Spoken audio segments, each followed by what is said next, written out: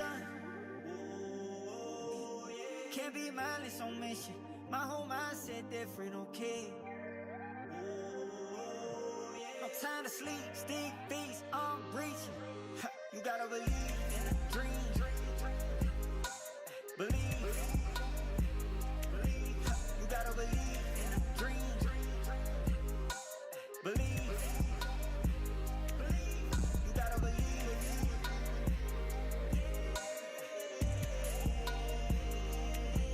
You gotta believe.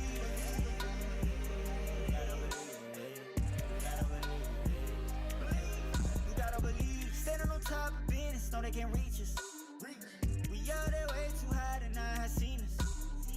The devil a lie, tryna make them non-believers. But we walk in with the most high and the snakes beneath us. Can't be mindless on mission.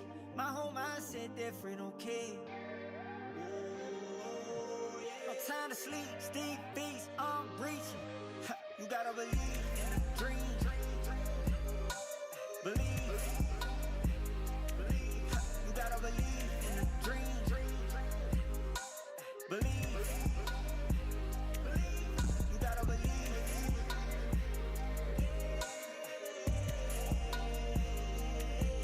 You gotta believe.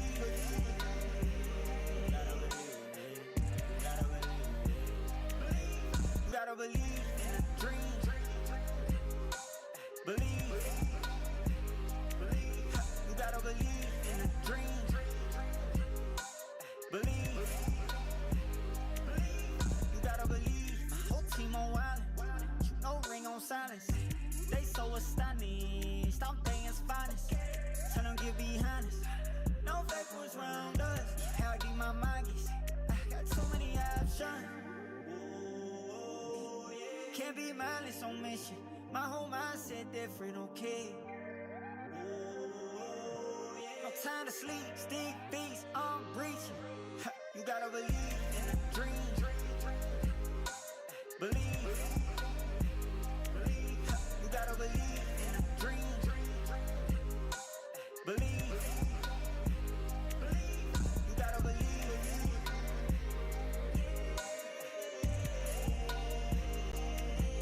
You gotta believe.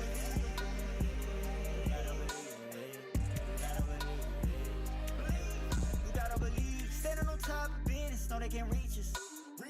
We out there way too high to not have seen us. The devil a lie, tryna make them non-believers. But we walk in with the most high and the snakes beneath us. Can't be mindless on mission. My whole mindset different, okay. No time to sleep, stick beats, I'm reaching. You gotta believe in a dream. Believe. You gotta believe in a dream. Believe. You gotta believe.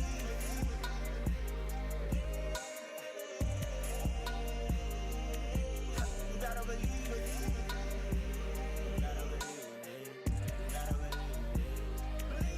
You gotta believe in a dream.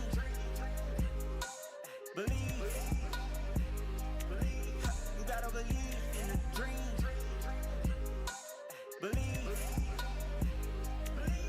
You gotta believe. My whole team on wildin'. You know ring on silence. They so astonished, I'm things finest. Tell them get behind us. No fake ones round us. How deep my mind gets. I got so many options. Can't be mindless on mission. My whole mindset different, okay. No time to sleep, stick beats, I'm reaching. You gotta believe in a dream. Believe. You gotta believe in a dream. Believe. You gotta believe.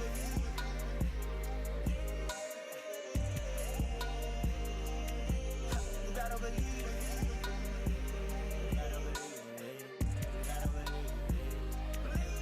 You gotta believe. Standing on top of business, know they can't reach us. We out there way too high to not have seen us. The devil a lie, tryna make them non-believers.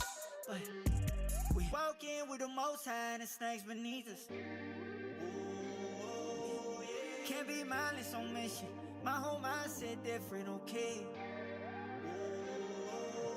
No time to sleep, stick beats, I'm breaching. You gotta believe in a dream. Believe. You gotta believe in a dream. Believe. You gotta believe.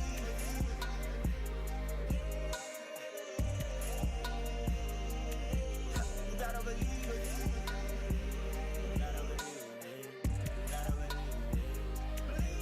You gotta believe in a dream. Believe. You gotta believe in a dream. Believe. You gotta believe. My whole team on wildin'. You know ring on silence. They so astonished. I'm day's finest. Tell them get behind us. No fake ones round us. How deep my mind gets. I got so many options. Can't be mindless on mission. My whole mindset different, okay? No time to sleep, stick beats, I'm breaching. You gotta believe in a dream. Believe. You gotta believe in a dream. Believe. You gotta believe.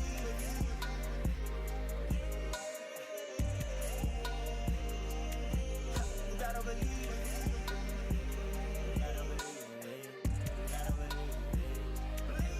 You gotta believe. Standing on top of business, know they can't reach us. We out there way too high to not have seen us. The devil alive trying to make them non-believers. But we walk in with the most high and the snakes beneath us. Can't be mindless on mission. My whole mindset different, okay? No time to sleep, stick beats, I'm breaching. You gotta believe in a dream. Believe. You gotta believe in a dream. Believe. You gotta believe.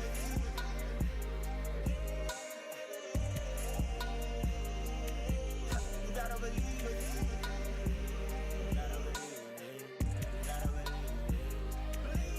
You gotta believe in a dream. Believe. You gotta believe in a dream. Believe. You gotta believe. My whole team on wildin'. You know ring on silence. They so astonished. I'm day's finest.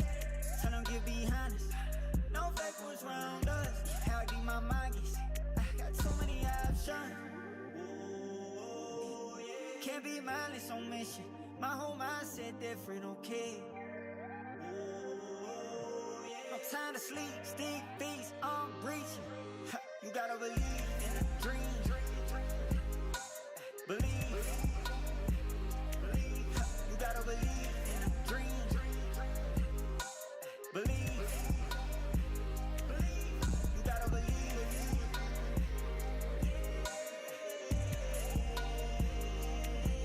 You gotta believe.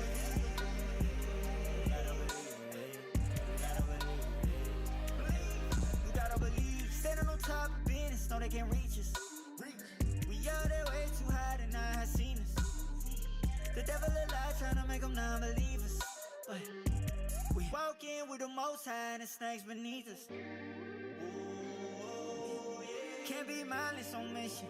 My whole mindset different, okay? No time to sleep, stick beats, I'm breaching. You gotta believe in a dream. Believe. You gotta believe in a dream. Believe. You gotta believe.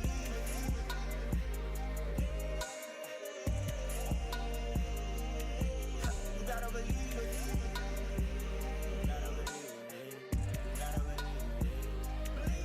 You gotta believe in a dream.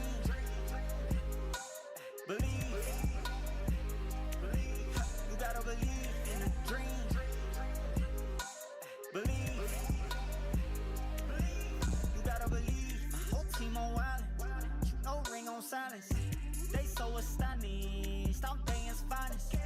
Tell them get behind us. No fake ones round us. How deep my mind gets. I got too many options. Can't be mindless on mission. My whole mindset different, okay. No time to sleep, stick beats, I'm breaching. You gotta believe in a dream. Believe. You gotta believe in a dream. Believe. You gotta believe.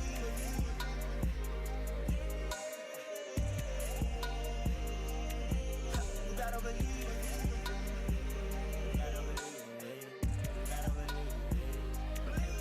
You gotta believe. Standing on top of business, know they can't reach us. We out there way too high to not have seen us. The devil alive trying to make them non-believers. But we walk in with the most high and the snakes beneath us. Can't be mindless on mission. My whole mindset different, okay. No time to sleep, stick beats, I'm breaching. You gotta believe in a dream. Believe. You gotta believe in a dream. Believe. You gotta believe.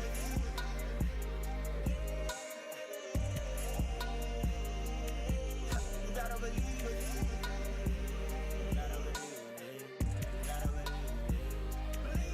You gotta believe in a dream. Believe. You gotta believe in a dream. Believe. You gotta believe. My whole team on wildin'. No ring on silence. They so astonished. I'm things finest. Tell them get behind us. No fake ones round us. How deep my mind gets. I got too many options. Can't be mindless on mission. My whole mindset different, okay. No time to sleep, stick beats, I'm breaching. You gotta believe in a dream. Believe. You gotta believe in a dream. Believe. You gotta believe.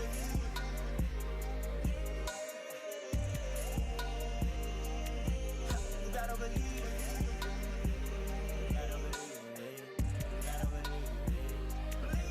You gotta believe. Standing on top of business, know they can't reach us. We out there way too high to not have seen us. The devil alive trying to make them non-believers. But we walk in with the most high and the snakes beneath us. Can't be mindless on mission. My whole mindset different, okay. No time to sleep, stick beats, I'm breaching. You gotta believe in a dream. Believe. You gotta believe in a dream. Believe.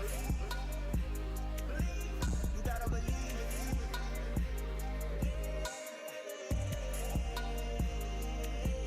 You gotta believe.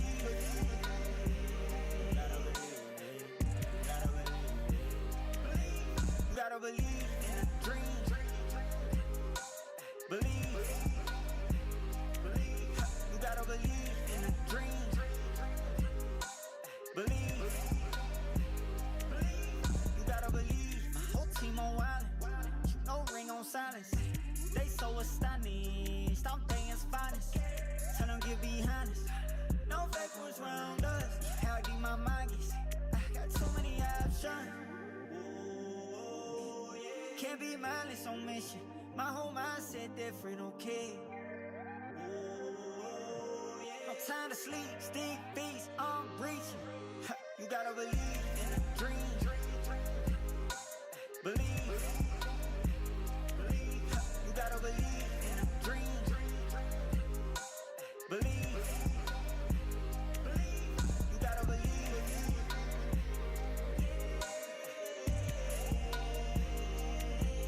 You gotta believe.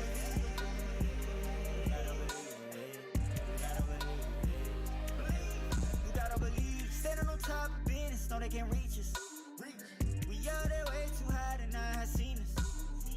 The devil alive trying to make them non-believers. But we walk in with the most high and the snakes beneath us. Can't be mindless on mission. My whole mindset different, okay? No time to sleep, Steve Beats, I'm breaching. You gotta believe in the dream. Believe. You gotta believe in the dream. Believe. You gotta believe.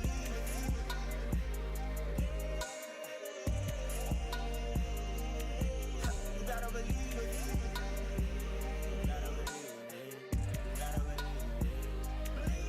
You gotta believe in the dream. Believe.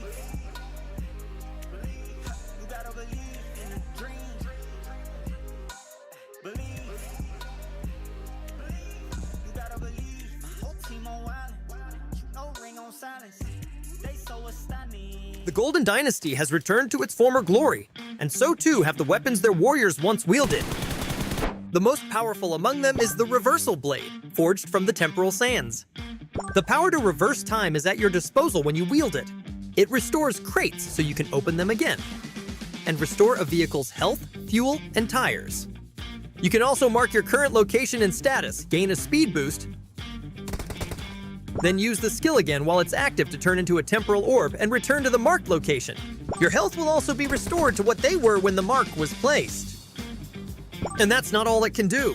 Find a forging station while you're in a match and place the Reversal Blade onto it along with upgrade materials. After a while, it will be upgraded into an advanced Reversal Blade.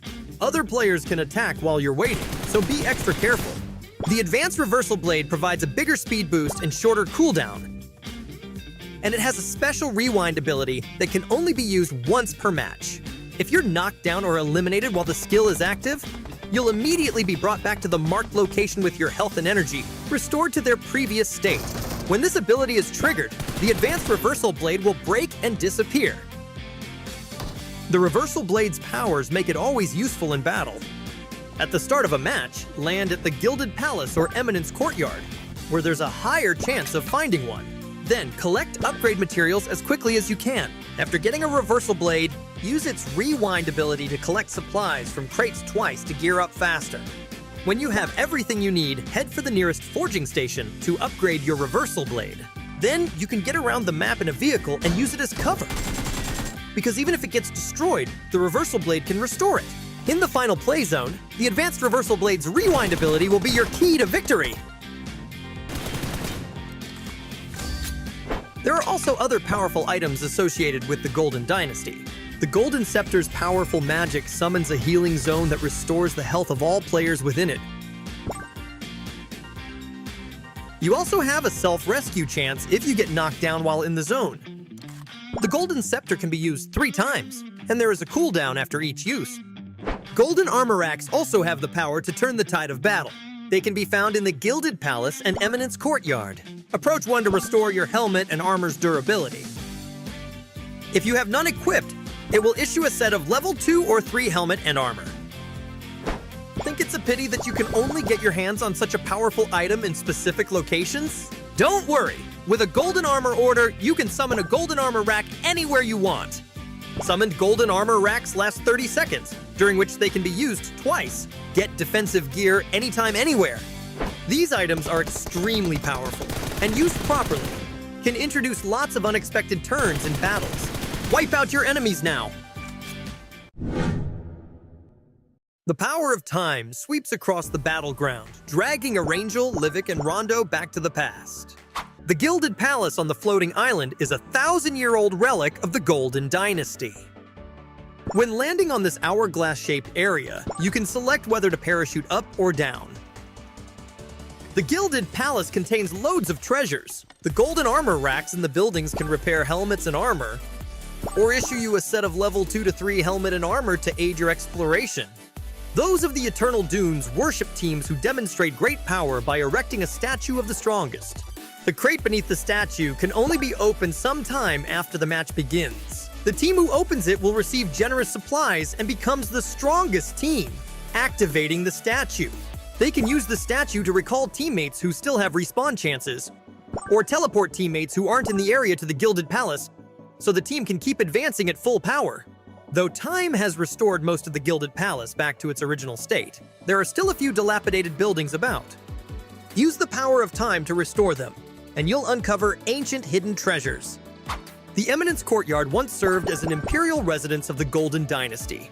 It consists of an inner and outer courtyard. The outer courtyard has a statue of the strongest team. The inner courtyard consists of 2 levels connected by a corridor and an underground hourglass realm. There is a locked room on the lower level that houses a treasure vault. You must interact with murals on the upper level and find the key hidden behind the correct one to access the vault and obtain its treasure. The vault also leads to an underground area that is also accessible through the fountain at the center of the inner courtyard, or staircases in the building on either side. The walls in the Hourglass Realm are adorned with murals. Interact with them to dust them off and get awesome rewards. Time has returned us to the Golden Dynasty's Age of Prosperity and restored sections of the map to their original state. Now, Erangel's power plant, factory, quarry, both bridges, and Livik's Midstein have been restored to how they used to look in the early days of the game. In these reminisce zones, you'll also encounter special weather and run into certain checkpoints. Interact with these checkpoints to take a photo with your past self and get supplies. Occasionally, you might also come across a picnic blanket. You can eat the food it provides to restore energy. These areas also contain reversal fragments. Interact with them for awesome supplies. The number of reversal fragments in an area will be displayed in the upper right corner of the mini-map. However, note that some reversal fragments are traps. Interacting with them will teleport you to the sky. Sometime into a match, special reversal fragments will appear. Interact with these to get the Golden Scepter. Take this opportunity with the re-emergence of the desert's past to make its ancient treasures your own.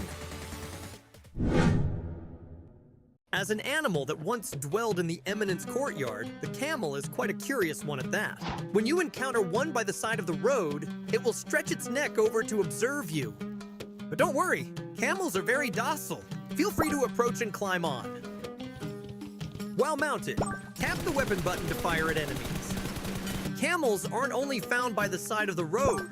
They can also be summoned with a camel bell as a 2-seater vehicle. The camel runs at speeds of up to 80 kilometers per hour and swims at up to 18 kilometers per hour. It also possesses the temporal powers of the Golden Dynasty, granting it a special ability, Golden Mirage. Tap the skill button to transform both yourself and your camel into a spirit form with enhanced mobility. The skill will then go on cooldown. If you think that's all camels are capable of, you're wrong.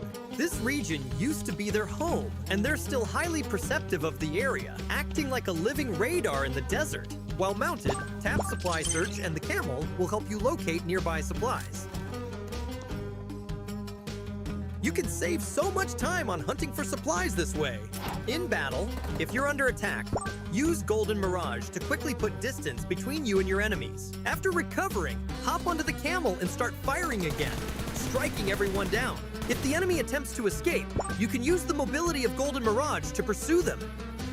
Find yourself a camel now and journey across the desert together.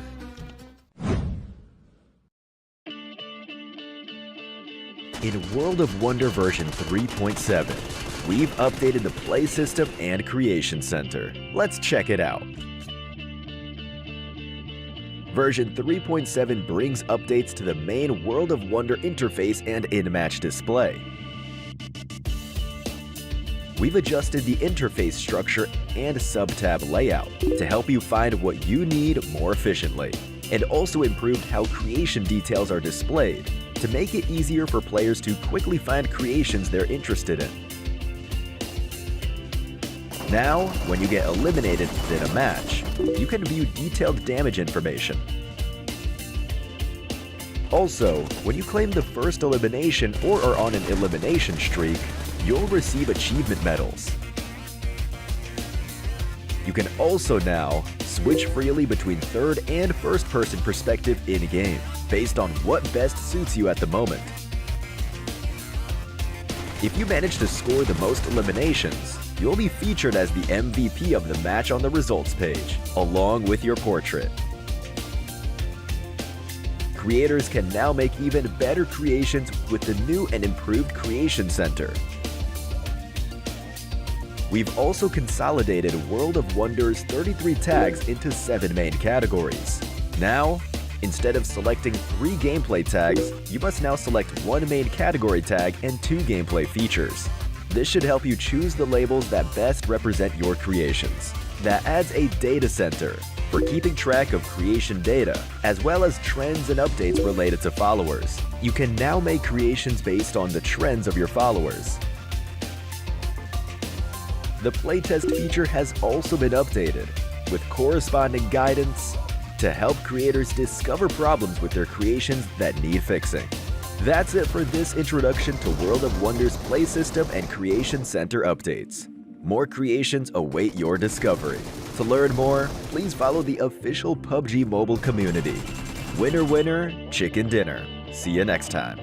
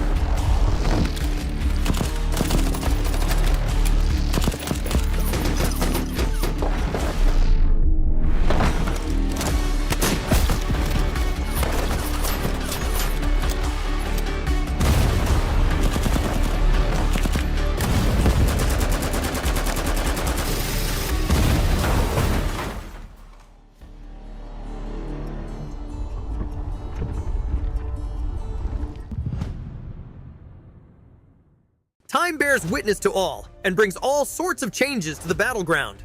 As the area with the highest concentration of temporal power, the center of the Gilded Palace is where you'll find a statue of the strongest team.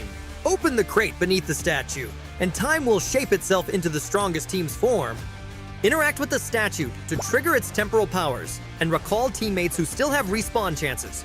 or teleport teammates elsewhere to the area. The Eminence Courtyard also has a statue of the strongest team, but it exists merely as a statue and cannot be used to recall or teleport your teammates. Since the Gilded Palace provides a special respawn, getting eliminated in the area will automatically use your respawn chance. At the start of the match, you can land in the Gilded Palace with your teammates to loot its supplies, then land somewhere else after you get eliminated. As long as you become the strongest team, you can use the statue to teleport other teammates over and gear up the entire team with Gilded Palace supplies. Unlike the statue that records the present, the past reflection station reflects the past. Interact with it, and a past version of yourself will appear. Take a photo with yourself to get supplies. It will enter a cooldown afterward, during which you cannot get supplies from it. Golden Sands platforms also provide a photo-taking opportunity. Their locations are marked on the map. Interact with them to wipe away the sand on their surface, and the golden sand will light up the surrounding torches. When all the torches have been lit, supplies will spill out from the center of the platform. You can take a photo with your teammates here to commemorate the game's 7th anniversary. The powers of time have also brought the Golden Dynasty's history to the fore. Tap the upper right corner to open the map, and you'll see the Desert Awakening missions on the left. Complete all the missions to learn about the Dynasty's past. Tap the icon in the upper left corner of the mission list to experience stories from the golden age of this once prosperous kingdom. Play now to explore and discover all the secrets buried beneath the sand. Took a shot in the dark. I didn't mean to break your heart, but I told you from the start. No, no, no. Another heartbreaker.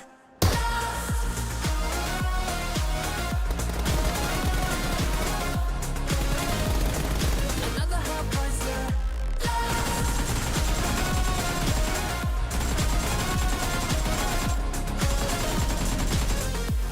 Can't change me.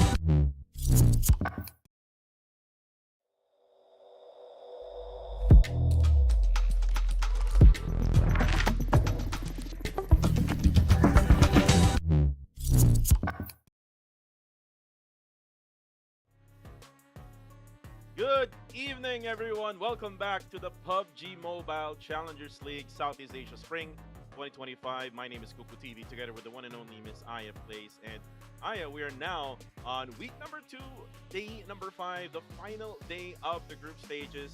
And after this, we're gonna know who will be the top 16 teams who's gonna go towards the grand finals this coming March 21st to March 23rd. But before that, this event is proudly brought to you by Techno, a brand that understands the needs of hardcore gamers. With the Camel 30S, powered by a fast gaming processor, any 120Hz, ultra smooth AMOLED curved screen, also exclusive Dolby support. In-game, your gaming experience is now more responsive and lag-free. Aya, how are you today?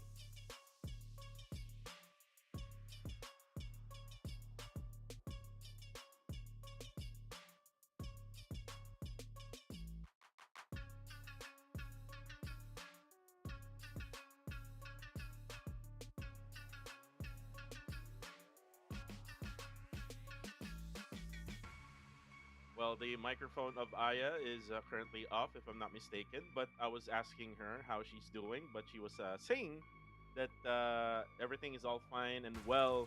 I believe so, Aya. The mic is already open. But before we continue, let's again talk about the newest update of our PUBG mobile app, the new team mode, the Golden Dynasty.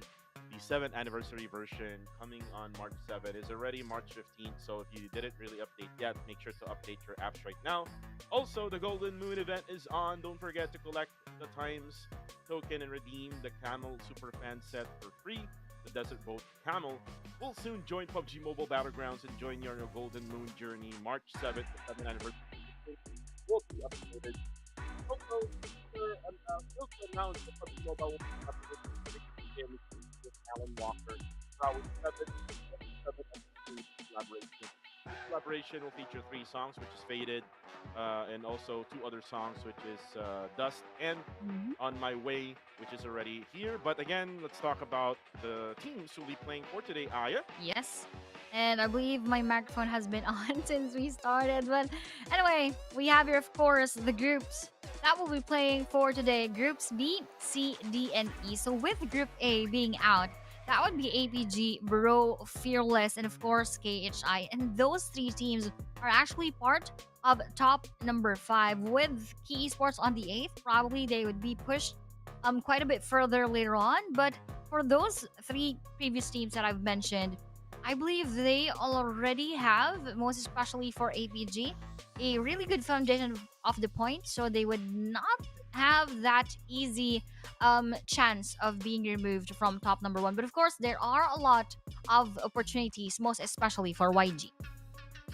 Yeah, most especially for YG, because they can, try to manage to get the top number 1 spot, especially that APG really got bad scores in the, I believe so, like 3 or maybe 4 last games that they had yesterday.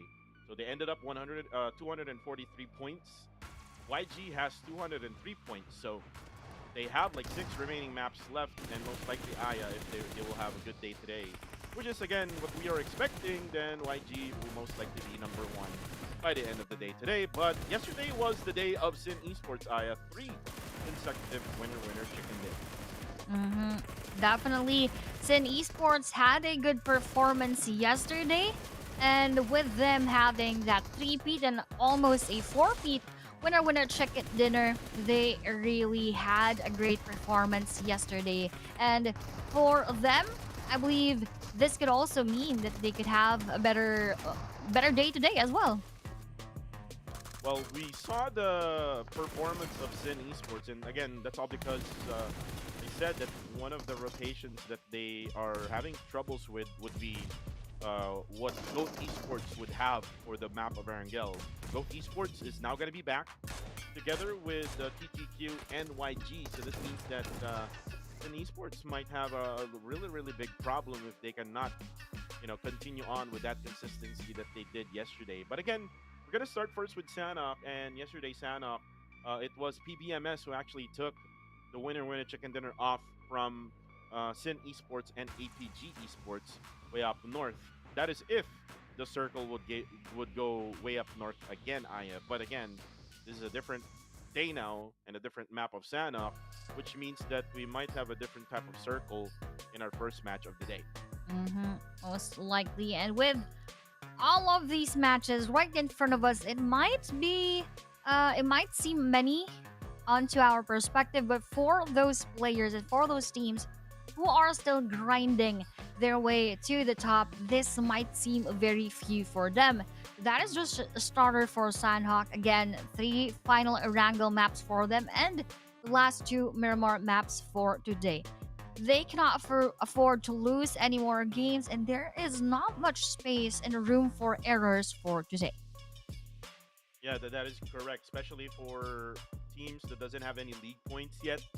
Remember, the top 16 teams will be, judged with whatever league points or league rank points that they have by the end of this week. And when we talk about league ranking points, we talk about 4 teams that didn't really, who wasn't able to get scores last week in week number 1. It was Silent Gods, which they will be having a comeback for today. They have so much of rest from Friday of last week and then until now, which is Saturday. So that's like 8 days of rest for Silent Gods. And then we also have KHI Esports, which again did play their final game yesterday, which they ended up at top number 8. But the thing is, Aya, the one below KHI, they have Burmese Goals, Kill Enemy, and the rest really close to that 114 points. But for the 2 others, Super X Esports and RTC, these are the teams that I think are really in big trouble, because if you look at the overall rankings right now, RTC only has 43 and then Super X only has 67 points. So I'm not really sure how they will, try to qualify through that grand finals. That is far from achievable at this point. Just given a few matches for them to play in, that would definitely not be enough for them to get into the grand finals. But let's see how else they would try their luck onto giving their best, of course, and into trying to get into that grand finals. But again, looking at our overall rankings, with APG having 243 and the YG having 203, that is just a 40-point difference in between those 2 teams. So that means if ever YG can get chicken dinner, probably 2, and even add more of those elimination points, that is easily achievable for them to replace APG on top. Well, Harame Bro won't be replacing anyone as well, which is what I'm going to talk about here, Aya, because Harame Bro, together with APG, Fearless, and KHI, did play their last game yesterday. So if you try to look on the overall rankings now, as we count in the timer for our first map of the day, now we look back on the overall. Sin Esports does have, a really good opening here. 128 points, just around less than 30 points shy from Harame Bro. So if they will have good games, maybe we can start with Sanhok, because sometimes, Aya, if the circle would not go to Tatmok Paradise Resort, sometimes it goes to Hatin or maybe even in Camp Alpha. So let's see and find out what will be the first circle here, as we again count in the timer for the viewers right now watching us on our YouTube channel and our Facebook channel on PUBG Mobile Esports. Please go ahead and leave a like, and also don't forget to hit that follow and subscribe button. All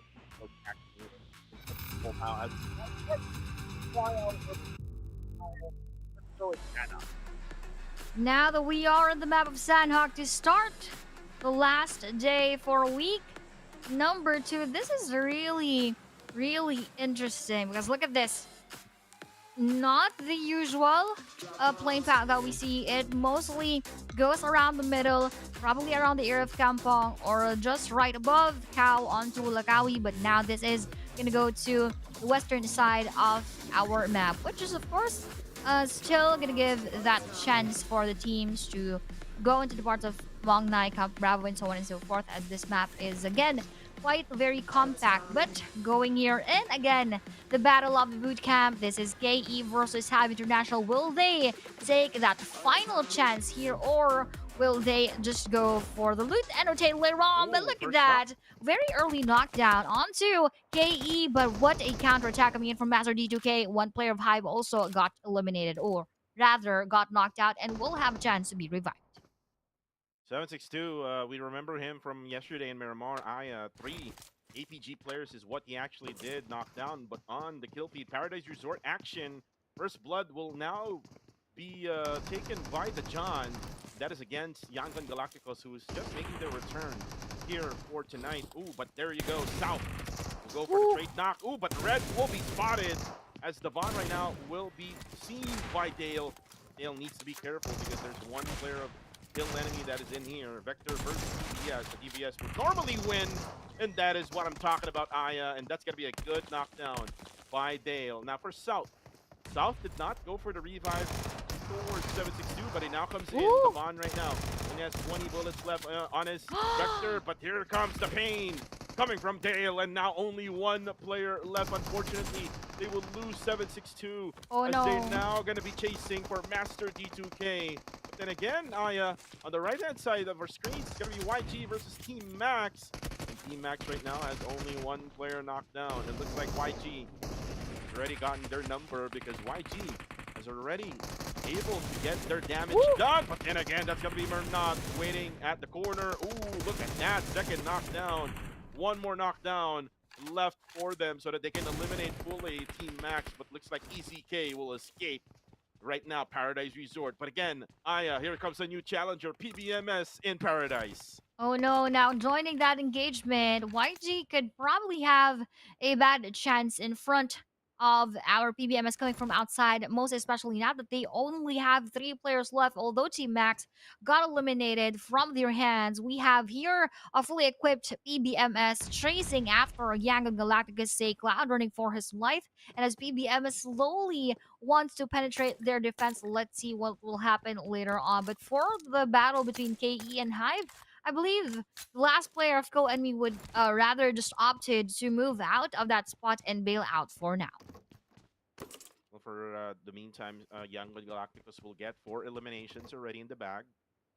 PBMS will not go for the third party. PBMS will, probably focus on the circle. I didn't really saw the circle earlier on. I am not so sure where the circle will be going for this time around. Looks like they will probably have to take a loot for now for PBMS. If you try to look at the utilities that they have, I think it's not enough for them to be able to survive at the latter stages of the game. But going back here in boot camp, before we go back to boot camp, Sin versus 214. Again, Sin does have their hometown in Hatin, and now for 214, they just rotated all the way through the areas of Mount Alpha right now as Wako together with Rankid goes for the spray down.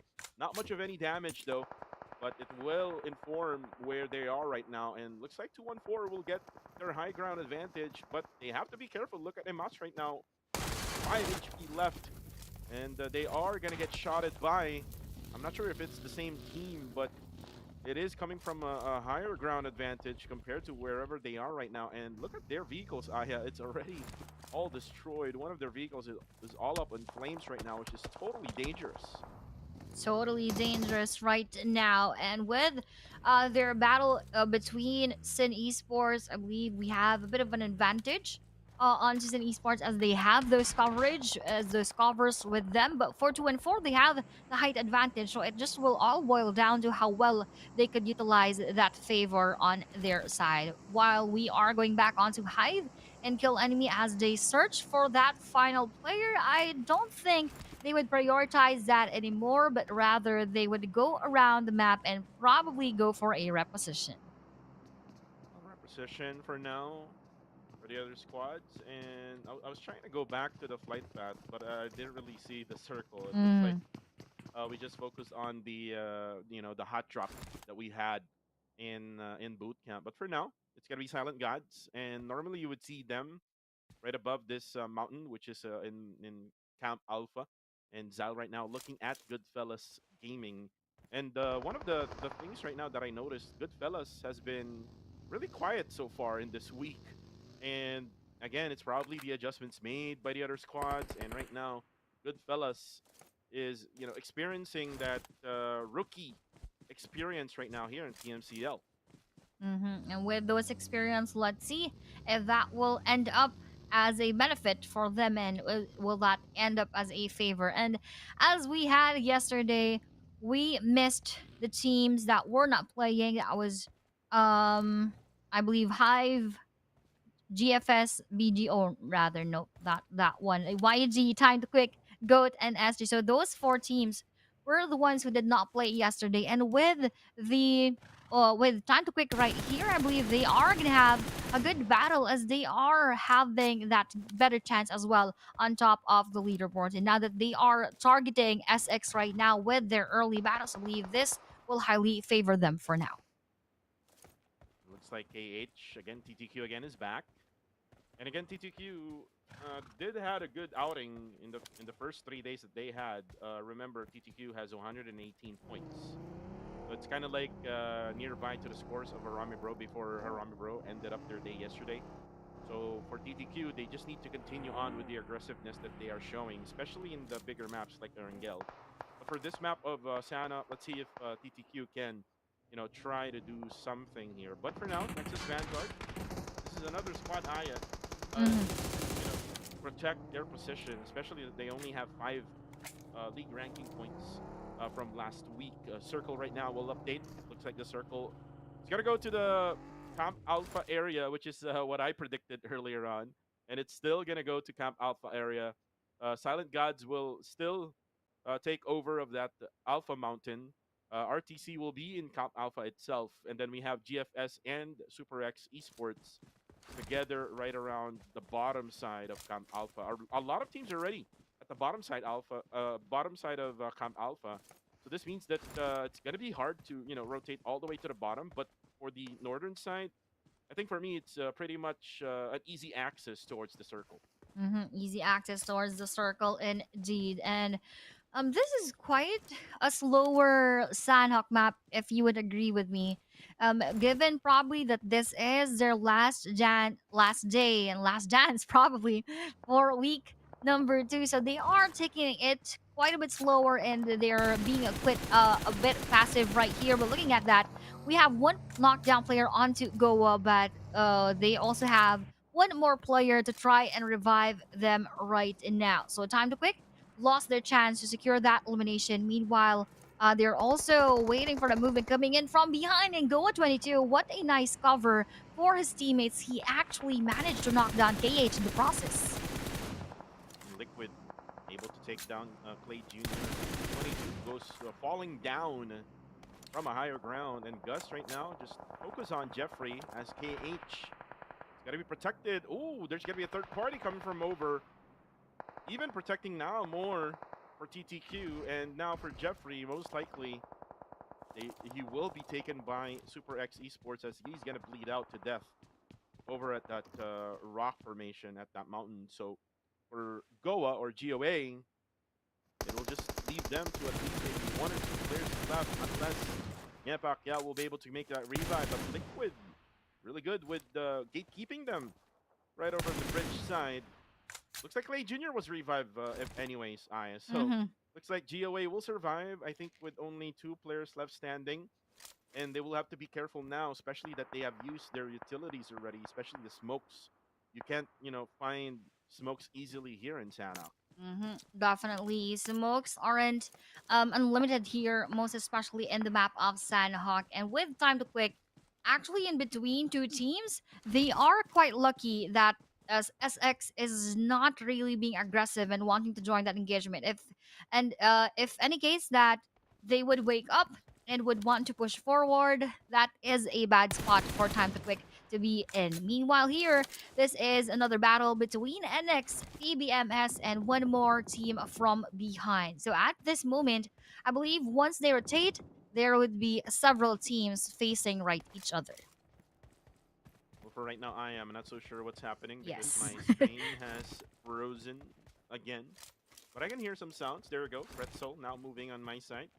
And PBMS, another team that needs to protect their position, Aya, because we know that they gotten 4 league rank points from the previous week.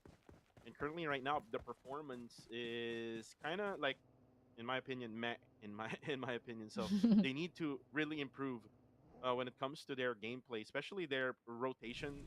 If you remember, most of the times Team Max would be able to get them in with their rotation. As we see there, a knockdown on the feed. Gonna be go Esports, who will be going down on the feed. Not so sure what's gonna be happening over. So we don't see anything right now. It's ooh, looks like they're gonna be stuck at the Ooh. waters from down below, and it's all about TTQ right now.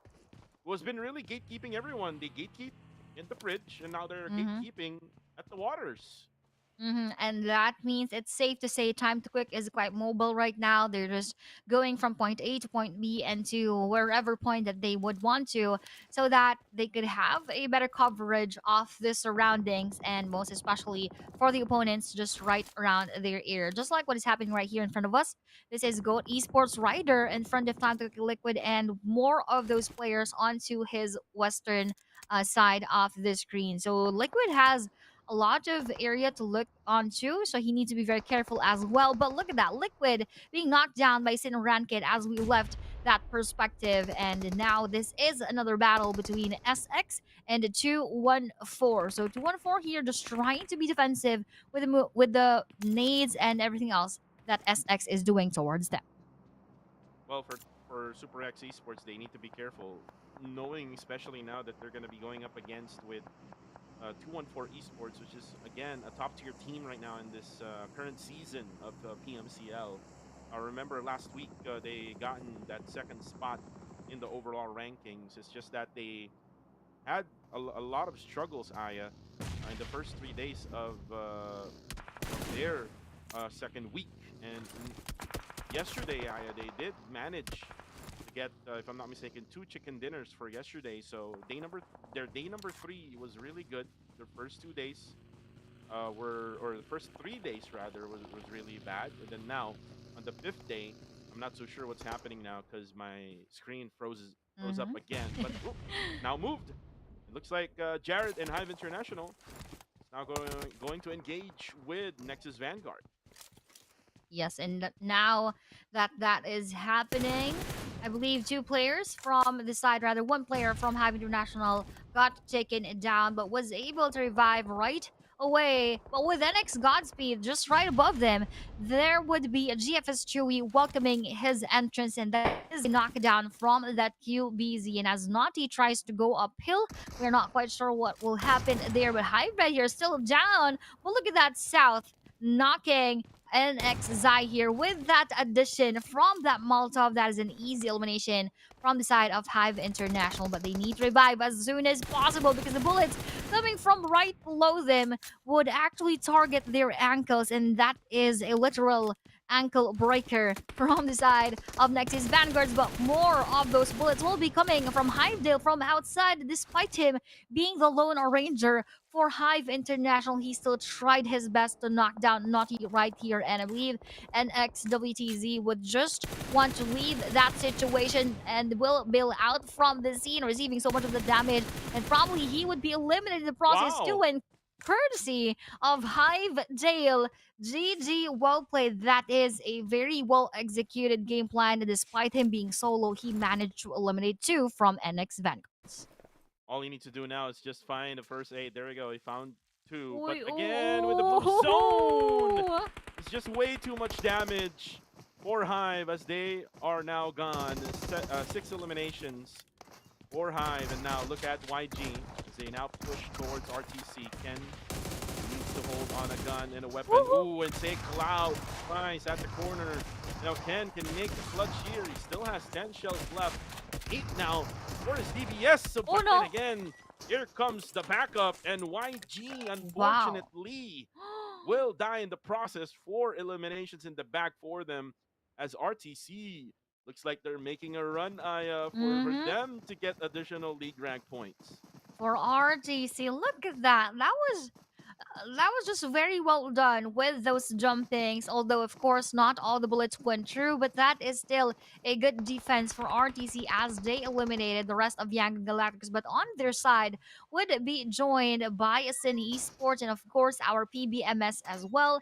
So with the circle quite ending in this spot, they need to make a better run with all of the teams sharing this ground with them. Look at this, PBMS Caddy just trying his best to crawl and to not make his footsteps heard by our team RTC. Sin Esports, I'm not just quite sure if they are really going to be joining that spot. But look at this.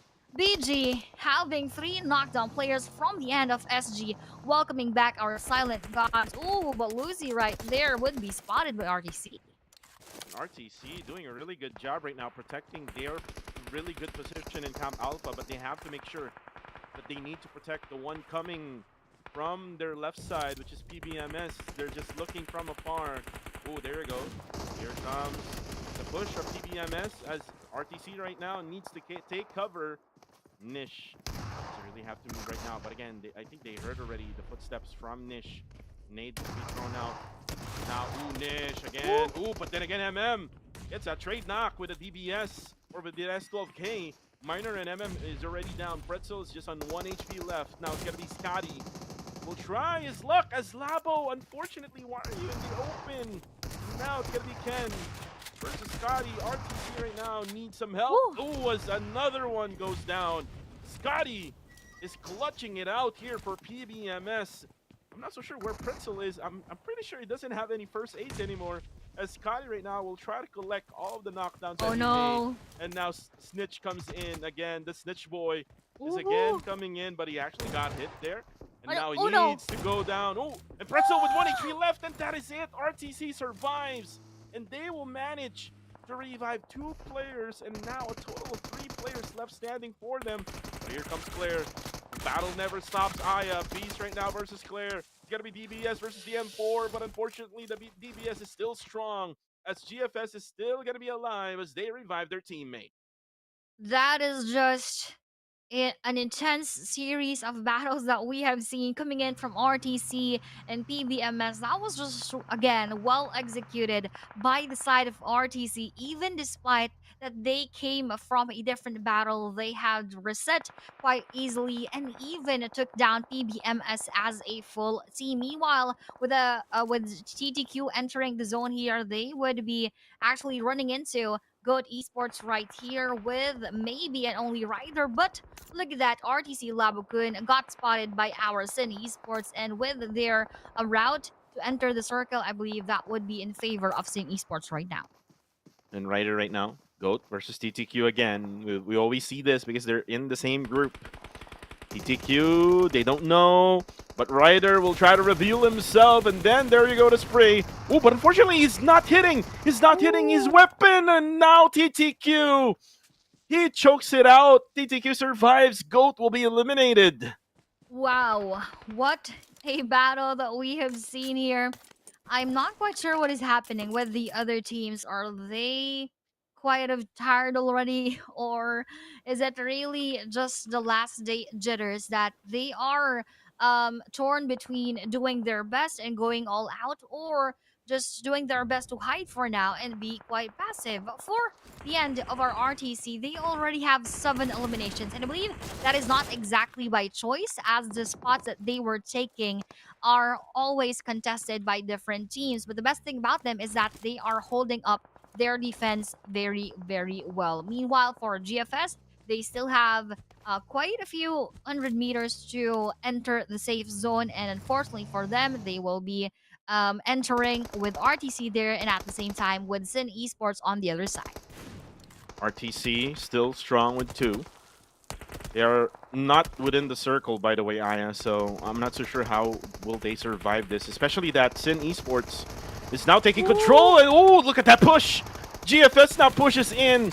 2-man down for GFS, and now Sin survives with the defense as Wako was able to shotgun them down, and now the revive will happen onto Cool, as Nish will be down to 1 HP left. RTC, pretty sure that they won't survive, and there you go. Nish will be taken out by TTQ. Wow, the momentum for Sin Esports really carried over from yesterday up until today. Look at those 7 eliminations, and they have a big chance of even getting one more chicken dinner as we start the day. Although we cannot deny the fact that several teams, of course, have those chances similar to them as well. But ooh, with that start off, Sinwako being knocked down, coming in from SX over, I just hope that they are going to be able to go for that reset as soon as possible. But with the movement of the circle, that will actually favor SX as of the moment. 4 teams remain here. Wako's currently still down. Most likely he will get the revive. The circle is still within them. Ooh, but 214 needs to get out of their houses as Trazier is not able to find them. Ooh, they're not able to take them out in the open. 214 right now will have to defend. Oh, 2-man down. And that's going to be Yankee. Yankee, oh, another one. As 214, unfortunately, will die in the process. All because of that frag grenade from KH. 3 teams remain. But then for Sin, they will have to get out now because the circle will go to where TTQ is at. Oh no, that is really quite a misfortune for Sin Esports and actually for Essex as well, as Time to Quick owns the circle all for themselves. All they need to do is to wait for the movement of our Sin Esports together with our Super X. And Super X being still a full squad, they also have sort of that better chance when it comes to firepower, but let's see that later on as Yankee also secures our Sin Esports with Sin Rankid almost taking SXU with him. Sin Rankid also will be spotted and now leaving us with just 2 teams inside of our circle.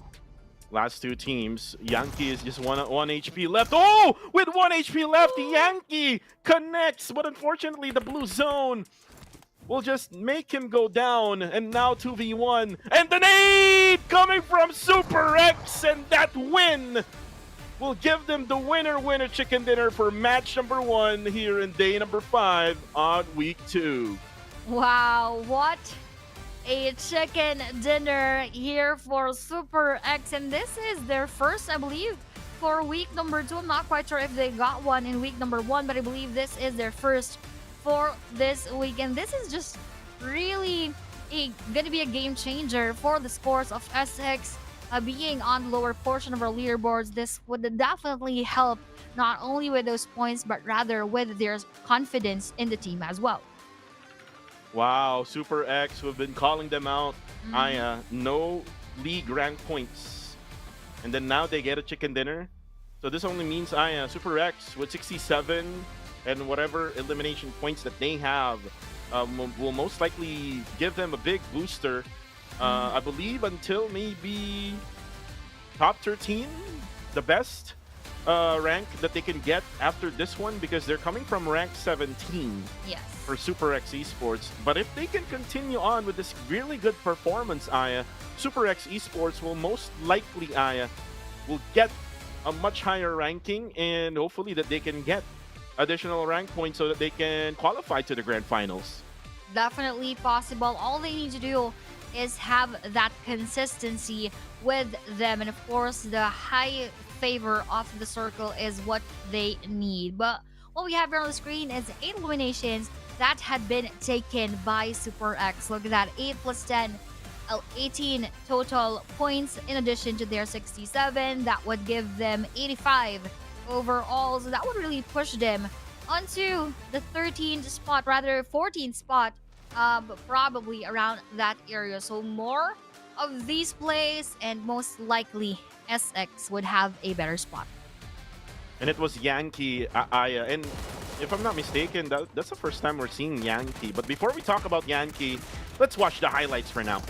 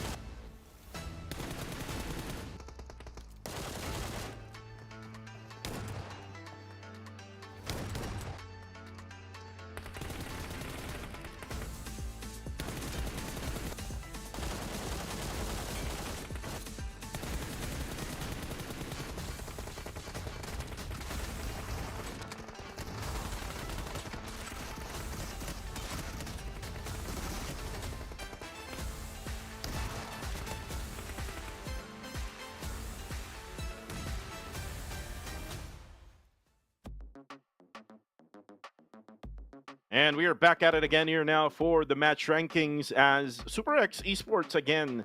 You have good math, Aya. 18 is what they got for this matchup. So that's 67 plus 18. Not so sure. 85. Nice. Not just a caster, but a mathematician as well. For TTQ, again, they're back.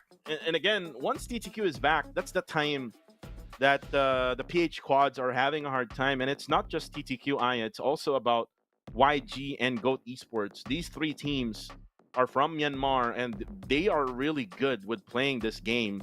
And you can see the effects right now. Even Sin, they got the circle already, and they can't even adjust with that circle shift. So they don't have any much, of flexibility when it comes to late game performance. And it's the same thing that happened yesterday, if you remember, it was APG, Sin Esports, and PBMS. And Sin Esports got the circle all this time until the very last circle, wherein the circle went away from them and they weren't able to, finalize the deal. And, it was taken by PBMS. But here is now the overall rankings.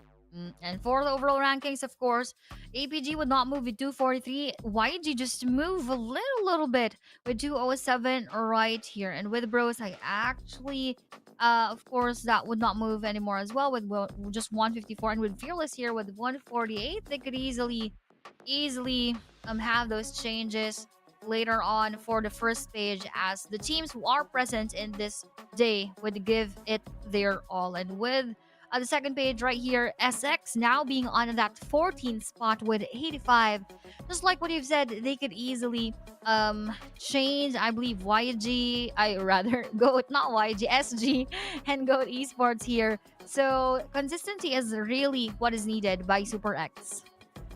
Yeah, Super X Esports, if they can, manage how they try to get into the circle, like what they did so far here in Sanhok, most likely, Aya, they will have really good scoreline until the latter stages of our day. But if you look at the stats here between the top four teams, again, I talk about a lot of TTQ. TTQ, even though we didn't see them that much of the game. I mean, we see them a little bit because of what they did with Goa and with GOAT Esports, because they basically gatekept everyone else from getting into the circle.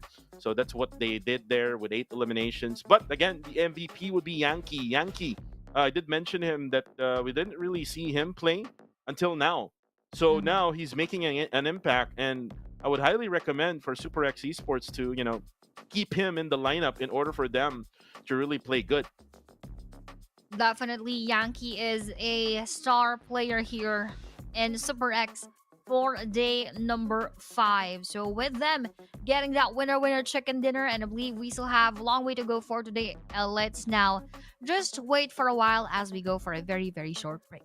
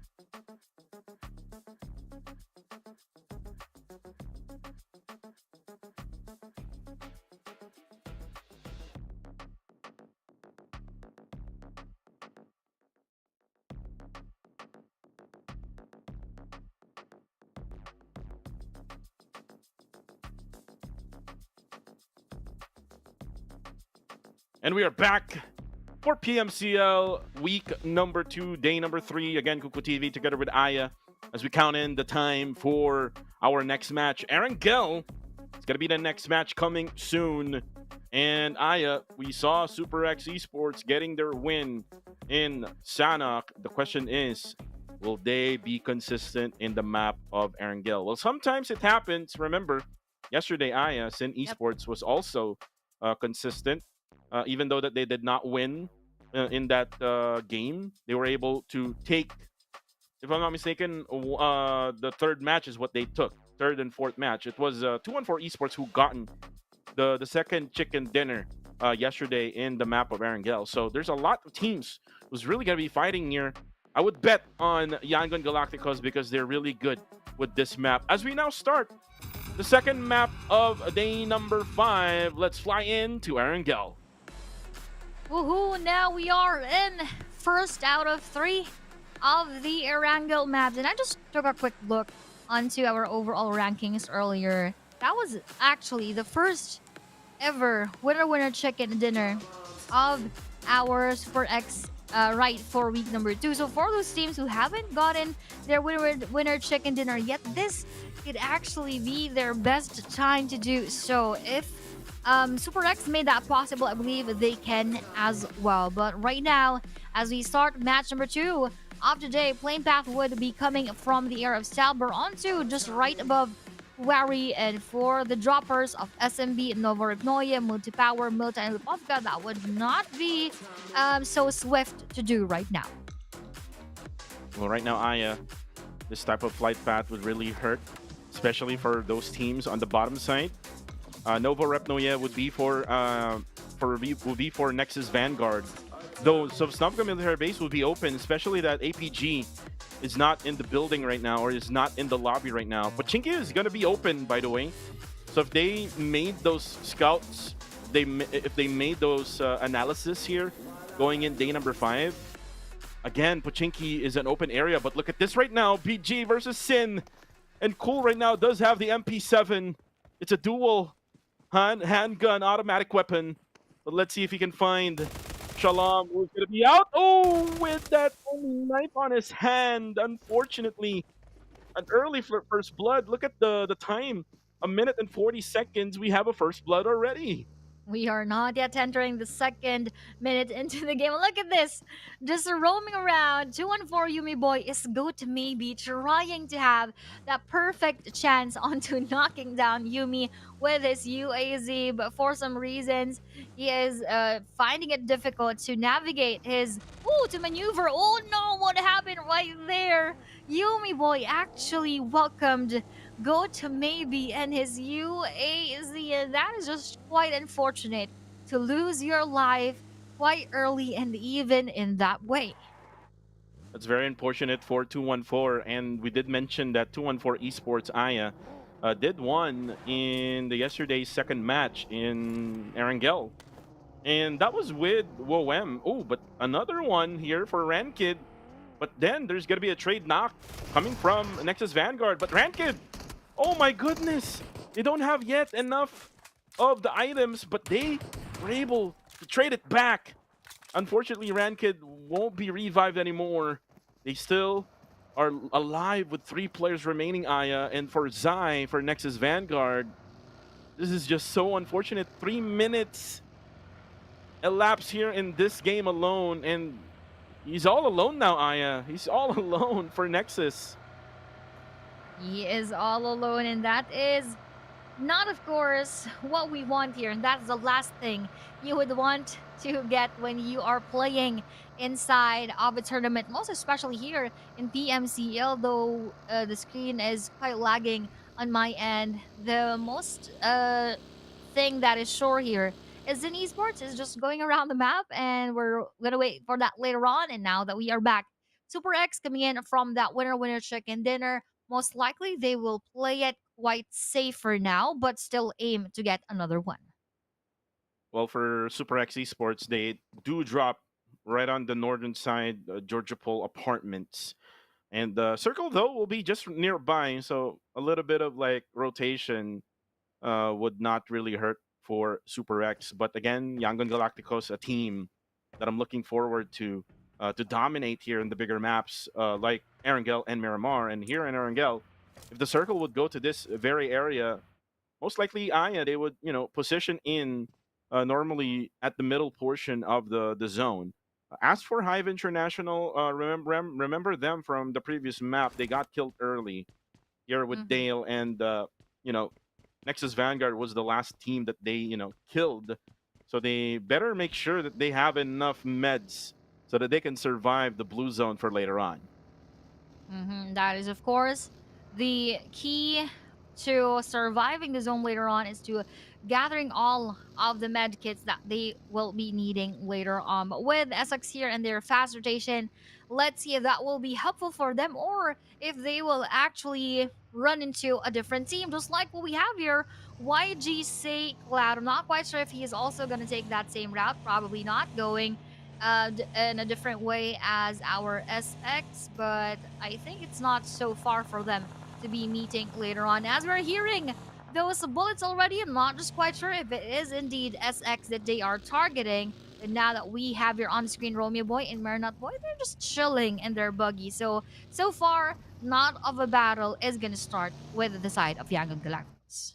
And Yangon Galacticos, they really love the high ground advantage. They would love to go to the upper hillside. So most likely, we might find them right around the mountaintops of Gatka, or it might be a different area that they will go. RTC, though, we'll have to rotate all the way from Severny now, going through the bridge of Rozak, and most likely will go through the L area or the L compound. And I believe so that they will try to clear this one out. No enemies yet for RTC, so they'll be in good position here. RTC really needs to make a really good run here for the last day. If not, Aya, we won't see them in the grand finals coming in March 21st. Definitely, and of course, everyone wants to partake in the grand finals, as that would bring so much of the honor, so much, of course, of the chunk of the prize pool as well, and most especially um, different favors as well. Getting that title and getting a lot more of those achievements in the long run. But in the long run, I hope we're not going to experience any more of these frozen screens from our end. But as we see here, Goat Rider is actually spotting onto where Super X is at right now. Well, for Goat Rider, he's able to spot Super X. Super X, if I'm not mistaken, they will still be in good position here. The Goat Rider won't be able to make that shot from afar unless you will have really good sniper with that 4x scope. As for PBMS, like what I said, they always get picked up by Team Max with their rotation. So if Team Max would have a different type of rotation this day, we'll most likely see PBMS alive at the latter stages. And looks like Red will be able to spot PBMS as he was able to spray down on them. And for PBMS, they will now escape the area as they know that there's going to be RTS over there or RTC over there. And then we also have Hive International already in position. And they're all the way scattered across the map, Aya, right now at the eastern side part of the map of Erangel. Not so sure with wherever the others would be at. But for Hive International, currently they're at 10th spot. I believe so, I believe so. Hive International, for me, is a team that would automatically be inside that grand finals in next week. The only thing that I'm thinking of right now is if they can increase their bonus. What I talk about when I talk about bonus is the prize pool. Again, if you have good rankings in the group stage, that would equivalent to a much higher prize in the prize pool. That is, of course, what they all want, to have a better chunk of the prize pool here in the tournament, and of course the glory of getting that championship title. But as we are checking the screen again, let's see if how else this would progress later on, as most of them would just go for those rotations. And of course, once they rotate, they have a higher possibility of meeting other opponents. But as of the moment on our stage number 2, that is not yet quite happening, as we still have 16 full teams with 58 players remaining. Yes, we just had those pick-offs, but still, all of the players remain intact. Hive International now. Looks like they were able to take the compound where RTC was currently at, but the rotation of RTC, oh my goodness. Ken and Labo will be out in the open now. Snitch Boy, only 2 players left standing for RTC of Singapore. Ooh, Snitch Boy will be spotted also, and that's it. Super X will eliminate Snitch Boy. Only one, which is most likely Nish, which we still don't know where he is right now, but he is most likely inside the circle now, but he's just hiding. But look at this right now, Aya. Oh, actually, they got Claire and Migs. Yep. So most likely Silent Gods will lose 2 members here early. That is very unfortunate for SG, as they did not play yesterday, and this is their time to hopefully make up for those points that they were not able to gain yesterday. But it's like it's the other way around. They are losing so much of the points that they could possibly gain here, even in the Sanhok map and right here in the Erangel map, as they already lost half of their lineup quite early in the game. Look at this, time to pick, just securing their elimination on to Team Max the John. Even though the rest of the Team Max are still nowhere to be found, let's see if they will have that round 2 later on. For right now, I am not really sure what's happening. Mine is lagging right now. So we're having the same issues here. But again, to everyone watching right now, this feed, again, shout out to everyone here from our YouTube and our Facebook Live. As we're now moving, Zai, unfortunately, is down to 1 HP left. And again, he's the only last member for Nexus Vanguard. Wako right now putting in the pressure onto Zai. Zai will have to just hide. In my opinion, Zai doesn't really need to move at all. I mean, he can, probably loot up But again, he's all alone, so it's just a matter of time when he will be eliminated. So for now, we'll be at the center of Pochinki right now. Look at Pochinki, Aya. There's just so many Yep. teams surrounding Pochinki. As the circle also goes to Pochinki, and also at the same time, Aya, YG and Kill Enemy will be able to take the middle portion of the zone. That is one of their favors right now. But look at this. Maxitive doesn't have anywhere else to go. His vehicle probably got stuck around that area and is already on smoke. So it is not going to be ideal for him to use that once more. And that would be Max EZK fetching him from behind. Although we have our PBMS Pretzel still trying to knock them down. And one more team is joining, which is Gold Esports onto that side. So two teams have their eyes on Team Max, which is a very huge pressure on their shoulders right now. And maybe we'll be able to take down EZK. EZK will be taken by a rider from GOAT Esports. And again, the effects of having those three teams, Aya. And you can even include Super X Esports because they're having a really good time right now. Ooh, when I talk about Super X, one player goes down, Atif goes down as well. That's courtesy of Pretzel from PBMS. And Atif will most likely not get a revive anymore, and he will be taken now by Pretzel. A nade coming to Atif, but it was already too late. Ooh, but look at this. Hive gets inside the house of Super X. One player goes down, another one goes down for Super X. Brazier and Yankee goes down, one more player left, and 762 clutches it for Hive International. What an entry point there coming from Hive. That is a good point made by Hive International. They went straight through the warehouse and they did that impact onto Super X. Super X tried their best to deter our Hive International and to try to give them a very good fight, but at the end that was only SX over, being left among the rest of the team, and Hive International just really made their presence felt, and that was really on point. So for Hive International, that is a good try. I just really do hope to see more of those.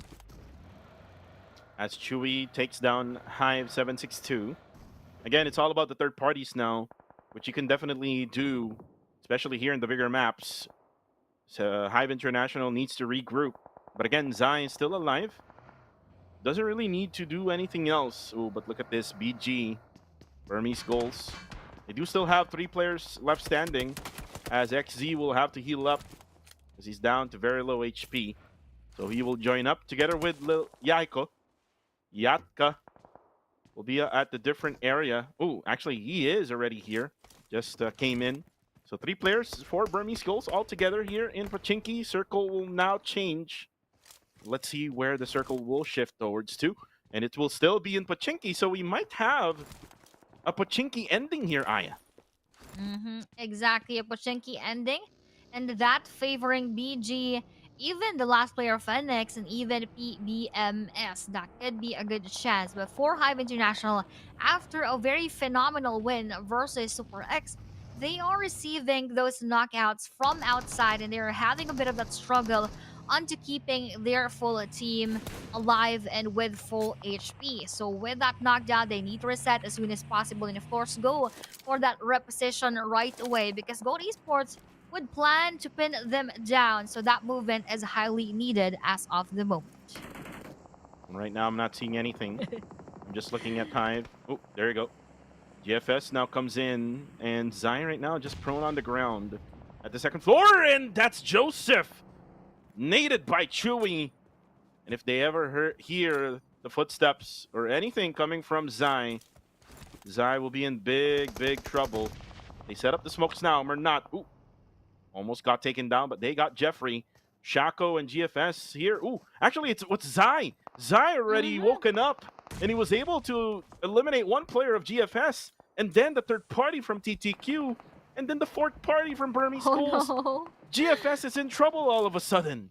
Yes, they probably got caught in between several teams. That's why the struggle is real from their end. Look at these nades landing perfectly onto Goa 22, courtesy of YG Mernat Boy, and probably this would take him out alive. And with those set of bullets coming in from Mernat Boy, Jeffrey from Goa suddenly lost his chance in this match. And NXI unfortunately got spotted as well, so they will be eliminated from the game. But look at this, YG is now already getting those eliminations, and I believe they would want to take more of those to be at par with our APG or to even surpass their points right here. Meanwhile, for KD, Ooh. throwing those nades onto Goa, and one more perfect landing onto Goa 22.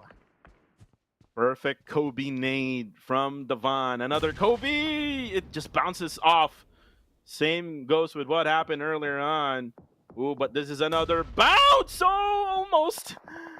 But not too quite. But there's another nade coming in. And now the knockdown happened again. And YG now, I think, or not boy. Ooh, the helmet actually got destroyed there. Minor with that beautiful spray. And now, this might be it for PBMS to go for the push, but no, they won't, because they have a compound that they're using right now. This is currently at the church area. They can just easily pick up those knockdowns. Another knockdown happened onto Goa. How many knockdowns can Goa take, Aya? That is a really strong team when it comes to a lot of bullets being received, a lot of those damage from the nade, but now they're still up and alive and trying their best amidst all of those things happening. But I believe they already got out of the match courtesy of Yangon Galacticos. And with the circle movement, let's see if will it go north, will it go south, or will it just go around the middle area of Pachinki, and it will just go around the northern to the middle side of the previous circle, which gives a bit of a room for those who are already inside of the buildings. Say Cloud goes down. They're up on north, the edge circle. But for Chewy, again, they entered Pochinki with all 4 members, but because of Zai, they're now down to 2, and also because of Burmese goals. As for Zai, Nexus Vanguard is already out, so they can now rest up peacefully for now. Sen Esports now comes in. They now take this security tower, as Master D2K can eventually go for the spray down onto them, but looks like they will be able to take control of that security tower. As for Kill Enemy, they're in really good position. They are able to take, I think, 3 houses here, as they're actually split it up. I think a 1-3 split. Zyle goes down, though, as Lucy now will have to find a place to stay, but 1 HP left. Oh, actually, it was Zyle who actually got eliminated, and then for Lucy, he will have to defend himself. Silent no. Gods will be out. What a bad game for Silent Gods. They were not able to bag home any of the points, and even for the placement points, I believe they were not able to have that, or even just one. So that is quite unfortunate for Silent Gods, as this is their comeback from their rest yesterday. But look at these two teams, PH versus PH, PBMS versus Hive International, knocking them down one by one. Meanwhile, with a third party, Sydney Esports, Pool will also be knocked down by the side of our Kill Enemy. So a lot of battles are happening right now. It probably just was determined by the team right beside them, as they need to clear out the surroundings first before continuing with those engagements. And now that this screen is quite lagging still, let's see if what more battles could we see, because as of the moment, this is just YG in front of GOAT, and we are not even sure if they are getting those bullets and nades through. And now that it is back to normal, I believe YG still plans to go for those nades onto GOAT Esports. And GOAT Esports, good thing that they backed out from that one vehicle, which is down to very low HP. It will explode eventually. So for now, GOAT Esports and Yangon Galacticos will have to fight long range. And look at that beautiful spray coming from Mernat. And now, with that knockdown, this will give information and initiation for YG to make that push. Ooh, but here comes a Cloud, but unfortunately Chilkai gets his head as he goes down. And this will delay things up for YG, and the revive will happen onto GOAT. So good defense there coming from those 2 man was trying to defend them. And while the revive is happening, there you go. The circle will also close in. Now we're going to stage number 6 after this one. Where will the circle go? Still in Pochinki, Aya. Still in Pachinki, so favor is highly on the side of BG. And then now with that movement, let's see that later on. But still, we're sticking with the clash in between YG and Goat Esports. They were able to take down Say Cloud, but for Goat Esports, I also still think they are still a full squad, which means all of those nades, all of those bullets coming from the end of Yang and Galacticus were not really worth it to risk in front of Goat Esports as they are still alive as a full squad. And KH on the kill feed, TTQ will go down. That's going to be Chewy from GFS who will do that. Ooh, but actually KH will be taken by Kill Enemy instead. As YG right now, most likely they will target again where Sin was at earlier on. It's now going to be open. Ooh, but then again, here comes Kill Enemy, 4 members strong. Ooh, 214 though will push onto Team TTQ as they will have really good bridge. The thing is, they're not within the circle, so there's going to be a big question if 214 can survive this. Now nades coming from Gus. As Gus right now will have clear information where he is, and Kree goes down with good throw of that nade. And now the third party will come in. But Liquid doesn't have really good view here from this side. Especially that 214 has that ridge, and also at the same time Aya, they have that vehicle as cover. But they need to be careful more because again, all eyes will be on their side. All eyes will be on their side right here, and that is exactly what 214 is experiencing because they are not inside of that circle later on. Even though Liquid is just playing solo right here, he has that chance onto knocking them down. Well, for side of Kill Enemy, they are right in front of our Yang Galacticus, who is on that Wizard Tower, and in just that same spot, I believe they are quite confined, and that is very prone to nades later on if ever PBMS chooses to push them or even our Kill Enemy. 214 right now will be eaten alive by the blue zone if they don't make a move. But the bad thing about this one is for 214 is that their vehicle is already exploded. They cannot do anything anymore. And look at this, Davan just trying to guess. Oh, looks like they still have a vehicle. Kree is down to low HP, and he's now going to make a pickup here for Michi and Emas. And it's just Davan who's just collecting all of those bullets eventually. Oh, actually, Kree got taken down already by Mernat from YG. And their vehicle is already exploded, so there's not much of anything that they can do now as Liquid will spot Michi. Only one player left for 214, and that will be it for them. That would be it for them, but I think they still have one player left. That would be 214 MS to try to survive those engagement, but all eyes are on him already, and he actually was able to knock down a Time to Quick Liquid, who was trying to spam them with those bullets earlier on in this battle. But now that 214 MS has been seen by YG Marinat Boy, that is indeed his last moments inside of match number 2. And going back to the circle movement, that will just comprise most of the end of the Pochinki area and a bit of those field areas. And ooh, that was a nade coming in from outside onto Go Rider. But fortunately for him, that wall actually saved him from that death. Circle will be in Pochinki, Aya. Rider is still down. It's going to be an urban warfare ending. A Pochinki circle is what we're going to see. And now Rider take another nade. Will most likely get eliminated eventually. As PBMS is just trying to confirm that knockdown. Looks like Rider will just die in the blue. As PBMS will also need to take a move here, Aya, because look at them right now. They're on the north. I'm not so sure, though, if they can still control that northern side and they won't be spotted by the other squads. Let's see that later on if they are going to be spotted by those other squads. But look at this. 762 just trying to nade that area down in order for him to make sure that there'd be no enemies coming from that side, and he is quite safe staying right here. But is he actually going to be inside of the circle later on? I'm not quite sure with that one, as the zone is already after him. He is just also trying to clear out that front space, but Unfortunately for him, Bunny would be there, but Bunny goes out of the area, and now that he felt his presence, he needs to move forward quite a bit. But Chill Guy would be there to save the day for the rest of Go Esports. Unfortunately for Hive, they won't continue this game. But they can bounce back for the other rest of the games that we still have. We still have 4 games still remaining.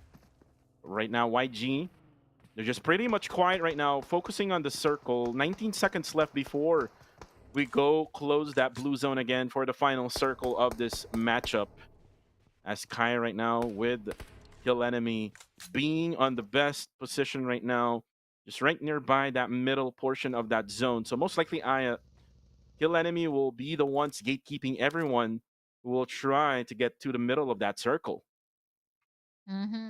Most likely that will be the case right here. But looking at our soloists from RTC Esports just through the window, this is Nishki just waiting for those movements coming in from the other teams. Probably he would not even lift a finger as we are right here on the screen. Not sure what is happening actually, but now going back to the match proper, PBMS still a full squad with a lot of eliminations, 7 eliminations. They are just trying to make sure that they are going to survive up until the end with still a full squad and with higher chance of getting that winner chicken Oh, dinner. here comes YG. No smokes at all. Just driving their luck towards Kill Enemy as Lukis still has look. Oh, look at that. Mernat takes down Devon, and now the next target will be Lukis and Kaya. As Kaya right now will have to defend the staircase. Mernat down to 1 HP left. Throw of the nade will not do anything to YG as Romeo Boy now will go towards, and there you go. The knockdown happened. Mernat went in at the right time.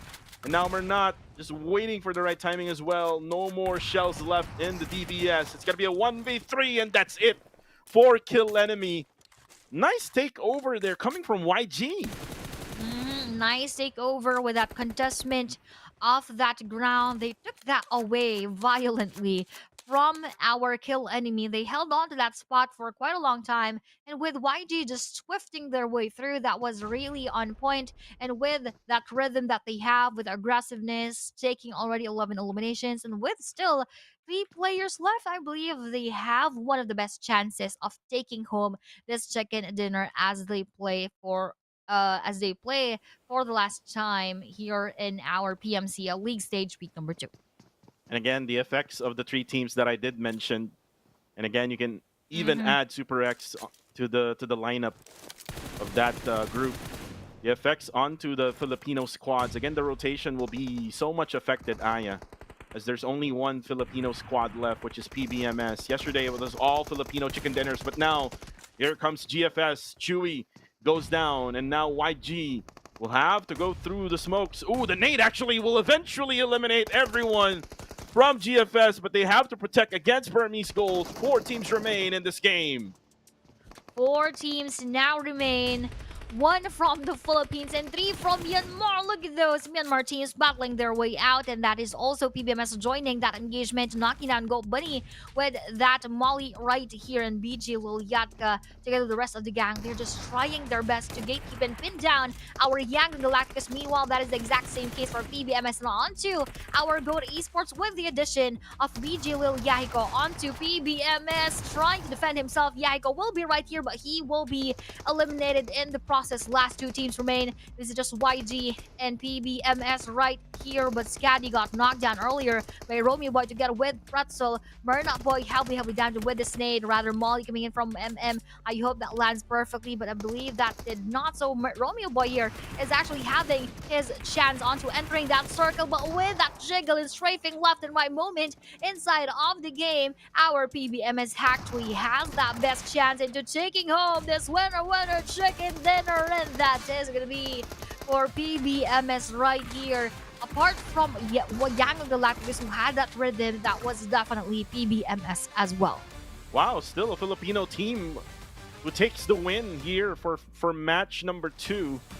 And again, we did mention that because of those 3 teams and 4 teams to be more specific added to the lineup here, most likely PH teams would have a hard time, but eventually PBMS takes this win in match number 2. They were able to sustain. They just hid until the very end. The circle even came into a factor, especially that YG.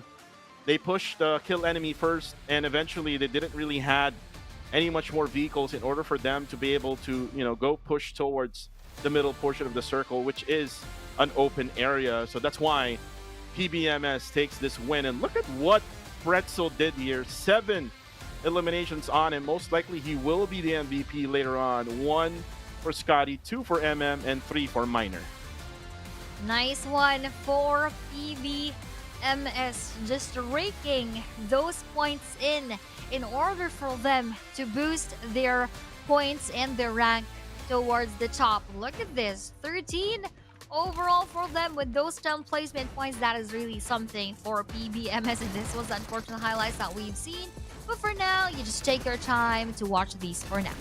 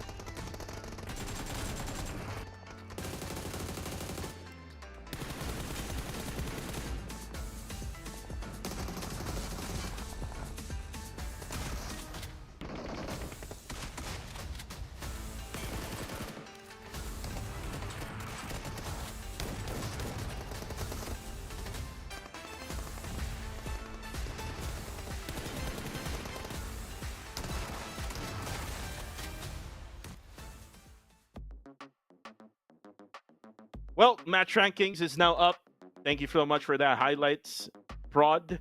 But here comes PBMS with 23 points, a much needed push for PBMS. And by the way, they're doing it without Monboy, by the way. So it looks like this lineup is pretty much working more with having Monboy in the lineup. But it's probably the chemistry. Because remember, if you go back to PMNC Philippines Grand Finals, Monboy was not even the lineup in PBMS. So I think much more chemistry is being shown here by PBMS.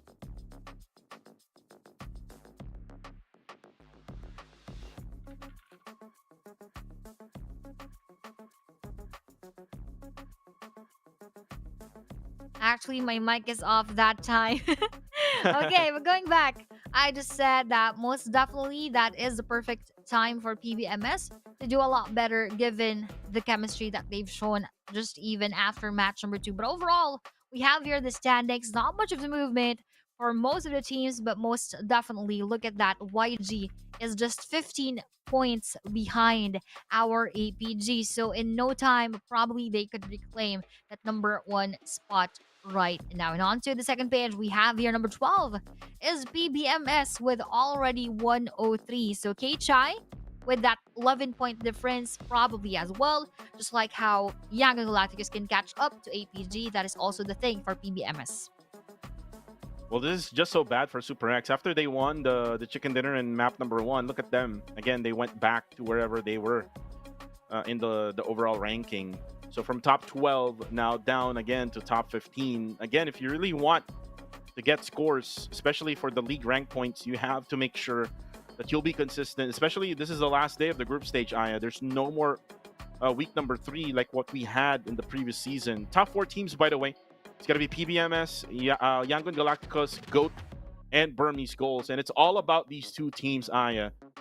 PBMS and YG, who did fragged out a lot in that matchup in match number 2 in Erangel. And again, as expected, like what I did mention from the very beginning of match number 2, expect good scores from Yangon Galacticos. And as expected as well, it's going to be Pretzel from PBMS who will get the MVP. PBMS Pretzel, he had been a very promising player even from week number 1 and carrying it through week number 2, most especially here for this match. Pretzel is really someone that a lot of teams should take note of and you need to be wary of because of the prowess that he can show and bring to the table. Well, I did talk about Pretzel. Pretzel did provided really good firepower during week number 1, and looks like they're tapping the potential of Pretzel here now for week number 2, especially here in day number 5. And if ever Pretzel can make it on a consistent basis, definitely PBMS will do a lot, especially if they qualify in the grand finals. But again, it's going to be match number 3 now is what we're going to be waiting on. Super X Esports and PBMS got their first chicken dinners for today for match number 1 and match number 2. But for the meantime, Aya and Kuku TV will be right back as we wait on for match number 3.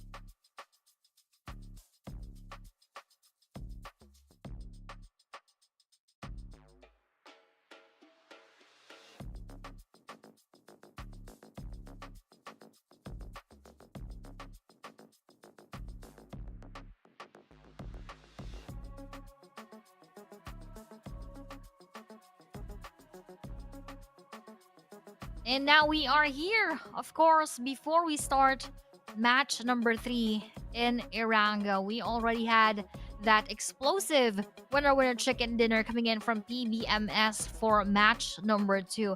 The question is, will they be able to stay consistent up until the very end? But for sure, that already made drastic effects and changes onto the points that they had since yesterday for week number 2. So now we just have a few more seconds onto our clock with the map that we have.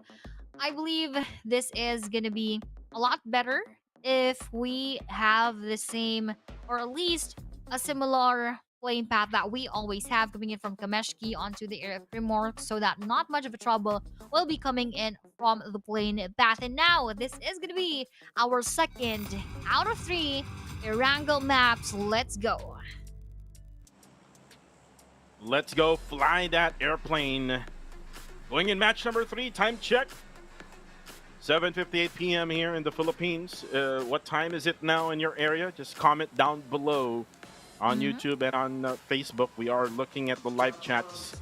A lot of Cambodian and YG fans on the live comment section right now. But flight path, this is an easy flight path for everyone. Diagonal flight path coming from the waters of Novo until the waters of Georgia Pole. So this means that the GOAT will be able to get to Milta.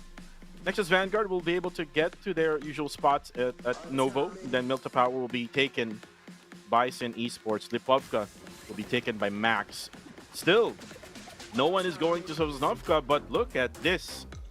Looks like Guardians of Angels now have learned from their mistakes in match number 2 and will take Sosnovka military base. They're going to be like APG now.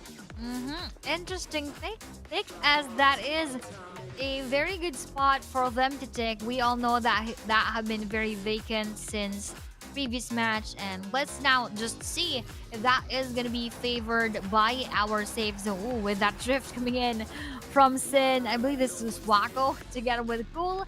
With that buggy, that is a good one. Oh, best choice, I believe, so far is what the Goa did, as that circle is now circling around the area of SMB. This is a good pick for Goa. Again, they took the landing spot of APG Esports. And you could also see Aya, the team, which is just right nearby the bridge. This is TTQ, which we would normally see them right around the corners of Ferry Pierre. So this would mean that they'll be the first ones to go for a bridge camp right around that area. And then another team who would be already in the zone would be Kill Enemy, which is what we're seeing right now. So most likely you will see them prioritizing on getting vehicles in order for them to be able to rotate early. And again, expect early rotation, especially from teams who's going to be coming up on North. Definitely. They would need to rotate their way through towards the southern part of the map, which is, again, gonna be so challenging given that there are a lot of teams that you need to go through before reaching the area of SMB, most especially these islands connecting, rather these bridges connecting the both of the islands. And with Hive International, just making sure that they are already crossing that before everyone else plans to. This is a good decision for them to make, but with NXWTZ just right in front of them, I'm not quite sure if they are going to survive those set of bullets, and I believe that is a good one, as those bullets did not do so much to their vehicles, and most especially for those players inside. And special shout outs to Henry Bebe. He's currently in New York City right now, Aya. I did saw his comment. It is 8 a.m. in the morning in New York City. So shout outs to everyone right now watching around the world. Oh, Dale flies by as WT tries his luck. Unfortunately, I think he only hit one bullet off to Dale. Dale will survive together with his Coupe RB, and then he will be able to rotate early right at the bottom side of the map. And again, expect early rotations. Hive International is doing that, and at the same time, PBMS also doing the same thing. And by the way, PBMS came from farm, and they came into the southern side of the map via hovercraft. And with that hovercraft, we all know what is that vehicle capable of. to traverse very well through any terrain, even through the waters.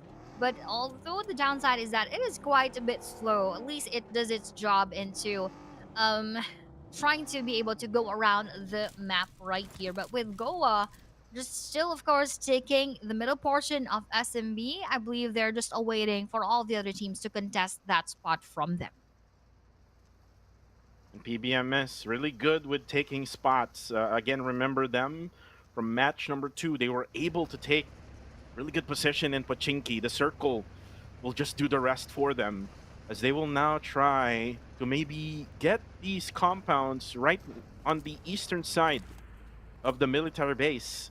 So they're all going to be safe for now, but I think they need more vehicles because that overcraft won't be really effective at the latter stages of the match. And now look at these. All of the movements are being shown towards the bridge area. And with time to quick, having that best advantage for that bridge gatekeeping action, 2 of the players from Super X will actually be claimed in the process. And again, I expected this. TTQ will be the ones to bridge camp. And they're doing it really good, especially that they're at the middle portion of the bridge, not waiting at the beginning part of the bridge, which is it's gonna be the job now for Super X Esports, for them to be able to gatekeep the ones entering the left side bridge. For the right side bridge, though, I'm pretty sure that maybe Goat or maybe Sin will do those things. But speaking of Sin, looks like they're gonna do the same as what PBMS have done. So they're gonna go for a hovercraft. There we go. They will land in the waters, and I think this is the first time I've seen a hovercraft Same. underwater. This is really cool, Aya. Exactly. I was not really aware that that is indeed capable of being a submarine. I just thought it could float through the waters and even through terrain around the area of the land. But with that being a submarine, that is just really on point, and that could give them both of the advantages, not being seen by the teams, and at the same time being able to traverse through the water, most especially that the bridge areas are not quite accessible at this point because of a lot of players waiting at the end of that side. And kill enemy. Again, they usually go around Primor's area. They're gonna find some boats here, because a monster truck cannot go through the waters of Erangel. And look at what Sin Esports is doing now. They came from, I think, the bottom side of Milta Power. Now they're able to get through the waters and at the edge of Novo. And WT did saw them go through those area. So they will be sprayed down. Eventually, Sin will survive with all 4 members strong. As for YG, remember, YG drops at Georgia Pole containers, Aya. So this is going to be a long rotation for YG. I am not really expecting them to survive at the latter stage of the game, except if the circle would eventually, shift towards the bridge area, which they can definitely go through. Exactly. And again, together with 214, together with Silent Gods, Team Max, and RTC, they all need to still get inside the circle. And look at this, 214 and Emma's just getting their monster trucks being filled up with gas in the gas station. And Emma's is here just waiting as a passenger princess of the monster truck. And now with two GFS newbies, rather, just swimming his way through the other side of the island, probably just to scout that spot as well, if that is quite safe for them to stay in. Meanwhile, the rest of GFS would just be awaiting for the signal for them to push forward. But with the movement of the circle once again, let's see who will have that favor. And I believe this is actually the time for GFS to also swim their way to the other island. And maybe do a little bit of team spirit action. Maybe try to get a boat and then put a Coupe RB or maybe a Murado on top of it, right? So that's one thing that they can do, especially if they're at that port area right just below the northern island. And as for GOA, again, they're doing the rotation of APG and they're doing a really good job, because right now they're the center of attention right now of the circle, and they don't really have to do much They just need to wait for, anyone to crash to their location, which is what APG would normally do if this is the circle. And look at Kill Enemy. They're able to find a hovercraft, fortunately for them. And I'm just expecting now that they will maybe try to rotate all the way to the bottom side of the circle. I'm going to the bottom side of the circle. That would be their favor, as that circle is actually just gonna stay in that spot, and that would not move. Probably just gonna be around the middle portion. Oh, what is this again? I haven't seen this as well. Look at this. This is possible? I I don't even know that it is. A swimming horse. Huh? Oh Huh? my goodness. Mind How blown. in the world is that possible? Only I in don't- PUBGM, Aya. Only in PUBGM. Only in PUBGM, because I'm gonna I don't- clip this.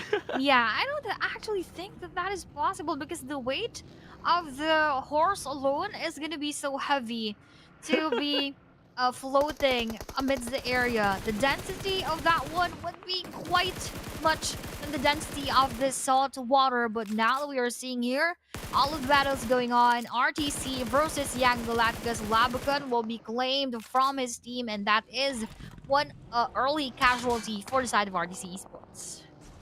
Young Galacticos, again, as much as possible right now, all they need to do is just most likely collect elimination points. But if they can manage to cross over that bridge, again, there's a lot of things that they can do. Ooh, and look at this. A lot of weird stuff happening in this matchup, guys. And you know what, Aya? Looks like they're coming from the bottom side of the map itself. Where did they come from, Aya? I mean, and how were they able to conserve the gas of that glider? Maybe they have a lot of gas in their trunk. I just don't know. What more can we see here, Kuku? We've seen a hovercraft going underwater. We've seen Only a in horse. PUBGM. Yes, a horse floating on water. We've seen that glider moments inside of the battle. I believe the circle movement just forced our players and teams to be quite creative with the use of all of the vehicles, utilizing them to the best of their abilities. And we have here seen Wako going for that molly onto the side of Kill Enemy just to delay their push right here, and probably they would receive this nade damage as well, but not enough for them to be taken down. Meanwhile, for KE Devon, he is actually spotted from behind by our one team, that was PBMS, if I'm not mistaken, and KE Devon here will now be secured together with that kill steal coming in from Sin Esports. Kill Enemy, again, one of those teams who did rotate it early. Same goes with Sin.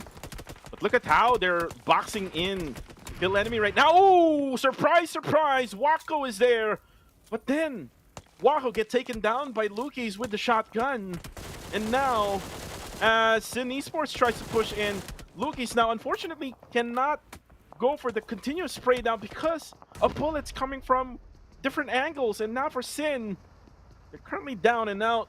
There's going to be smokes coming out from the side of Sin, and now looks like they're going to go for the recovery, as Ranked right now will set up some mollies up above, and this will pretty much delay things up here for Kill Enemy, as Wako and FV will have to wait up for that revival, as Kaya right now, I'm not so sure if they're inside or outside. Are they outside or inside? Not just quite sure as well, but look at that nade connecting onto Wako coming in from KE. They are wanting to get those eliminations right here, but onto that smaller side of the screen that we have here. This is YG in front of our time to quick, if I'm not mistaken. This is BG versus SX, and now exchanging with those set of bullets right there. SXU together with the rest of Super X will now be confirmed by our Burmese Ghosts, and from afar they are also actually looking on to the situation of that YG versus Time to Quick that we have seen in the smaller screen earlier, so they could have the chance to gatekeep them. But at the same time, this blue zone is already damaging them so much, so that needed push is what they are gonna do right now. It's very unfortunate for YG. Again, YG came from the very up north of the map itself, up on containers in Georgia Pool. So again, with that long rotation, all of the other squads has already, like crossed over the bridge and expected that there will be a lot of gatekeep happening from the rest of the squads that are already inside. And now Circle will have to close in. 5 more seconds to go. Goa still has the middle portion together with GFS as Yatka confirms that knockdown onto the side of RTC. And look at this shift now. Still goes to where Goa is. Still goes to where GFS as YG now is out in this game. Oh, Yang and Galacticus are now out. Although, as of this phase, I believe they are not quite bothered by the other team, since that is their top 2 and top 5 will be the next one after them. But look at this.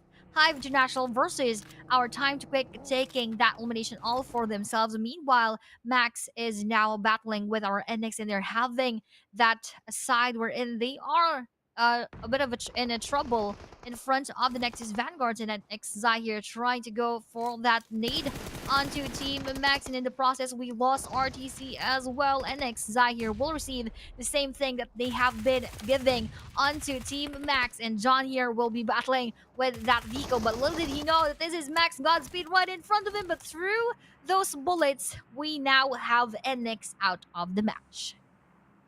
Nexus Vanguard, unfortunately, they won't survive in this game. And look at this right now. At the edge of the blue zone, Hive International and TTQ. Looks like 762 has the high ground advantage here. He can go for the spray onto TTQ. Zyle goes down on the kill feed, while Hive International will also have to defend themselves because, again, it's GFS who's already inside the zone. PBMS right now, again, Sin, Cool, will be eliminated by Scotty. And this is happening inside military base itself, as Rankin right now is down to low HP, and now PBMS is just doing some clearing operation at the factory. And you can see PBMS making sure that all angles are all set and all cleared. But you can now see SG, they're doing some healing game right at the outside, and they're doing it with just bandages. And look at what Claire and Lucy is doing. They don't have any more bandages. They will have to heal themselves, but again, oh no, because of that pressure coming from Yaiko, Silent Gods will be eliminated early. That is a huge pressure for the Silent Gods, brought to them by our Burmese Goals, and pressure is real as well, bringing it from Goa onto Sin Esports, as they would have to say goodbye with just one elimination right in the bag. For the side of PBMS, they also have a great chance into holding this spot later on. But for Hive International, this is now a different battle with our GFS. And GFS, they will need to defend themselves right now. And again, they will also have to check their other side, because TTQ is now circling around at their northeastern side as Hive International gets closer. And look at this, Kree versus Shalom. But Shalom will take Kree down. Now with Burmese Goals, they already have 10 eliminations. Now Hive International South will be taken down though. So that triple threat matchup here at the eastern side of the circle is now engaged. And it's now happening. Yaiko will also die in the blue zone, as Burmese Goals is just trying their best to be able to get inside through the bottom side of the circle. Circle will now close in. Is going to be now stage number 5 as the battle commences up on the north. There you go. Still, the battle will commence here, as now Hive International will have to fight with 4 members strong of GFS. I'm not so sure, Aya, if they're going to be able to revive one of her players. Looks like they did revive South. Oh, they were able to revive South right here and going for that easy reset, but from behind is Time to Quick Liquid, throwing that liquid bottle of Molly onto South right there, and that is an instant confirmation from their end. So Hive International is actually in between 2 teams, not only facing GFS but also Time to Quick. Time to Quick again. They're going to try to put pressure on both squads. This is how they do it every single time. But on the kill feed, it's going to be Kaya taking down Iatka from Burmese Goals. Ooh, that beautiful nade almost take down newbies, and it's going to be Beast. And now, as for Red, unfortunately, he's going to be surrounded by the players of GFS. That was a rookie mistake of red. You just don't push way out in the open, and you also have to wait. Oh, look at this. Look at this. Hive 762 burns the house together with those two players, and with the nade also eliminated those two, and now with only one player left standing, Shaco will now have to push in. Dale goes down, and he'll be eliminated. Hive International will now be with only one player left, and that's going to be 762. Chewy did survive. How in the world, Aya? He survived that, and now TTQ not really doing anything here. You're just letting these two teams fight at it. They are indeed just watching from the sidelines what would happen between the two. But what is happening between KE and PBMS is a knockdown once again. Meanwhile, for Liquid and together with the rest of the team, they're just watching all of those happen. And actually, they would not want to join any further because most likely it's coming from the fact that they do not know exactly where the players are at right now. Especially regarding to their positioning because they are just quite below their spot. But with the repositioning, I believe they would join in later on once they have that proper information as to where the players are at. And by the way, I love the update when it comes to like how many bandages they had or they have now. Because in the previous update, I don't even see how many bandages they have. Yes. Right. So now you can see now how many bandages pro players loot every single time. You did saw Claire had like 26. So that's how you will have to survive in these type of situations. Just collect those bandages. You can just do it while fighting.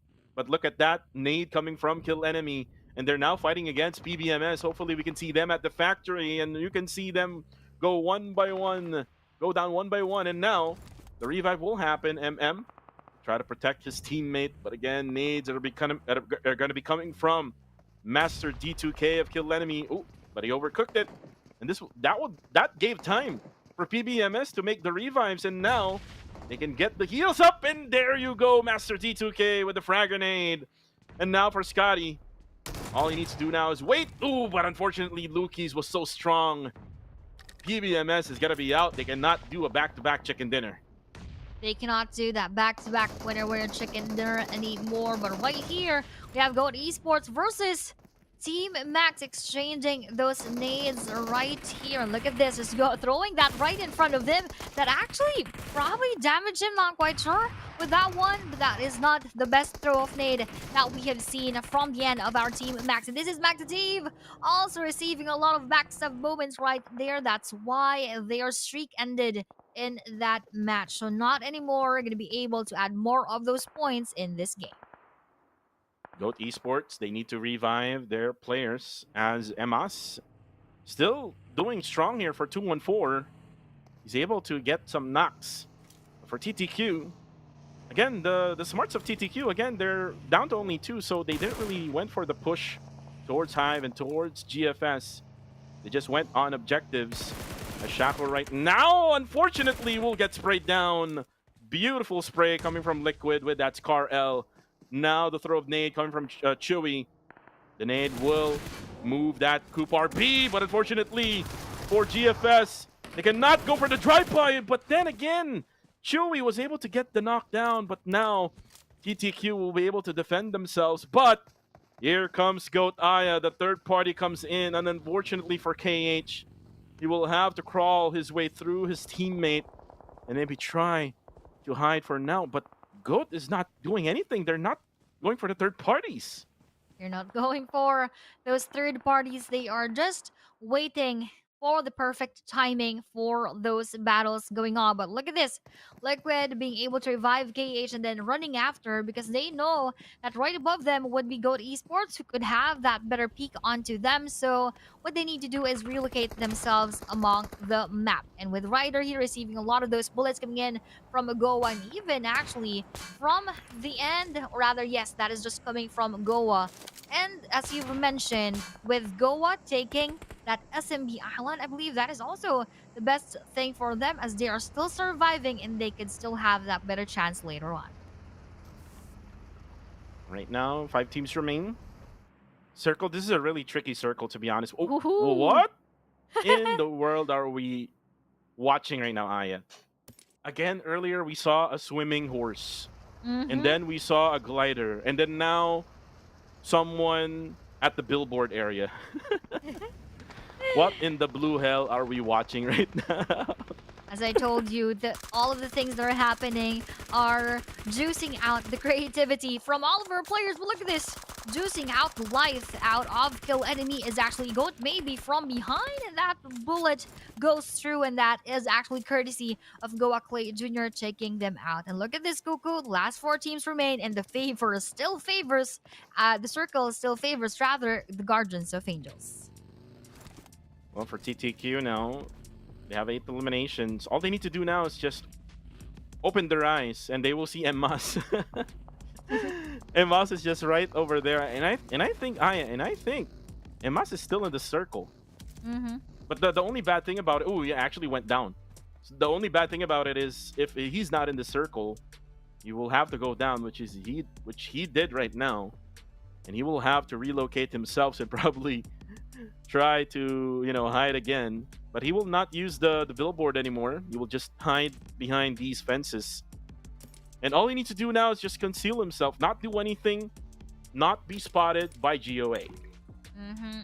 And with him hiding just right behind this concrete block, I don't think, of course, that is the best thing for him to hide at, but that is the only thing that he got right now. But with Goa being right above him, right above that spot later on, he could be spotted in any case, that they feel a bit of his presence. But for Time to Quick, I'm just quite afraid for Emas if Time to Quick would actually want to take that spot that he is taking right now. But with the slow movement coming in from Goat, just pushing a bit forward towards this ridge, I believe this is going to be a good battle later on in between Time to Quick together with Goat Esports.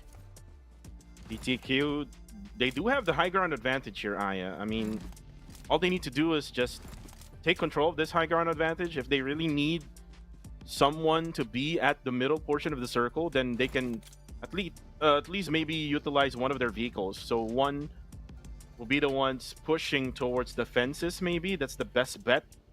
For TTQ, just leave one at the upper hillsides. Goa doesn't really need to move at all, Aya. I mean, 7th stage, there's still one more circle left. This next circle will determine who will win this game, Aya. Let's see and find out in 5 more seconds here as we now close the circle. Where will it go? Ooh, it still goes to Goa. I would say GOA would win this one. Aya, how about you? Definitely most of the possibility here would go to the side of Goa.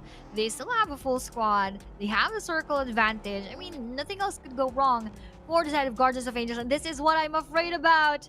Time to Quick taking that spot nearest 214 Emas, and he will be forced to either fight back towards Time to Quick Liquid or just wait for that push coming in from him. But this is nade, probably an unsuspecting one, and that is a perfect nade landing onto Time to Quick Liquid. He did not know that Emas was right there, so that nade was really perfect for the side of Emas, though we are not sure as to how he will be able to confirm that, and that is actually a kill stolen by Goat Rider from Emas. Just when you thought, Aya, that you're all good to go, Yep. all of a sudden, there's going to be someone who would be nading you, and there you go. Goat spotted TTQ, and now they're out with 8 eliminations. So still a good outing here for Goat, or for TTQ rather. Oh, but looks like Emas has already been spotted. Oh, with 1 HP left. Unfortunately, Chill Guy isn't chill at all. And now it's going to be a 4v4. Myanmar versus Myanmar. A civil war at the end of this matchup. Civil war right here. So no more PH winner chicken dinner for us. And now this is all just gonna boil down to who is gonna win from the Myanmar teams. Will it be Goa or will it be Goat? That is just a 1-letter difference in between the 2 teams. But when it comes to the circle, it's just really gonna be them having to meet right in the middle, as they are quite having that equal distance from each other. So the first move is gonna matter a lot here in this scenario. Well, Goat Esports does have the high ground advantage. Goa will have to set up smoke here, Aya. They would need to set up smoke so that they can at least maybe try to hide behind those fences. Someone would have to be left out at the C building here, Aya. Let's see what's gonna happen now. Oh, there we go. There's gonna be two who would be using their vehicles. Same goes to Goat. They're using vehicles so that they can have good cover and be right nearby the middle of the circle. Jeffrey is now gonna be left at that tree. Junior will now try to throw a nade. Not much because it's way too far, Aya. They need to throw that nade way too far, but look at that nade. Look at that nade from too far. And now the nade coming in from the side of Goat. Oh, unfortunately, Clay Jr. gets the knockdown and only one player left, which is Chill Guy, who is now going to try to revive. But there's a lot more nades coming in. Oh, no. And that's Pacquiao with the frag grenade. Will the splash damage happen? There you go. The finish from Guardians of Angels winning this match number 3. GG, well played to our Goa for getting, I believe, their first as well for this week, if not for the rest of the group stage for this PMCL Spring. So congratulations to them for actually getting that best spot in the circle and being able to even get that winner chicken dinner as a part of taking the SMB Island. What a play. Again, they just used the APG method. Yes. Just drop down where APG drops in Erangel. It has some sort of buff this week because, again, remember when they had really good scores during day number 1 and day number 2. Eventually, also in day number 3 for APG, and then eventually day number 4 yesterday, they were just really unlucky with the day yesterday. But again, for GOA, they can follow the process of whatever APG is doing, then maybe they can, win matches like this one. Most definitely. So for GOA, that had been their game. But for now, let's watch the highlights for that match.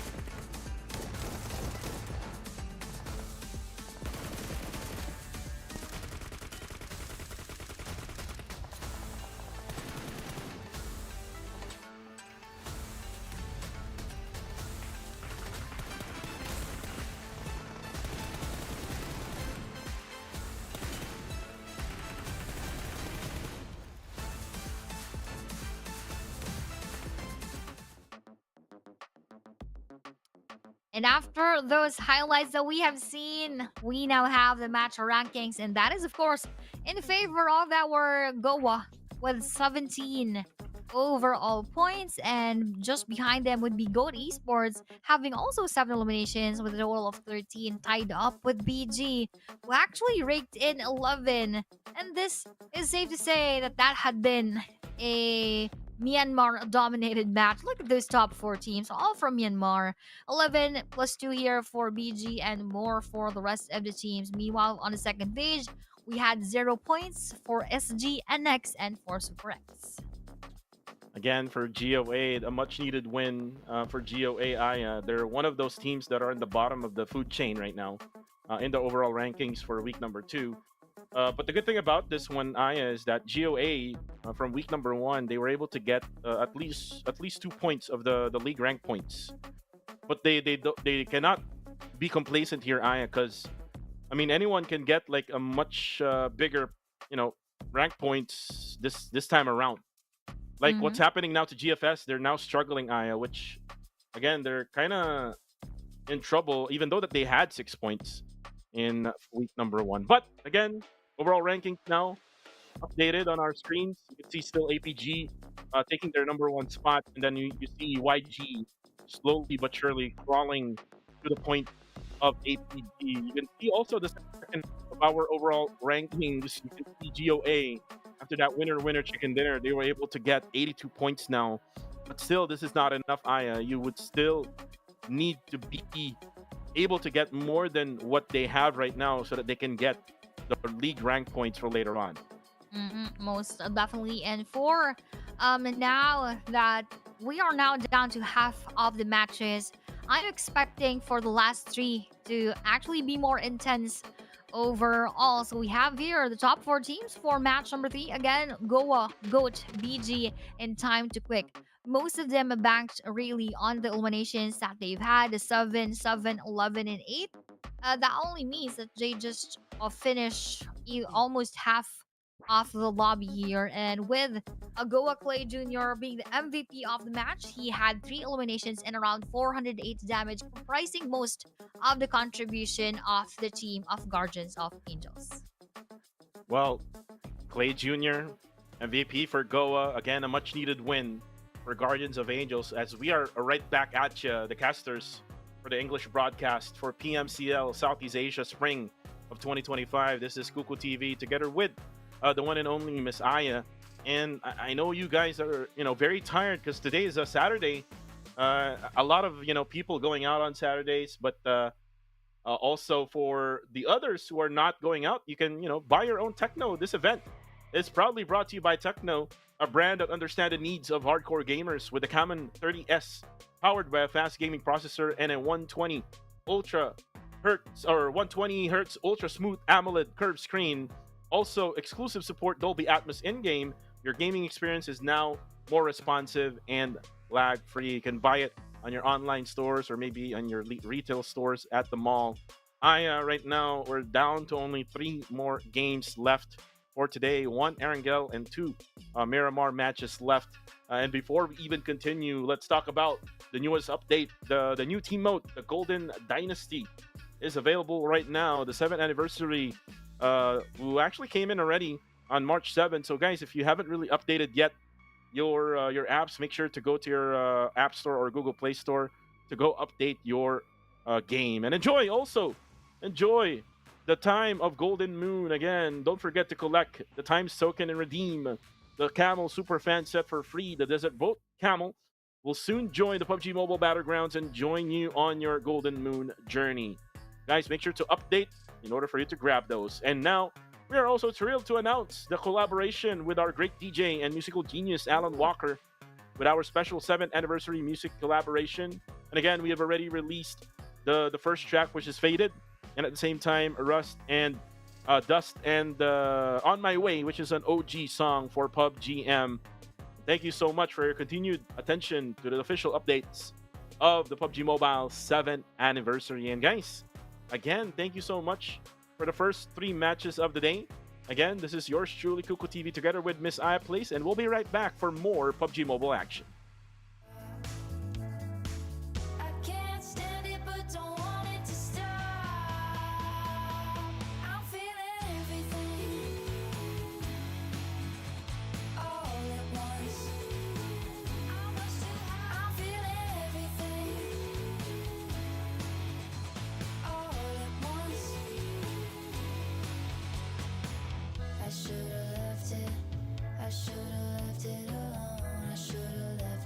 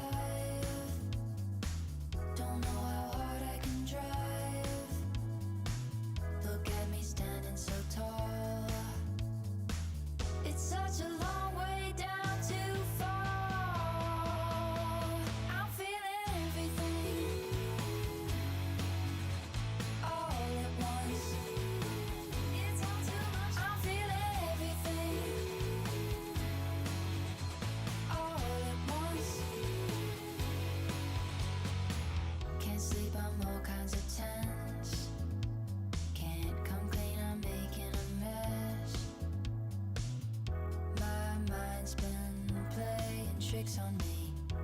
Can't make it make sense. I'm in way over my head. Don't wanna hear what you said. I feel like I'm gonna drop. I can't stand it but don't want it to stop. I'm feeling everything all at once. I'm feeling everything all at once. I should've left it. I should've left it alone. I should've left it. I should've left it alone. I should've left it. I should've left it alone.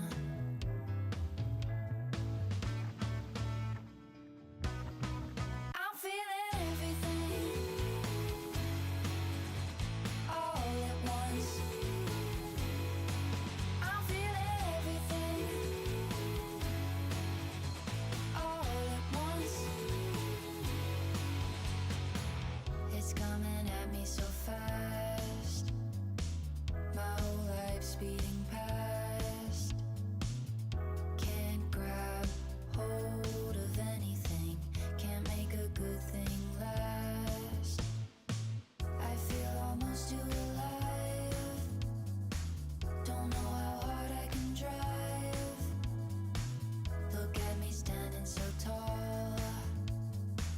It's such a long way down to fall. I'm feeling everything all at once. It's all too much. I'm feeling everything all at once. Can't sleep, I'm all kinds of tense. Can't come clean, I'm making a mess. My mind's been playing tricks on me. Can't make it make sense.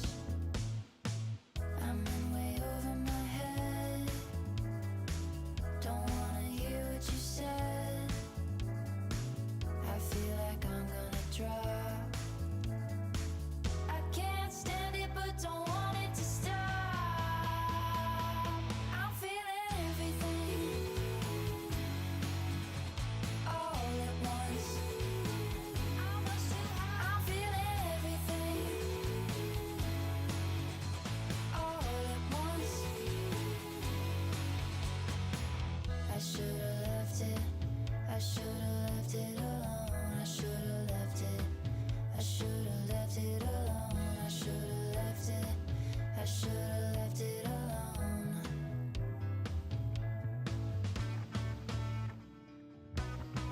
I'm feeling everything all at once. I'm feeling everything all at once. It's coming at me so fast. My whole life speeding past. Can't grab hold of anything. Can't make a good thing last. I feel almost too alive. Don't know how hard I can drive. Look at me standing so tall. It's such a long way down to fall. I'm feeling everything all at once. It's all too much. I'm feeling everything all at once. Can't sleep, I'm all kinds of tense. Can't come clean, I'm making a mess. My mind's been playing tricks on me. Can't make it make sense. I'm in way over my head. Don't wanna hear what you said. I feel like I'm gonna drop. I can't stand it but don't want it to stop. I'm feeling everything all at once.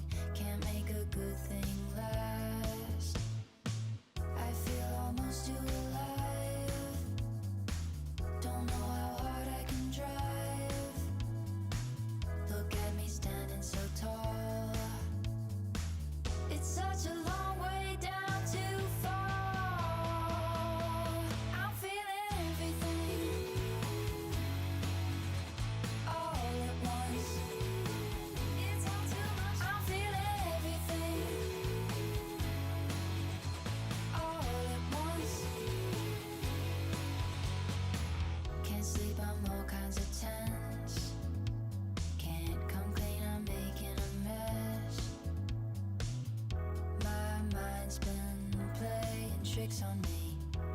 Can't make it make sense. I'm in way over my head. Don't wanna hear what you said. I feel like I'm gonna drop. I can't stand it but don't want it to stop. I'm feeling everything all at once. I'm feeling everything all at once. I should've left it. I should've left it alone. I should've left it. I should've left it alone. I should've left it. I should've left it alone.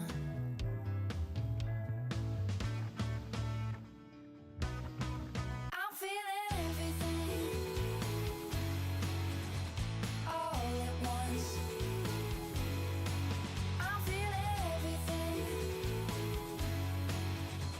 all at once. It's coming at me so fast. My whole life's speeding past. Can't grab hold of anything. Can't make a good thing last. I feel almost too alive. Don't know how hard I can drive. Look at me standing so tall. It's such a long way down to fall. I'm feeling everything all at once. It's all too much. I'm feeling everything all at once. Can't sleep, I'm all kinds of tense. Can't come clean, I'm making a mess. My mind's been playing tricks on me. Can't make it make sense. I'm in way over my head. Don't wanna hear what you said. I feel like I'm gonna drop. I can't stand it but don't want it to stop. I'm feeling everything all at once. I'm feeling everything all at once. I should've left it. I should've left it alone. I should've left it. I should've left it alone. I should've left it. I should've left it alone.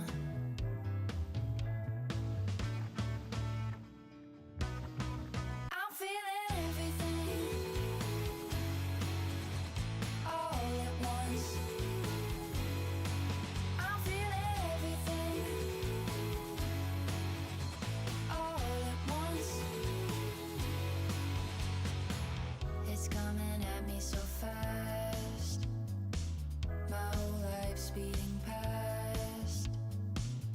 Can't grab hold of anything. Can't make a good thing last. I feel almost too alive. Don't know how hard I can drive.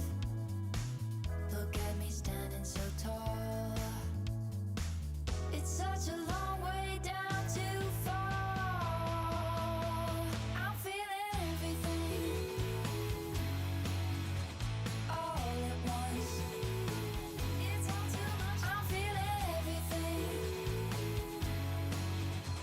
all at once. Can't sleep, I'm all kinds of tense. Can't come clean, I'm making a mess. My mind's been playing tricks on me. Can't make it make sense.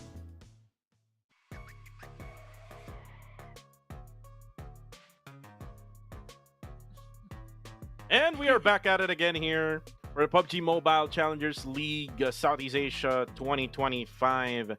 Yours truly, Kuku TV, is back together with Aya for the English desk. And we're gonna show you some little bit of head-to-head between TTQ and Sin. And you can see the difference for week 2 for TTQ and Sin.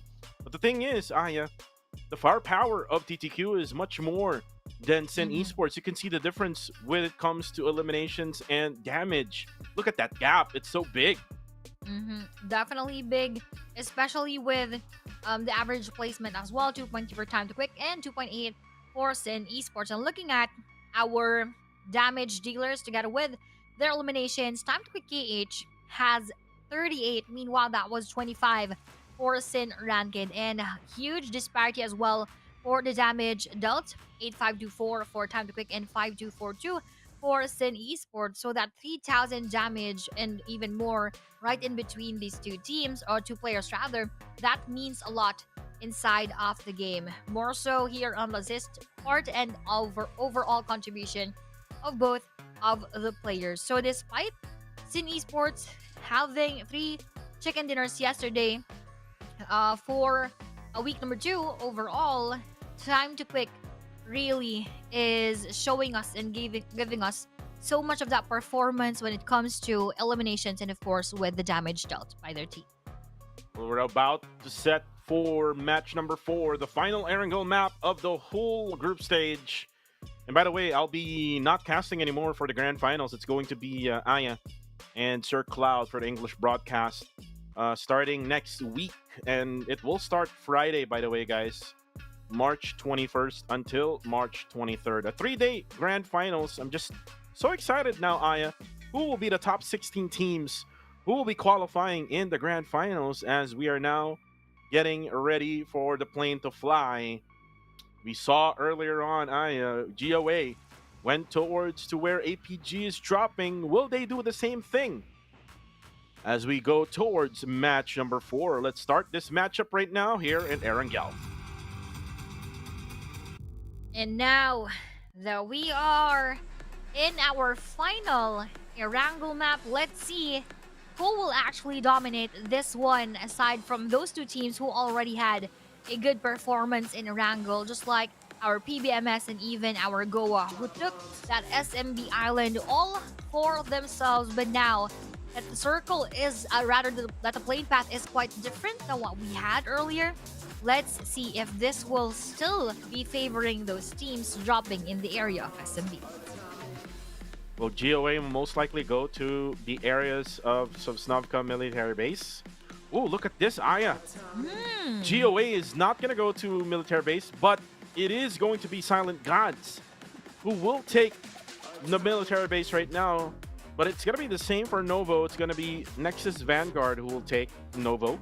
So where will go now? It might be Pochinki is what they're going to be targeting now. Probably, as that is what we are seeing on the screen. Or they could actually go over a little bit and go to the areas of apartments. But now, Sin Esports, on the other hand, will just drop right there. Let's see that later on as to who will they be meeting in the process. I believe they are dropping together with Goat Esports. We're just waiting for the circle, and that will actually go to the northernmost part of this island, and that will highly favor, I believe, Yangon Galacticus as they go back to their original dropping point around the area of Dorgopol. And again, this is going to be automatic for Sin, especially that their dropping point. Oh, look at this, RTC. NSX going to be fighting. Oh, and Nish with a revolver, able to drop over. And Yankee, though, will unfortunately eliminate one, which is Ken. And again, the fight never stops here. As Trazier has a micro Uzi, Yankee goes down. The shotgun to the face from the side of RTC. And it's now going to be only 2 players left standing. And you just using the combat knife, just slithers his way through. And now for RTC Aya, only 1 more player left, and that's Trazier jumping around. Eliminates RTC, and look at that timer. 2 minutes and a half, and RTC is already out. Early out for the side of RTC, and that is really a huge error for their side because they are the ones who needed the points most in this battle by being pinned down on the 20th spot. And with SX removing them from the equation, that will definitely take a toll on their performance. And that also gives them higher chances of not playing in the grand finals. Right now, in esports, this will most likely delay the rotation of Sin Esports again. That is all because their dropping point is at Milta Power, and again, totally different from yesterday. Shaco will be spotted by Hive, and Hive, you can see them, even though they don't have any bags yet or like enough items yet, they are still lurking around some of the jungle areas where they know that these other guys will be looting at. And going back at the flight path earlier on, Sin Esports from Milta Power going to the northwestern side. That's gonna be a long rotation, so I am expecting them to probably be entering right around Severny area, or if not, they might go on a long rotation going at Rozak.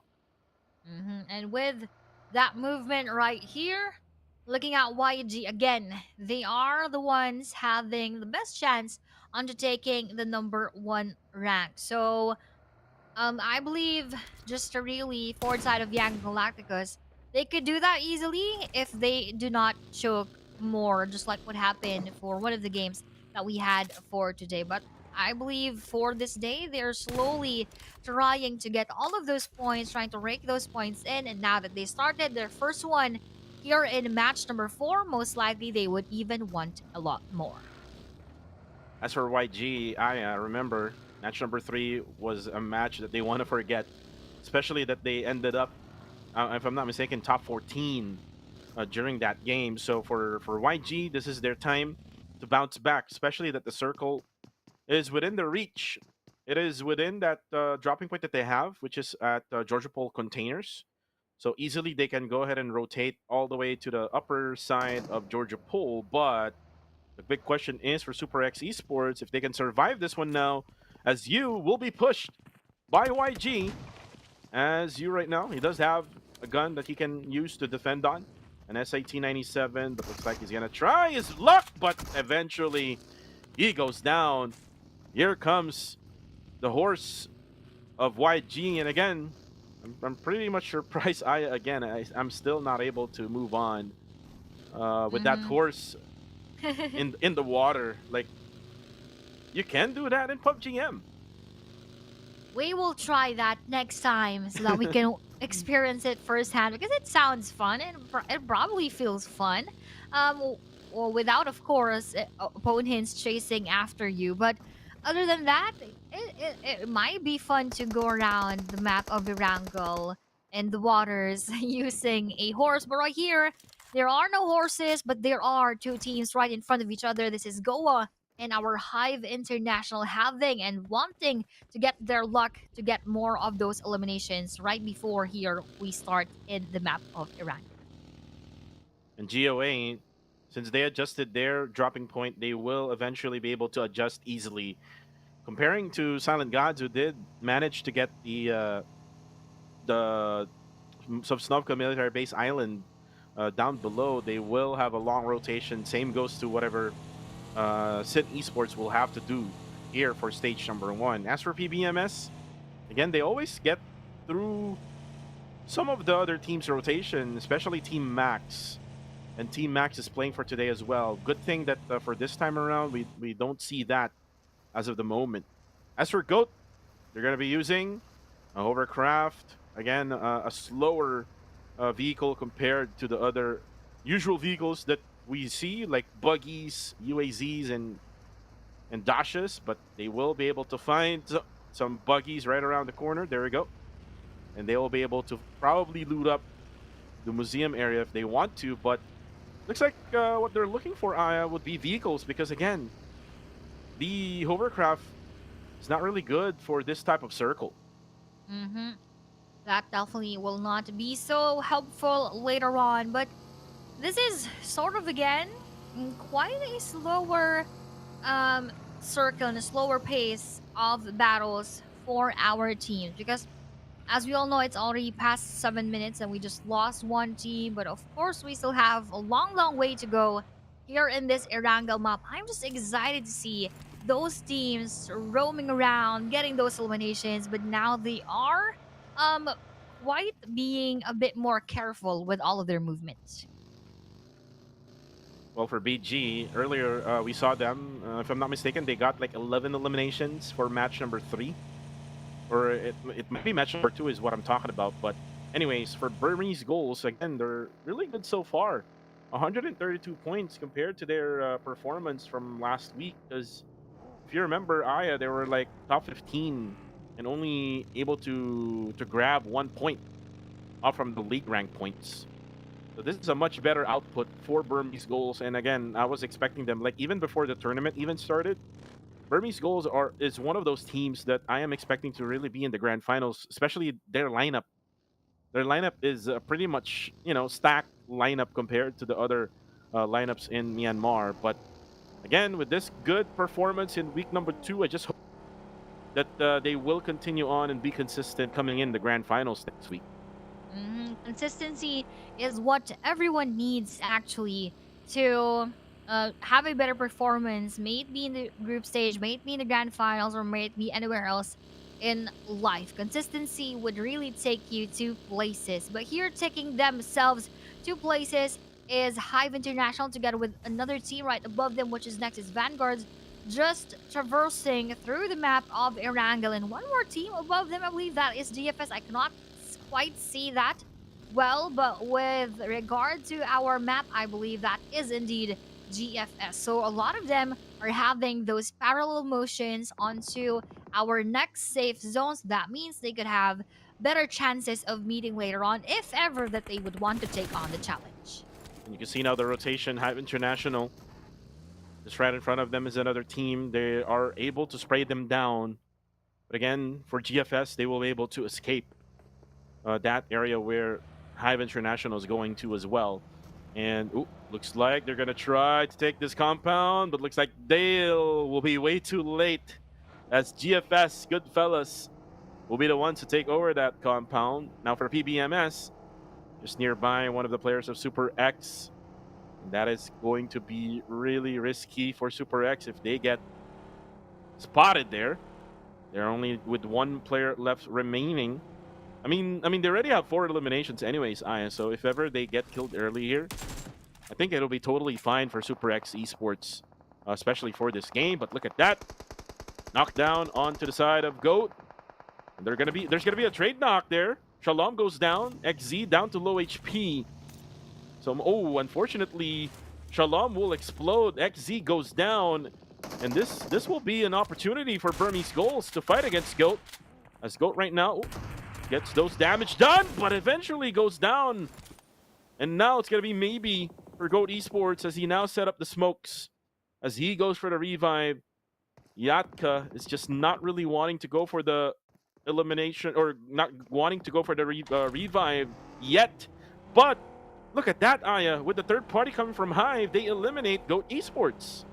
Ooh, with that elimination, on to Goat Esports being pinned down around the middle of our leaderboard. This is one more elimination coming in from Hive International. Dale right here. And they could also have another chance onto gatekeeping go up from that end. Although the circle will shift towards the western side of the previous circle, slightly favoring GFS, PBMS, Team Max, and even the likes of YG who would just join that circle. They have better opportunities into just holding their grounds and trying to, again, gatekeep and guard those who would want to enter their area.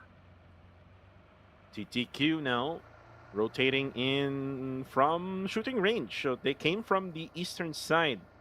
So this is what I'm talking about that, maybe Sin can do. But again, Sin has already one of their players out. TTQ now will get spotted. Will get sprayed down again by Hive International. What's good about Hive International, is that they are able to, control the edges of the circle. And they can, easily scare off teams that are rotating in. Like what we're seeing right now for TTQ. And then with the additional teams that are inside, like GFS, TTQ right now is having some troubles on where they're going to be positioning in.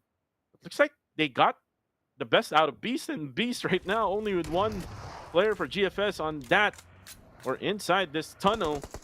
He's going to be out for GFS, and only newbies left alone. And another player for GFS. But let's take a look at Goa, Clay Jr.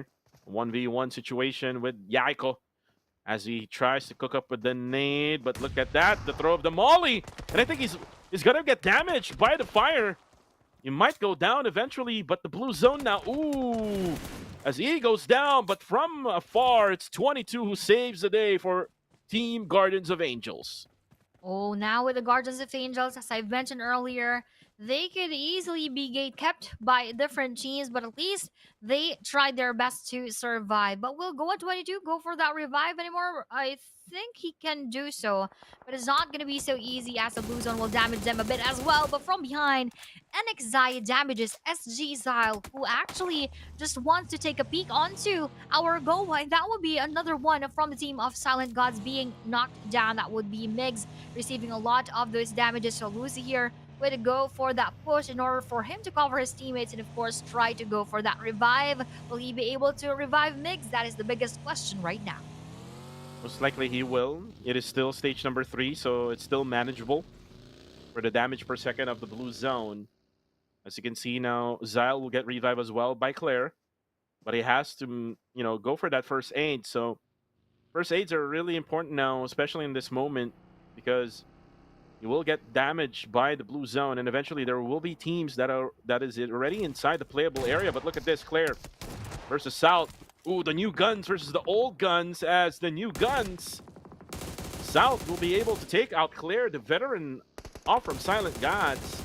Taken out by the rookie of Hive International, but look at this, Dale again goes for the spray down, and it's kind of like a trap is what Hive International is doing. Dale is going to be over there, and then also at the same time, Red will be right at the small shack, and there you go, you can see him even trying his best from afar, and I think South was able to eliminate one more guy of SG. Oh, unfortunately, it's going to be Zyle who will stop the rookie, as Lucy will most likely get a revive from his teammate. But here comes Dale. Oh my goodness. As Dale able to drop him down, and now Migs will try to protect Silent Gods. Now the nade will be coming out. Ooh, I think Dale thought that there's going to be someone right at the small shack, but the next priority right now would be the revive onto South, as Super X Esports will get eliminated with only 4 eliminations. Right here for Hive International, they have that upper hand into trying to get inside of the circle, and of course gatekeep everyone else who would join. But look at this nade coming in from SG Mig. Will that land perfectly onto South? Unfortunately for Migs, that will not do anything towards Hive International, and he just gave his spot even further to the side of our Hive International, receiving a lot of those bullets, and most of those going through. He could also receive a bit coming in from NX just right above his area. So now he tries to get inside of the circle, but again, with that gatekeeping moment coming in from Nexus Vanguards, that will be it for our Silent Gods. Hive International, 8 eliminations already. All of their eliminations, came from like teams that are in rotation. So again, a very effective strategy right now is what Hive International is showing. But here comes Nexus Vanguard. This is not a team that is coming from the outside skirts of the circle. They're also within the circle, so they have to be careful. Ooh, but look at this now. Hill Enemy versus PBMS. MM and Miners already down. Lookies will take down Pretzel as well. Only one player left standing, and I think that is going to be MM. Was gonna try. Oh no, it's not MM, but it's probably Scotty, who will try to escape the area now as they control this high ground advantage. Master D2K will need to get a revive of his own, as Lukis will go ahead and heal up for now. And now Aya, look at this one now. WTZ crawling in, and he's actually using the smoke right now to get a little bit more closer to Red. Yup, definitely. He is trying to get closer to red right now. And with that knockdown onto Nexus Vanguards, that is a waste of nade coming in from red actually onto the back portion of our NX. But looking at this push, oh no! Hive Red wasn't actually ready for that push of WTZ. That's why he got down. But fortunately, he has Hivedale just right behind them so that they could go for that revive onto Hive South. But red being out here, Godspeed trying to target them. A lot is happening coming in from Hive International. So their spot is probably not the best one to take as of this moment. Godspeed has his eyes on YG. As Hive International is in trouble with only 2 players left remaining. Sin Esports now getting needed by Team Max. Ooh, FV now down to 1 HP left. Not so sure where the bullets are coming from. It's actually coming from Devon, as he actually takes down Devon and will confirm him right away. And now for FV, will now set up smokes and most likely will heal himself up for now, as this is actually going to be a triple threat matchup between Max, KE, and Sin. And you know what? Looks like Kill Enemy. They have already built out from the scene, and they're now gonna just try to third party from a far distance. Oh, but the nade though, coming from Chewy, will knock down one, and that is Yumi Boy. Ooh, but look at that, Michi with a molly. The fire hurt Chewy a lot, and he is now currently down. Now he is down with 2-4 Kree here, throwing that molly onto GFS. Oh, that nade will actually connect, coming in from above, just right about the area of newbies right there. But 2-4 Michi would try to attempt to go up and to interrupt that reviving right now of GFS, but I don't think they will be able to do so because they are now both all good in the hood, and probably they would go for that reset right away. So with the push over 2-4, let's see if they will be able to do that right now. Ooh, look at that nade. Actually, it damaged Chewy after that heal.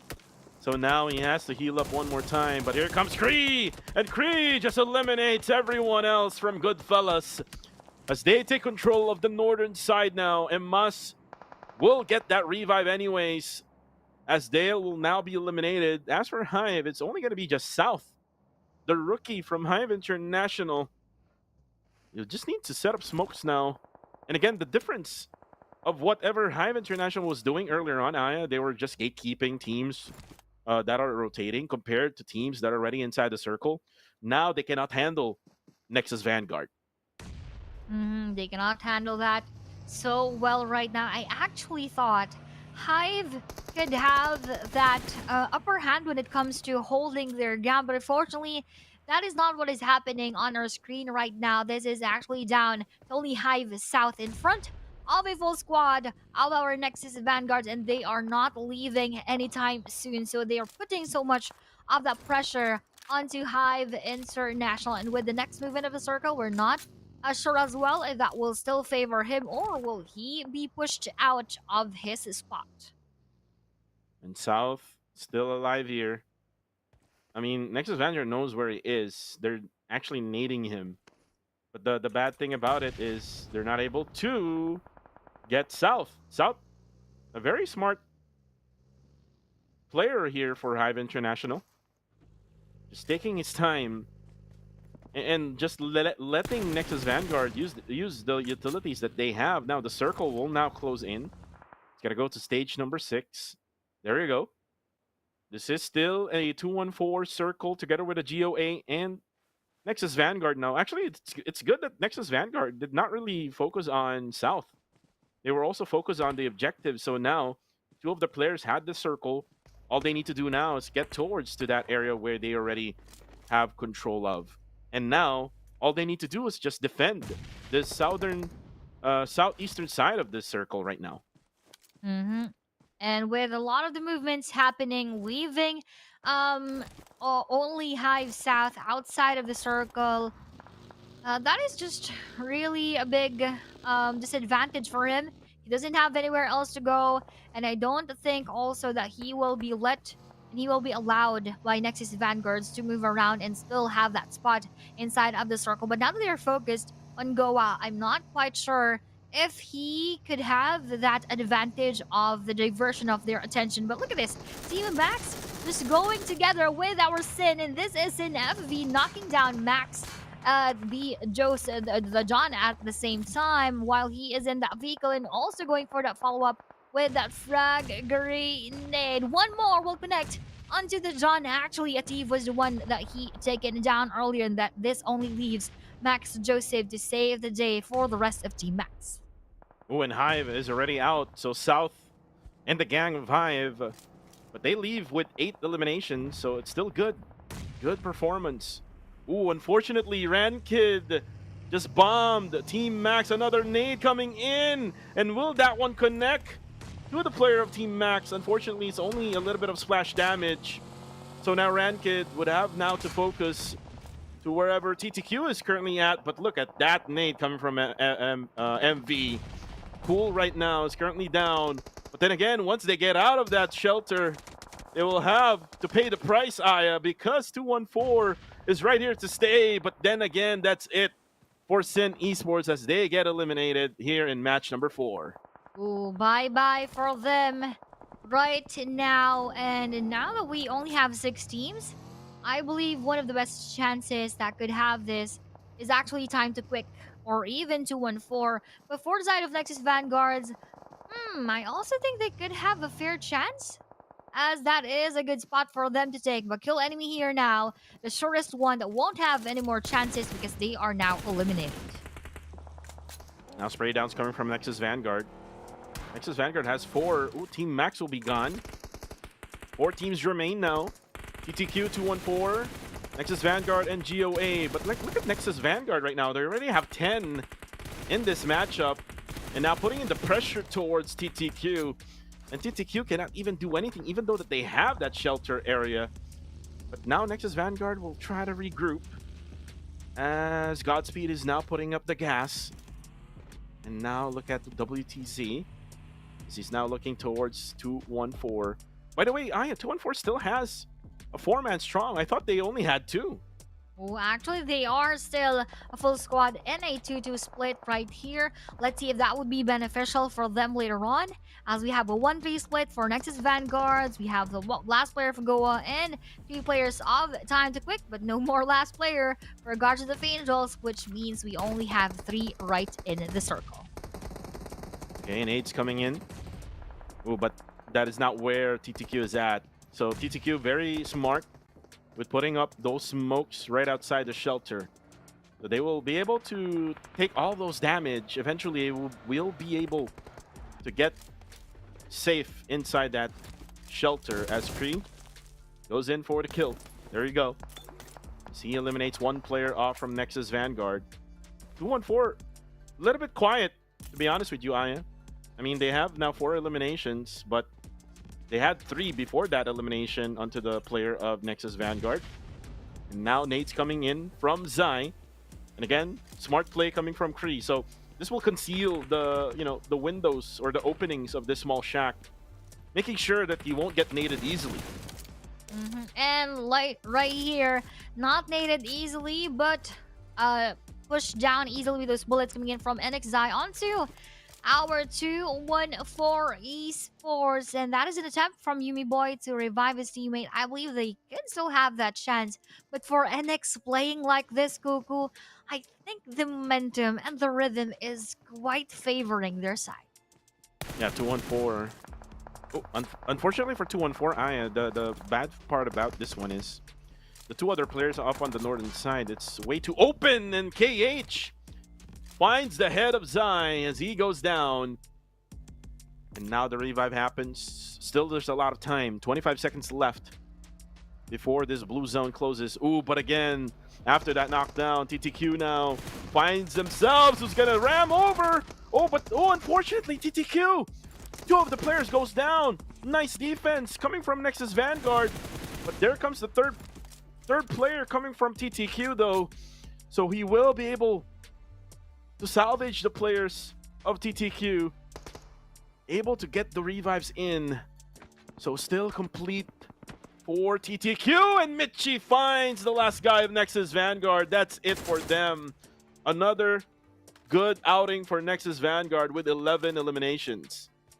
With 11 eliminations, I thought they had that best momentum, but I think right now it is now here to the side of our 2-1-4, just going for that make a shift red zone onto time to quick. And with that one connecting once more, Liquid is now liquidated. The last player will be MV right here, and 2-1-4 are already pushing them with a lot of those nades, with a lot of those bullets in the process. Although Yubi Boy receives a lot more, that nade coming in from him will end the battle with exactly a bang.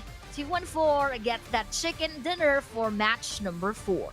What an ending for our Erangel maps. Aya bombs away from 2-1-4. They were able to finalize and control that final circle.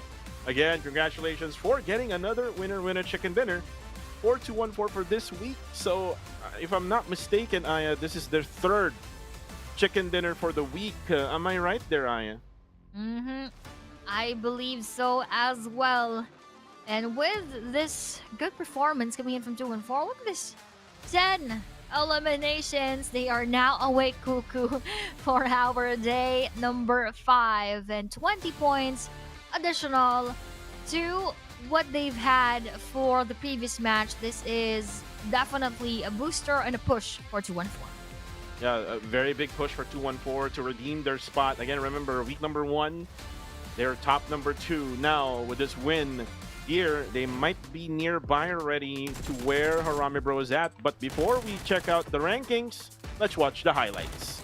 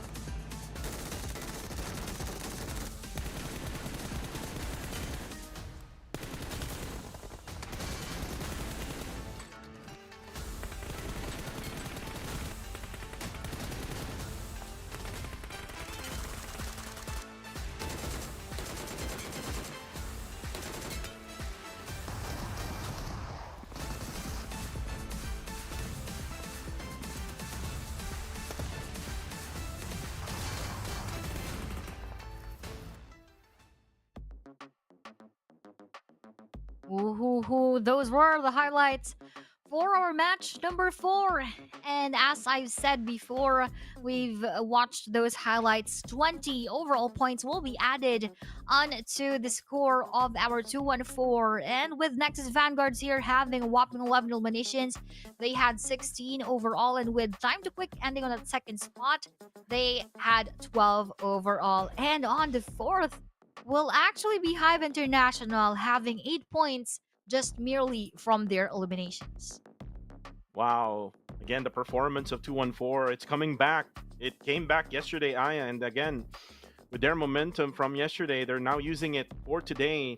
And remember, Aya, they got a chicken dinner in the last map as well in Miramar yesterday. So they're also playing good in Miramar, and this is going to be a good sign for 2-1-4 going forward, especially now that we're moving in to match 5 and 6, which is the 2 Miramar maps. But for the rest, like what we are seeing right now, Silent Gods, they need every single game right now, or else this is the sad part, they might not qualify for the grand finals, because last week they got nothing. They got nothing from the league rank points. So what do you think? What do you think, Aya, can Silent Gods do now? With Silent Gods not having that good performance, they've always went out of the match quite early, or even not early, but not having enough points to move their rank towards a better spot. I don't have much of an actual advice for Sin Gods, but to do even better and to try to be more aggressive because they don't have anything else to lose at this point. They just need to rake in more of those points, and the eliminations is probably the best way to go. Well, we're seeing now the second half of our overall rankings, Aya, and teams that are really in trouble right now would be KHI because they're slowly going down. Remember, they came from top 8.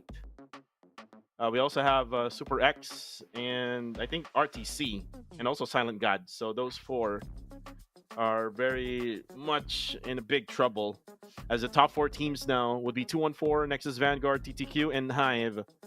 And Nexus Vanguard, they did manage these elimination points going from, if I'm not mistaken, from the very beginning of the game until the very end. So it's an all-around performance for Nexus Vanguards. It's just that they got pushed by TTQ eventually, and TTQ was the one who tried to defend until the very end against 214. The MVP of this matchup is going to be Michi, who got 3 eliminations in this game.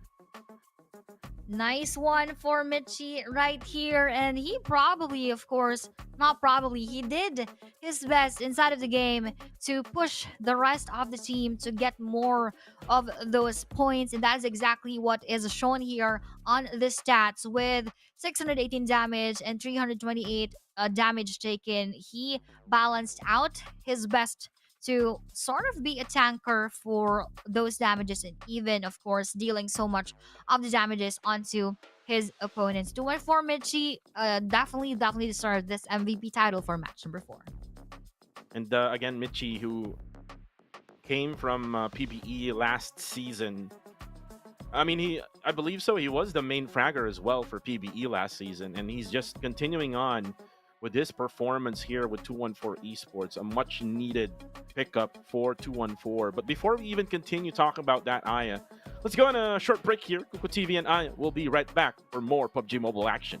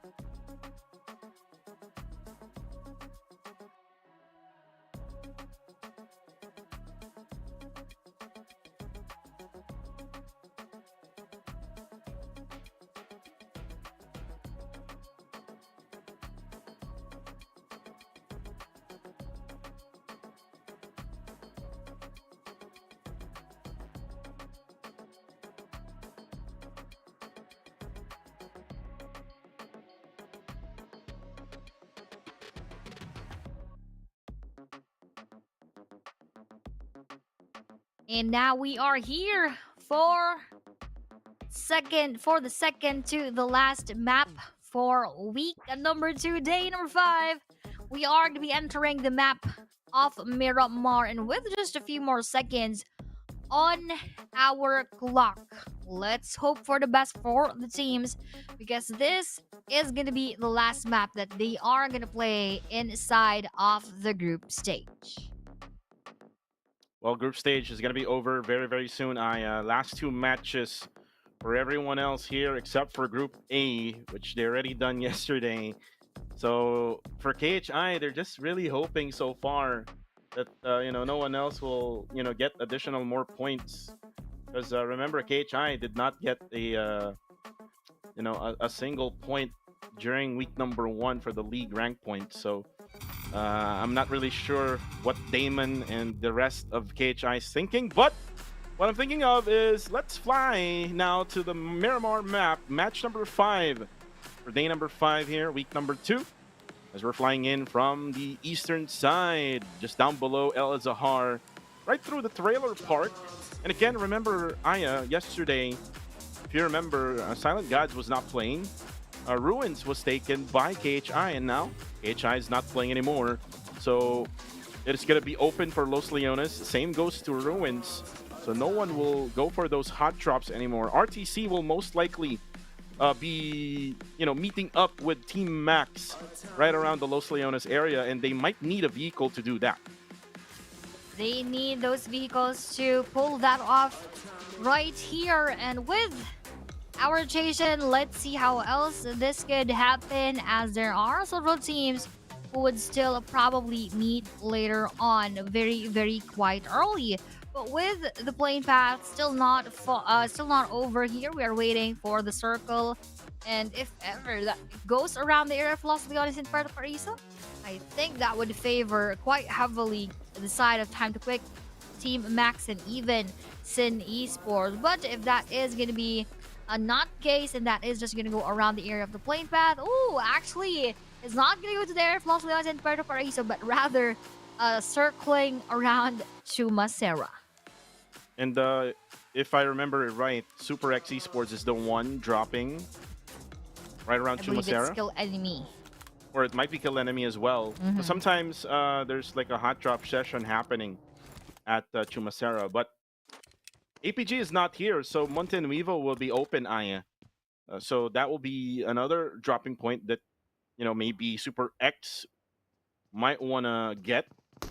And right now, they're very nearby that area. And look at what Nexus Vanguard is doing. They're gliding towards Montenuevo. As Trezier using the SKS, no more bullets for you.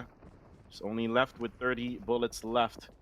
And now, with this type of situation, Aya, this would only mean that Yankee will be left alone at the Montenuevo area. And Nexus Vanguard can, make the most out of this one. If they want to push Yankee and get that one elimination, they can. They can do that right now, but it depends on who has that most aggressive moments inside of the game. But looking at the Yankee just holding that win 94, I don't think that will do so much in a CQC battle. But for WTZ, he has that advantage having that UMP 45, but with no helmet, no vest, that would be so difficult later on. And right now, WT. I think this is a bad idea for WT. Look at his HP. Half HP on him. Oh, but I think he probably knows that that player, Yankee, only has a Win 94 gun. Oh, but eventually he takes out this Micro Uzi, rather. And now WTZ uses the UMP. Eventually Zai goes for the takedown. And Yankee will most likely be eliminated here shortly, as Yu is just trying to defend his teammate. Now Zai using now the shotgun to make that finish. But Zai needs to heal up. Again, this is again a bad idea for Zai. If he gets taken down, a risky play for him. Can't even confirm. Oh, there we go. It's a jump shot from Zai. Now, the next thing that he could do is not peek like that. And now the headshot happened. You right now, unfortunately, Oh my goodness, this is a way too dangerous spot for you. He's out in the open. He's gonna get shot by 3 players of Nexus Vanguard, and that is it for him. A headshot to you. 2 players down and out for Super X, and now for Zai. He'll get revived eventually by his teammate. A bad decision there from Super X. Only like this game and the last game remaining, and you don't even have a league point last week. Again, bad decisions, Aya. Bad decisions indeed. They just started very strong for today, and I had my hopes up, Kuku. I just really thought they would do even better for the next matches, but that just declined from that point onwards. But first, let's take a look on our damage proportion on the left side of the screen for Yangon Galacticus having Say Cloud of the most or rather most of the damage with 9796, 9562. Next for, I believe that was Mernot Boy, and now with Mernot having the most of the eliminations with 47, just 4 points behind is Say Cloud, Samal with 38, and Romeo Boy with 26. So with those 3 players above the proportion leaderboards, that only shows that they have almost equal contributions as a full team. Meanwhile, what we're seeing on the screen is actually YG trying to target SG Clear in the process. And it's just so automatic that Mernat will be the best fragger for YG. He was the MVP in their own PMNC region, so Mernat just doing a really good job here for Yangon Galacticos. And now, after that exchange, they will now focus on going towards the circle. Again, priorities would be the circle first for YG, as you have watched them from the other bigger map, which is Erangel. So again, for now, for Silent Gods, again, they need 2 good games here, Aya. If they can manage to get like 1 chicken dinner and then at least like get 1 game wherein they can, get at least maybe 10 eliminations or more, I guess that Silent Gods would have a chance. I mean, that's still a really hard task to do, Aya, especially that right now, if you look at their ranking, top 16 with 91 points. I'm guessing, Aya, they need at least roughly around top number 7, I guess, or top 8, which is still way too far for Silent Gods. Way too far.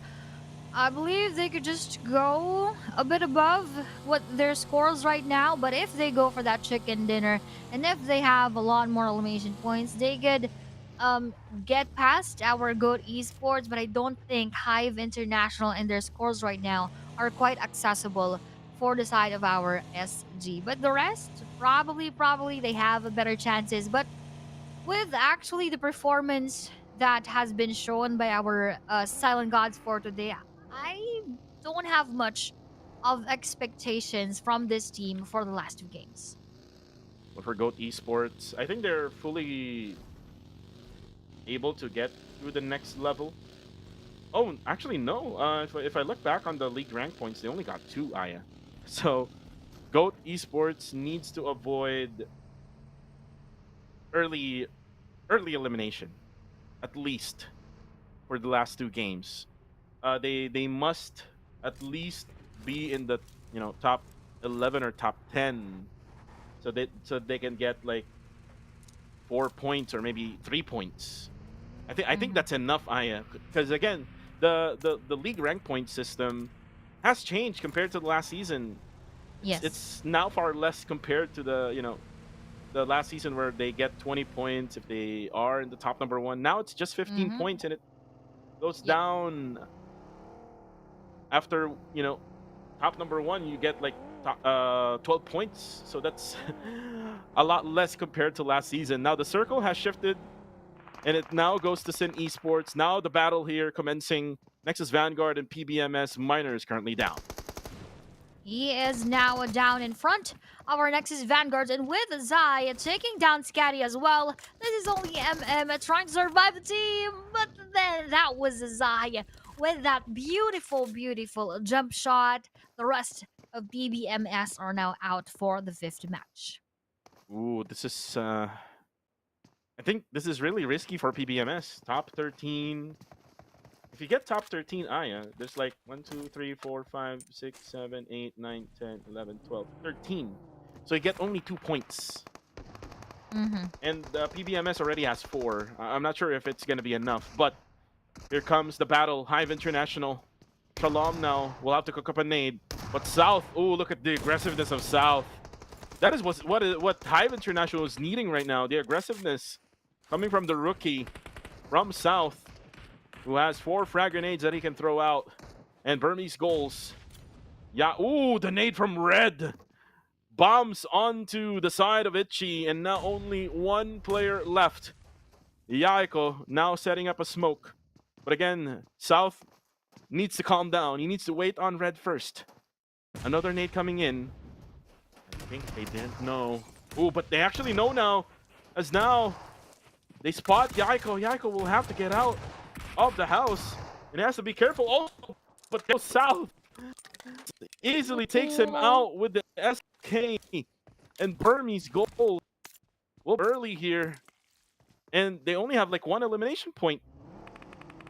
They just had 1 elimination point, and that would not move their scores even closer to the 7th spot. But now here we have Goa actually outside of the circle around the area of La Bendita, and I'm not sure if they have opponents right above them as they are just scouting that spot, but I don't think they have. But look at this, Goa 22 just gonna run through this area. Probably his vehicle got destroyed in some way or another, but Goang Apicao was ready for him to be fetched. But for Goat Bunny right here, also just doing his thing, he is trying to just be at par with the circle, with the movement of the blue zone right here. Right now, Aya, I think AHI is in trouble. I'm just looking at the league rank points right now. I'm kind of trying to forecast what will happen in the top 16. If things would continue with our overall ranking, especially with top 14 going, upwards with their rank points, this is gonna be a sad day for KHI. By the way, the circle has shifted in that area, Aya, as Hive International now is going to have to rotate all the way from the northern side. There is 1 player gatekeeping them, which is 1 player off from GFS. Not so sure where the others are for GFS. I think it's on the left-hand side where South was spraying, but this is only Beast at this compound, and if Hive International can scout this one correctly, they can easily push towards Beast. But looks like Hive International will not do that. They will rotate to a different area instead, as Beast right now will be safe so far in this location. He is definitely safe, as they have that best chance to guard that part of the circle. And as they saw Hive South move towards a different spot, probably that's a signal for them to either just wait for the other teams. But here we are having a push coming in from SG. I'm not quite sure if they know that there are players there, or probably not, because once they heard those footsteps, they just made that U-turn back to their team. So now that they know the RTC is quite right there, they are now much more wary of all of their movements.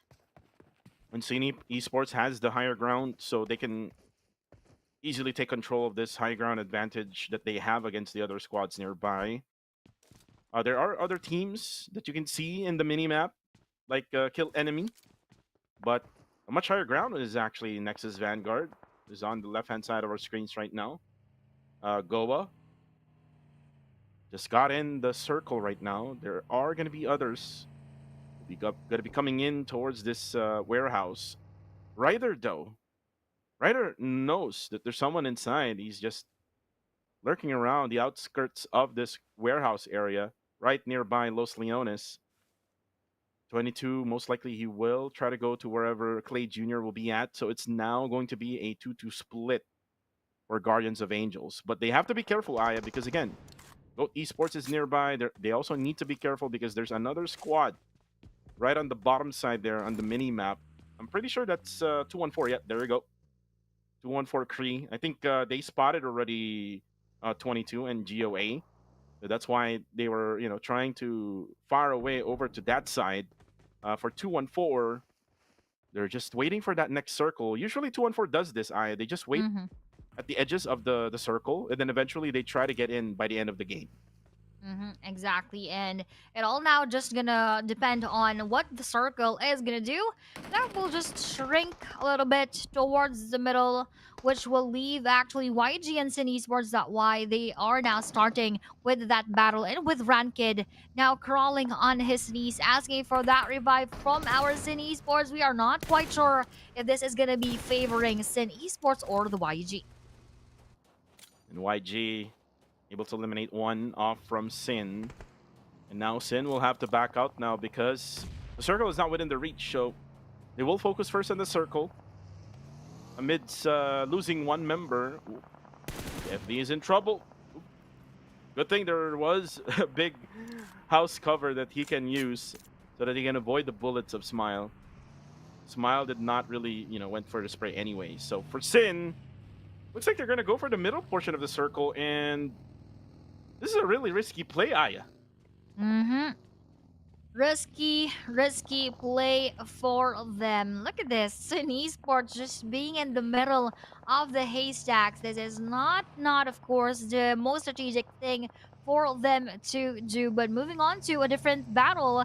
This is Goa versus 214, just trying their best to deter 214, as both of these teams needs to get inside of that circle. Look at this. 214 now goes out of his vehicle to throw those bullets onto Guardians of Angels, but with no proper knockdown being done onto them. RDC Ken here now knocks down one of the players of our Silent Gods.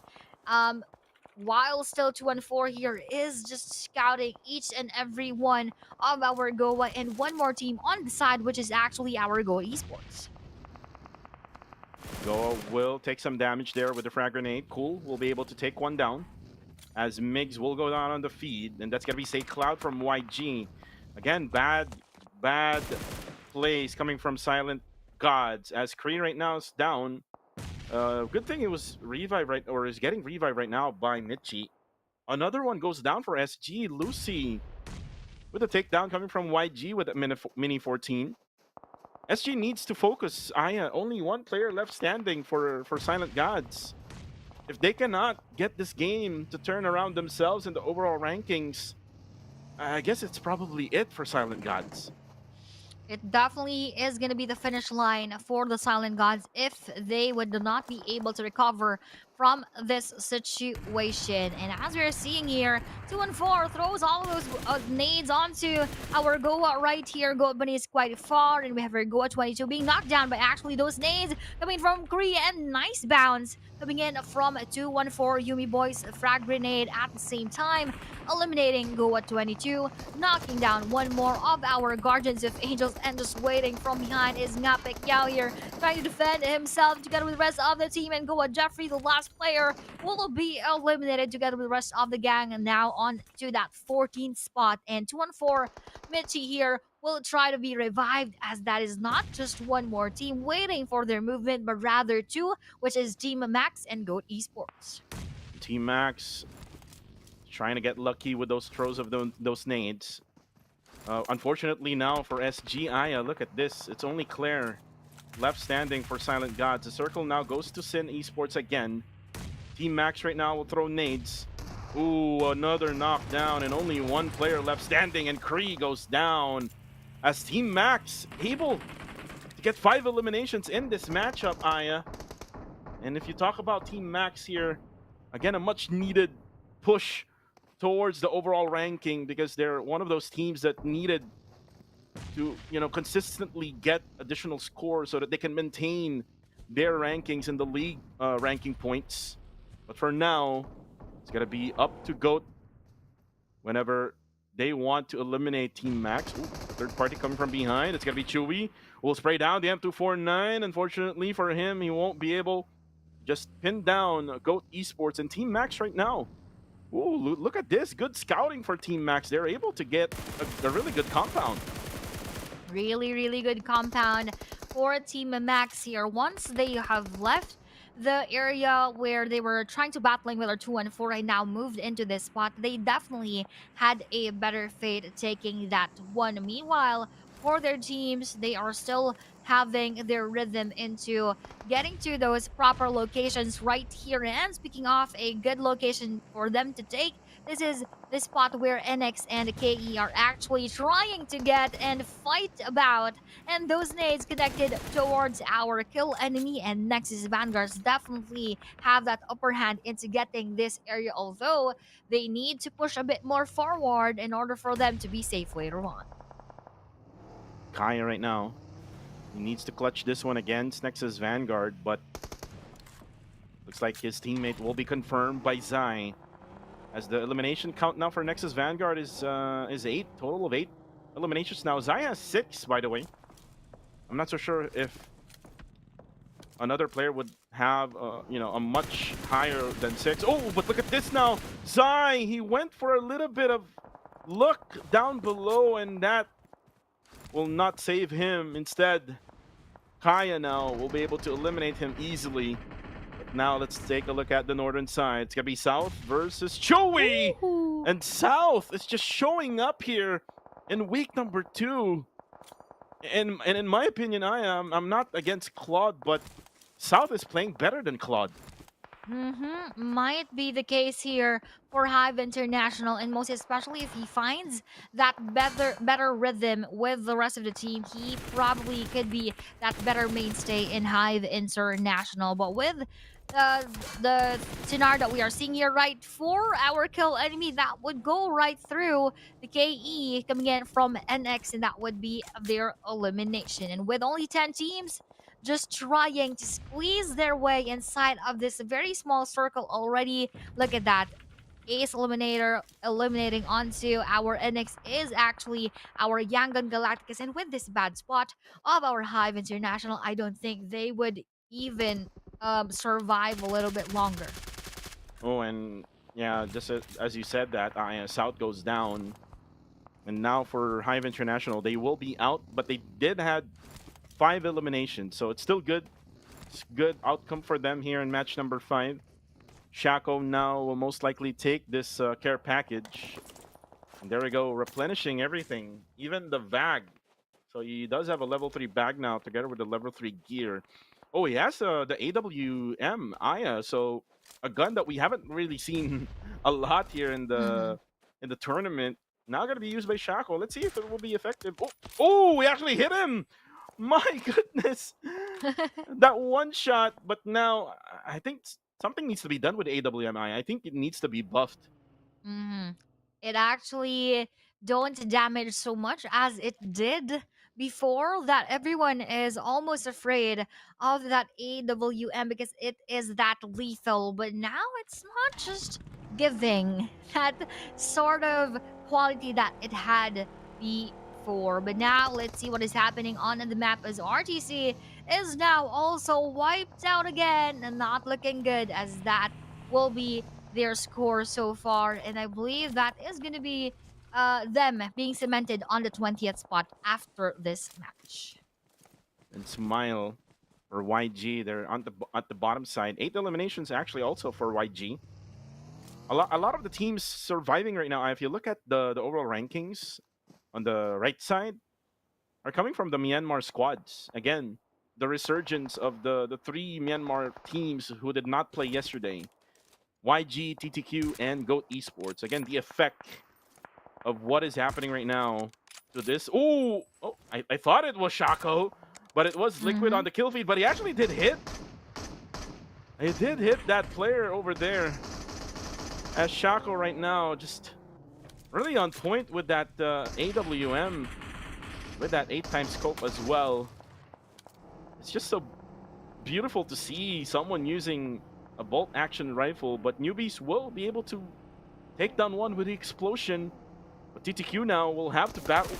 Oh, look at FV. Oh, FV unfortunately will get spotted. And now MV will be the ones to eliminate him. Oh, unfortunately for Liquid, there's going to be a nade. And now nade's coming from YG as well.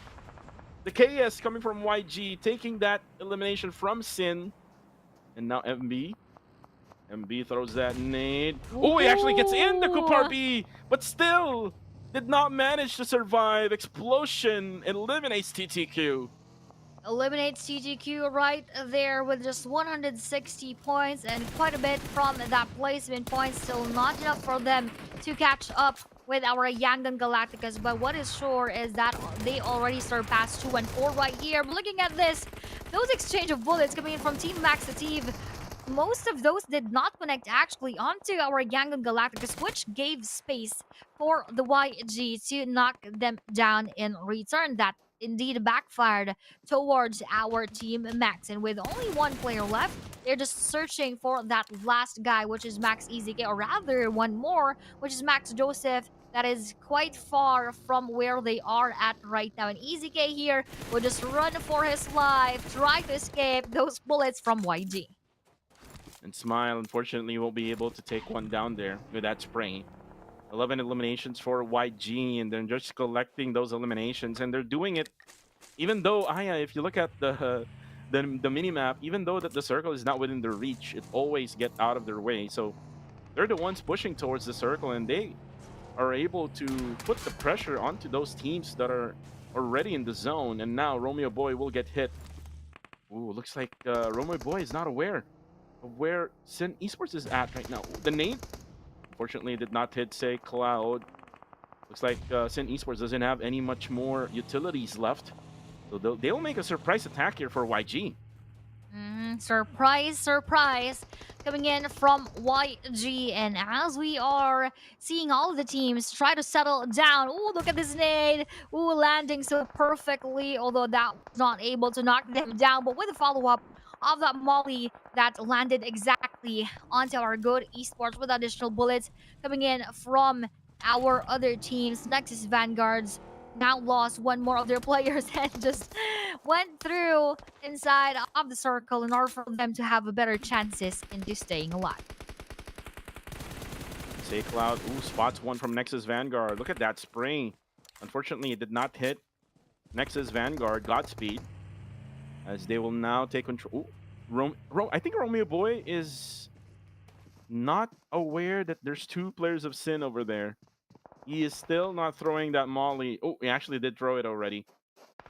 But unfortunately, the area of where that molly actually gone into did not go to where Cool is at. But that nade will knock down Cool. My, oh my. And now for YG, it's going to be all eyes right now. Not all eyes, but only two players eyeing this location. As Romeo Boy right now, unfortunately, Sin Esports, Wako won't be able to defend as they eliminate these two. 13 now for Yangdon Galacticos, Aya. And there's still like 9 players remaining in this, not get the final stage, but second to the last stage of this game. Now, second to the last stage, we still have 4 players remaining and 4 teams rather, and 4 players remaining inside of the match. And they are just trying their best, Kuku, to hide amidst a very open field. They just have quite of those ridges and a bit of those haystacks. But other than that, not much of a strong cover could actually serve as their protection. Trazier is currently not, so Over will have to crawl his way through. But again, in order for him to be inside the circle, he has to crawl through the road. So that's going to be an open area for Over. So he has to wait for Godspeed to at least cross the road. And then maybe he can deal some damage. Here comes Godspeed out in the open. And there you go. Over now. The next target will be Baby Naughty. But again, Team Max is also helping out Team Nexus Vanguard. But then it was YG who was able to take out SX.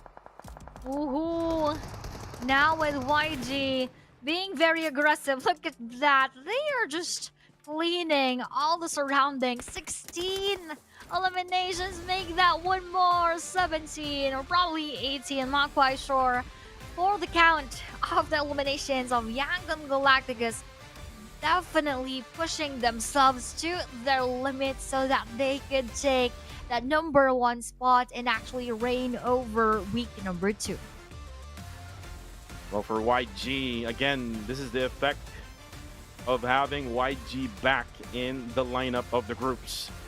It's just a matter of time, Aya. Just a matter of time that YG will collect all of these elimination points, will collect all these rank points, and now with a winner chicken dinner, they're able to add more. And maybe this time around now, Aya, they will probably manage now to get over APG in the overall rankings, right? Definitely with all of those points that they raked in for this match, that would definitely be the game changer right here for our Yangon Galacticos. And they are probably having more than 250 points. I'm not just quite sure with the final one, but just looking at this, you already know that they gave it their all. Yeah, they gave it their all, especially say Cloud with 8 eliminations. Look at that whopping 1400 damage. But before we even talk about more about YG, let's watch the highlights here, Ian.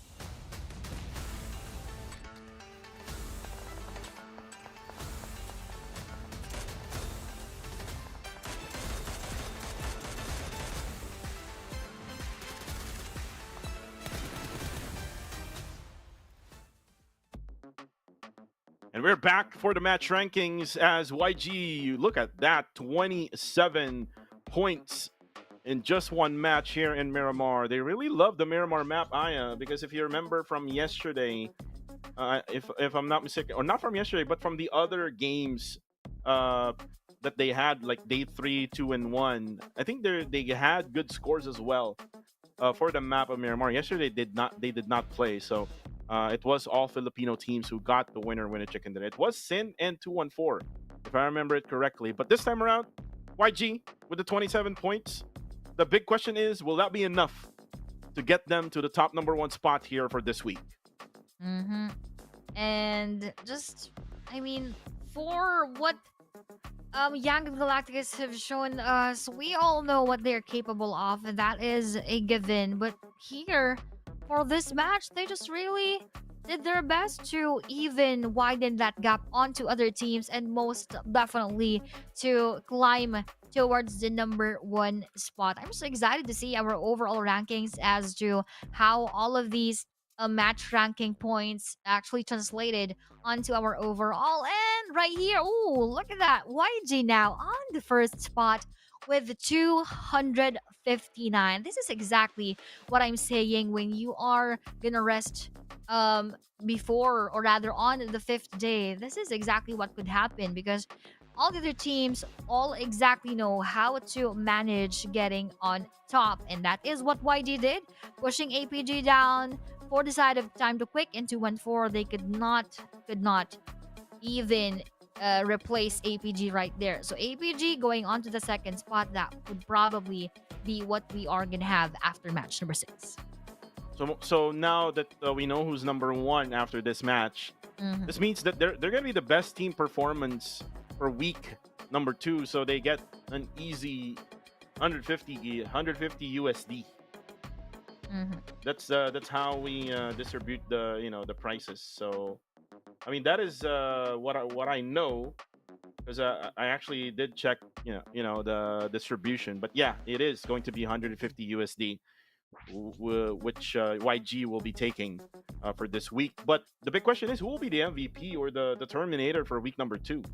Might be Mernat, since he's coming from YG. And if we remember it correctly earlier, he did had like before we even started that match, he did had like 47 eliminations. So with the additional eliminations that we did had now, so he might be the Terminator of the week as well, Aya, right? Probably him being the Terminator of the week. And now let's take a look onto what else happened there. That is YG Say Cloud. Look at this chunk of that color purple portion of our graph here. That just surpassed a lot of the average data that we had for the week. With 8 eliminations here, 1,464 damage, and quite less of the damage taken. This is really heavy on him being the fragger and be bringing much of those points to the side of our Yangon Galactica. So again, kudos to Say Cloud for doing his best and to contributing for our YG. And the only big question now is for YG and APG, how can they like push their performance towards the finals? Because again, the grand finals will only be 3 days next week, whereas we had the group stages, which we have it for 5 days. Again, that'll be a big question. But for now, as we get set to match number 6, Kuko TV and Aya will be right back for more PUBG Mobile action.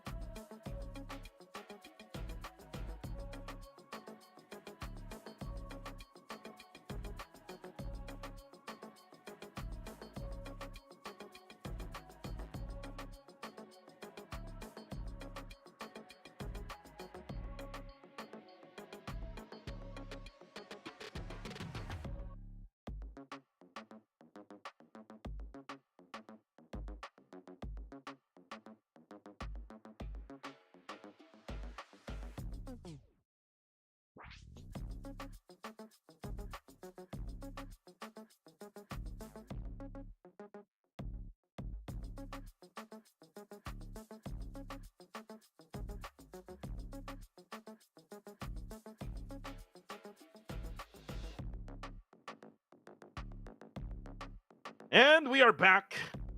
And this is the final countdown that you're going to see for the group stage. And guys, again, we thank you so much for your attention and for your support here in the English broadcast. I understand that some of you are focusing on the local broadcast, the Khmer and the Burmese and the Tagalog broadcast. But again, we thank you so much. Kuku TV and Aya is back at you for the final match of the day, the final match of the group stage, and this will determine who will be the top 16 teams who will be playing for March 21st until March 23rd. I'm very excited on what's going to happen later on after this day. But again, in 10 more seconds to go, we're going to let the airplanes fly towards the biggest competitive map in PUBG Mobile right now. Let's go in Miramar. Woohoo! This is now the final match for today, and not only for today, but for the rest of the league stage of week number 2. And we are now here flying. I believe this is around the southern part.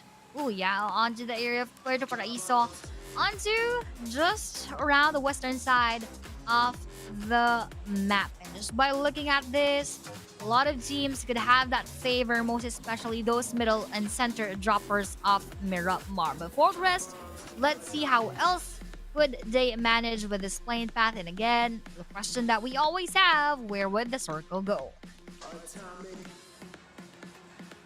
Well, for right now, Aya, the flight path will really hurt a lot, especially for those teams coming towards Torre Ahumada and Cruz del Valle. I know that there were teams dropping to that area, but for now, Team Max.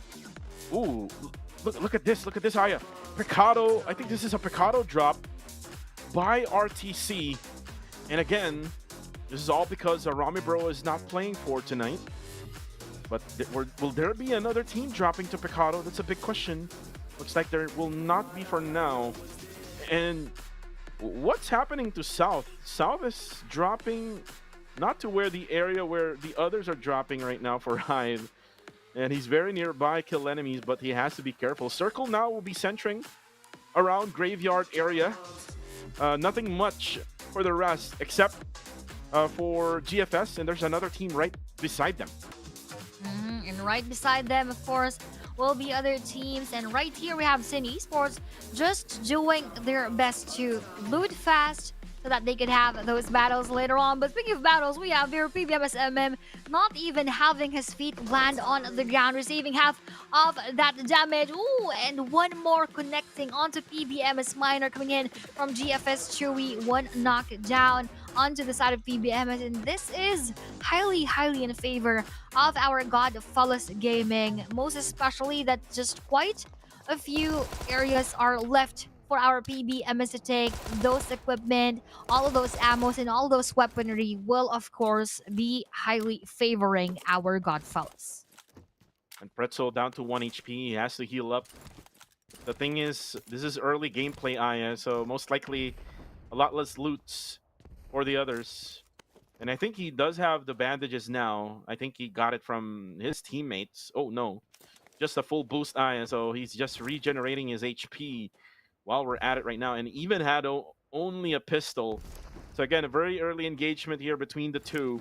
And I'm pretty sure that some other players from PBMS doesn't have any guns at all. I think Miner doesn't have any gun right now, and I think doesn't have any guns as well.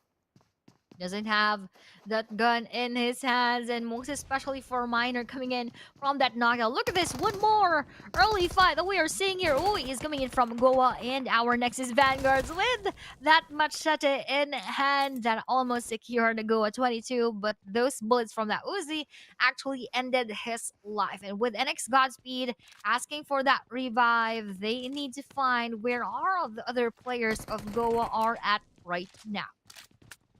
And this is a bad sign for GOA. Let's go back to the league rank points here.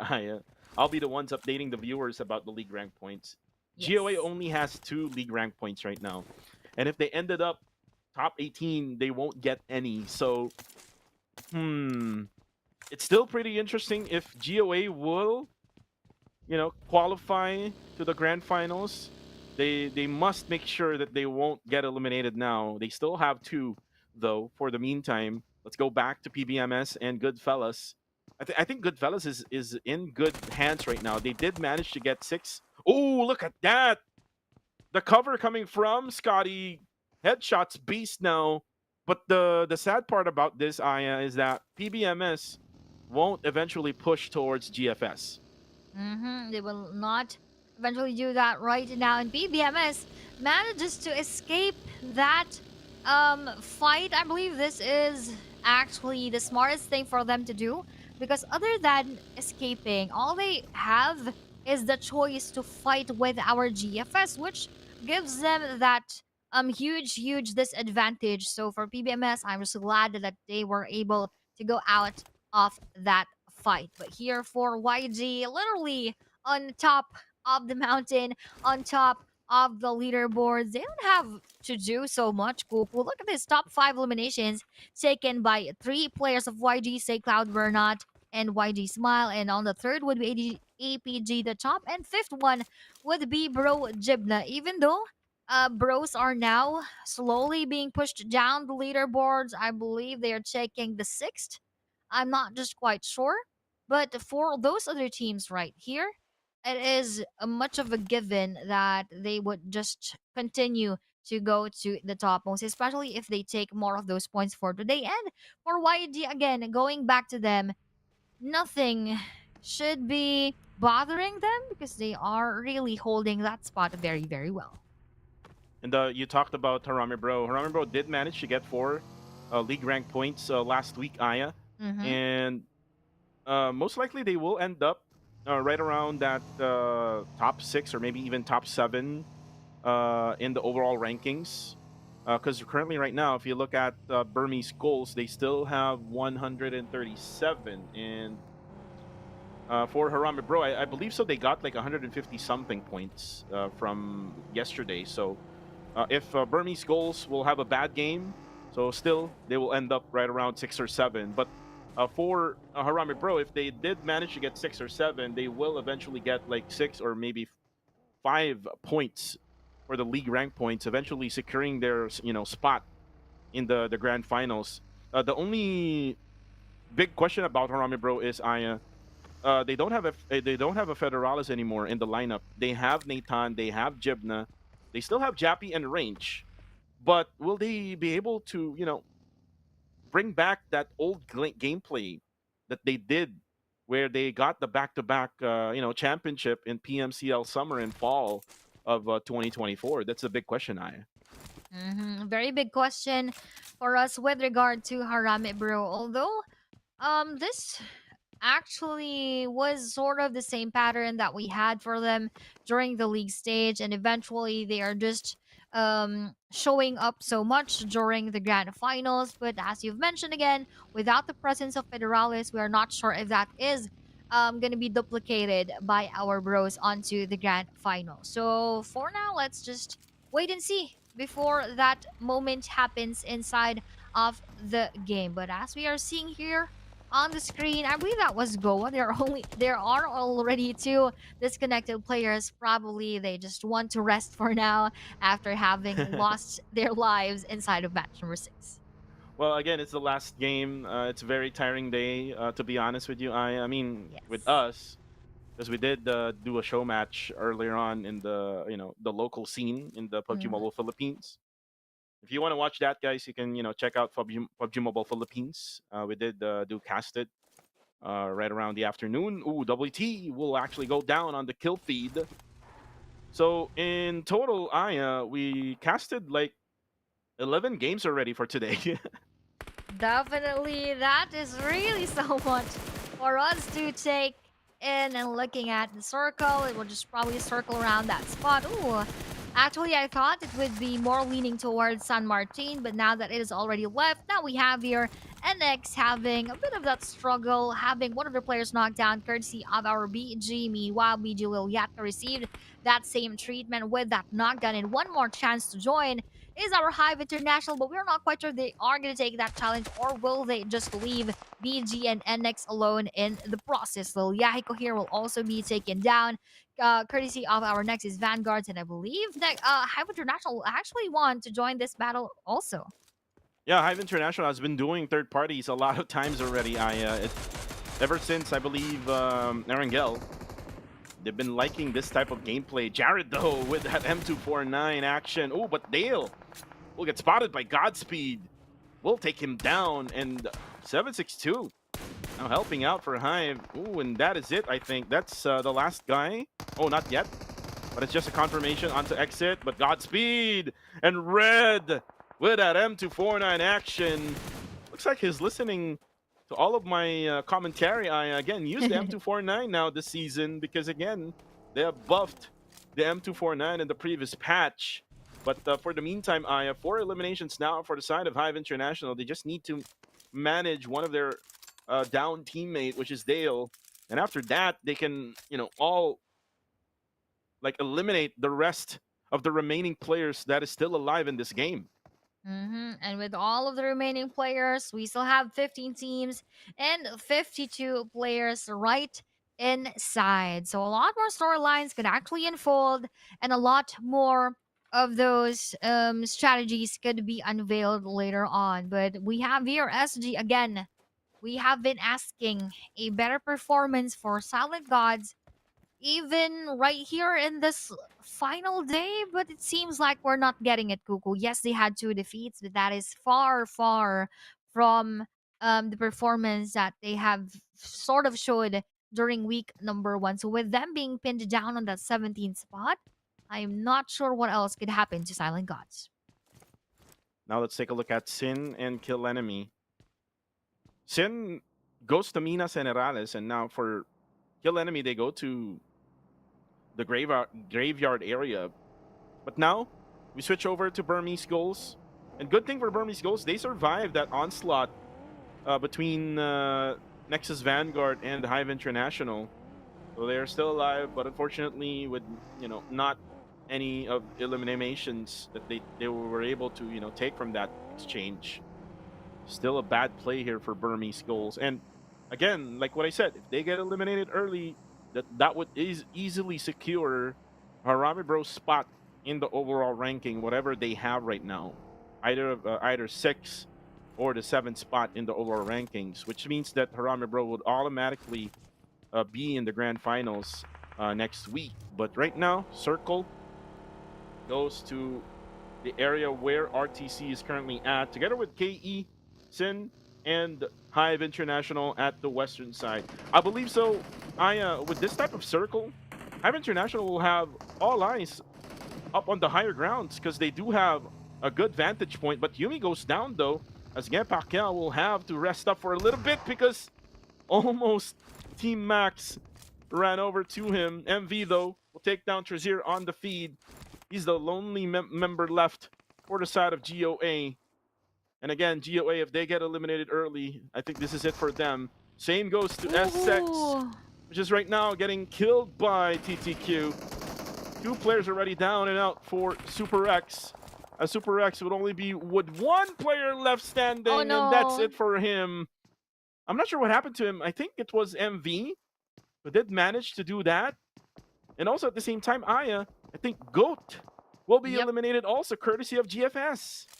They just went out almost simultaneously. So the one being the first over the other. Now YG is battling with our PBMS, and not only PBMS, this comes GFS in the process, having already lost Newbies and Shaco. So on the other side, this is Murnat Boy trying to nade down Beast right here. They actually don't need any more of those points, but they are still here being aggressive and taking the eliminations that they can still take. And we have your YGC Cloud just waiting for that moment that GFS Beast could probably overpeak, but nope, that would not happen because from behind, that would be our BG Lil Yatka trying to make his presence felt. And again, this is what I'm talking about, Aya. The high ground of Hive International. They will be able to see everyone from down below. And again, the one down below would be the middle portion of the circle. But ooh, look at that spray from Lucy. Unfortunately, he wasn't able to take that knockdown. He will get spotted as well. So he need to heal up. Good thing he has 4 first aids on him. And look at the number of bandages he has, 7 for this game. So he probably saw more of the first aid compared to the bandages. So that's why. Oh, the revive happened to him or not. But unfortunately, the nade came from GFS. Knocks him down one more time. And look at the bleeding eye. It's way too quick already. As the nade, additional nade from GFS, eliminates him and knocks Romeo Boy down. Knocking him down right here. Last player would be Chewy's. Chewy rather, will he chew out our YD, or will he be the one chewed out by our Yangon Galacticus? And with the movement of the circle, they will again need to act fast because that will be chasing after them in just a bit. With this nade coming in from Cloud, ooh, that actually landed perfectly onto GFS Beast and Chewy. And that exactly is what happened. They were chewed out by the Yangon Galacticus. Yangon Galacticus, and again, this is the same Yangon Galacticus from last match. They're able to eliminate teams from the outside of the circle. But again, their situation right now, they're not within the, a really good position. I mean, if ever they get into the circle, they would need to, crash towards a team. For the meantime, Silent God still alive. Xyl and Lucy, they're the only hope left for Silent Gods. Again, Silent Gods needs a winner chicken dinner at least to, at least prove a point and maybe try to, make a statement. And maybe if they can qualify still for the grand finals, at least they'll be right around, the very last rank, which is top 16, if that's possible. But again, that's a big question for later on. And right now, this is what I'm talking about. YG needs to crash onto 214. They need to manage at least to get a 1 knockdown. Or else, I mean, they can still rotate to a different area. Instead of fighting against 214, they can go ahead and rotate all the way to the, to the middle portion of the northern side of the zone. That could happen later on, but I'm just really, how do I say it? Not so happy, but I am sort of impressed. That is the perfect word. Impressed with how YG handles the situation, despite them again. They don't need to move that much. They could even get out of the game already and still be on the number 1 spot, but they are still persevering and they are determined to get even more points and maybe even a winner chicken dinner again here for our match number 6. So they're just playing it as is, and they're just playing how they really would inside of Miramar. So we have our 214 Cree still trying his best to prepare that nade onto them, but he probably decides that it's not going to be that worth it as they are now quite moving. But with that movement, they're just right in front of Cree. So with Cree trying to prepare this one, let's just see if that will actually connect onto YG. And 214 is doing, a really good job with, trying to protect their position in the overall ranking right now. If they can get good scores here and maybe even topple off TTQ in the rankings, the best bet that they can do is top number 3, and then they can, get top number 2 overall in the league points. Because I already did the math. YG only got like 8 points from, last week. And if they're able to get at least the top 3, they will be able to get that, second place. So, I mean, a much bigger prize pool is what they're going to be getting from getting that top number 2 spot. But for YG, this is what I said earlier on. Just go right straight to the middle, in between Burmese goals and 214. You don't really have to fight and crash towards those teams, and with the terrain that Miramar has. Ooh, but unfortunately, Burmese goals now. Ooh, spots. Say Cloud, the headshot also happened. But then again, Romeo Boy will be able to see him as he goes down. But then again, with those bullets, with those gunfire, Aya, they will now be heard.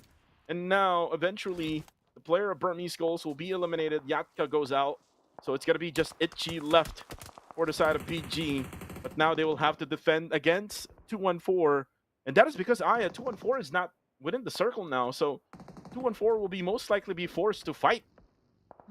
Forced to fight indeed is our 214. And for the rest of our squads, they still have a fair share, except probably those players who are just left with one, just like our Guardians of Angels, Ngapik Yao here, just under this bunker, just trying to stay still because he doesn't have anywhere else to go. Kuku.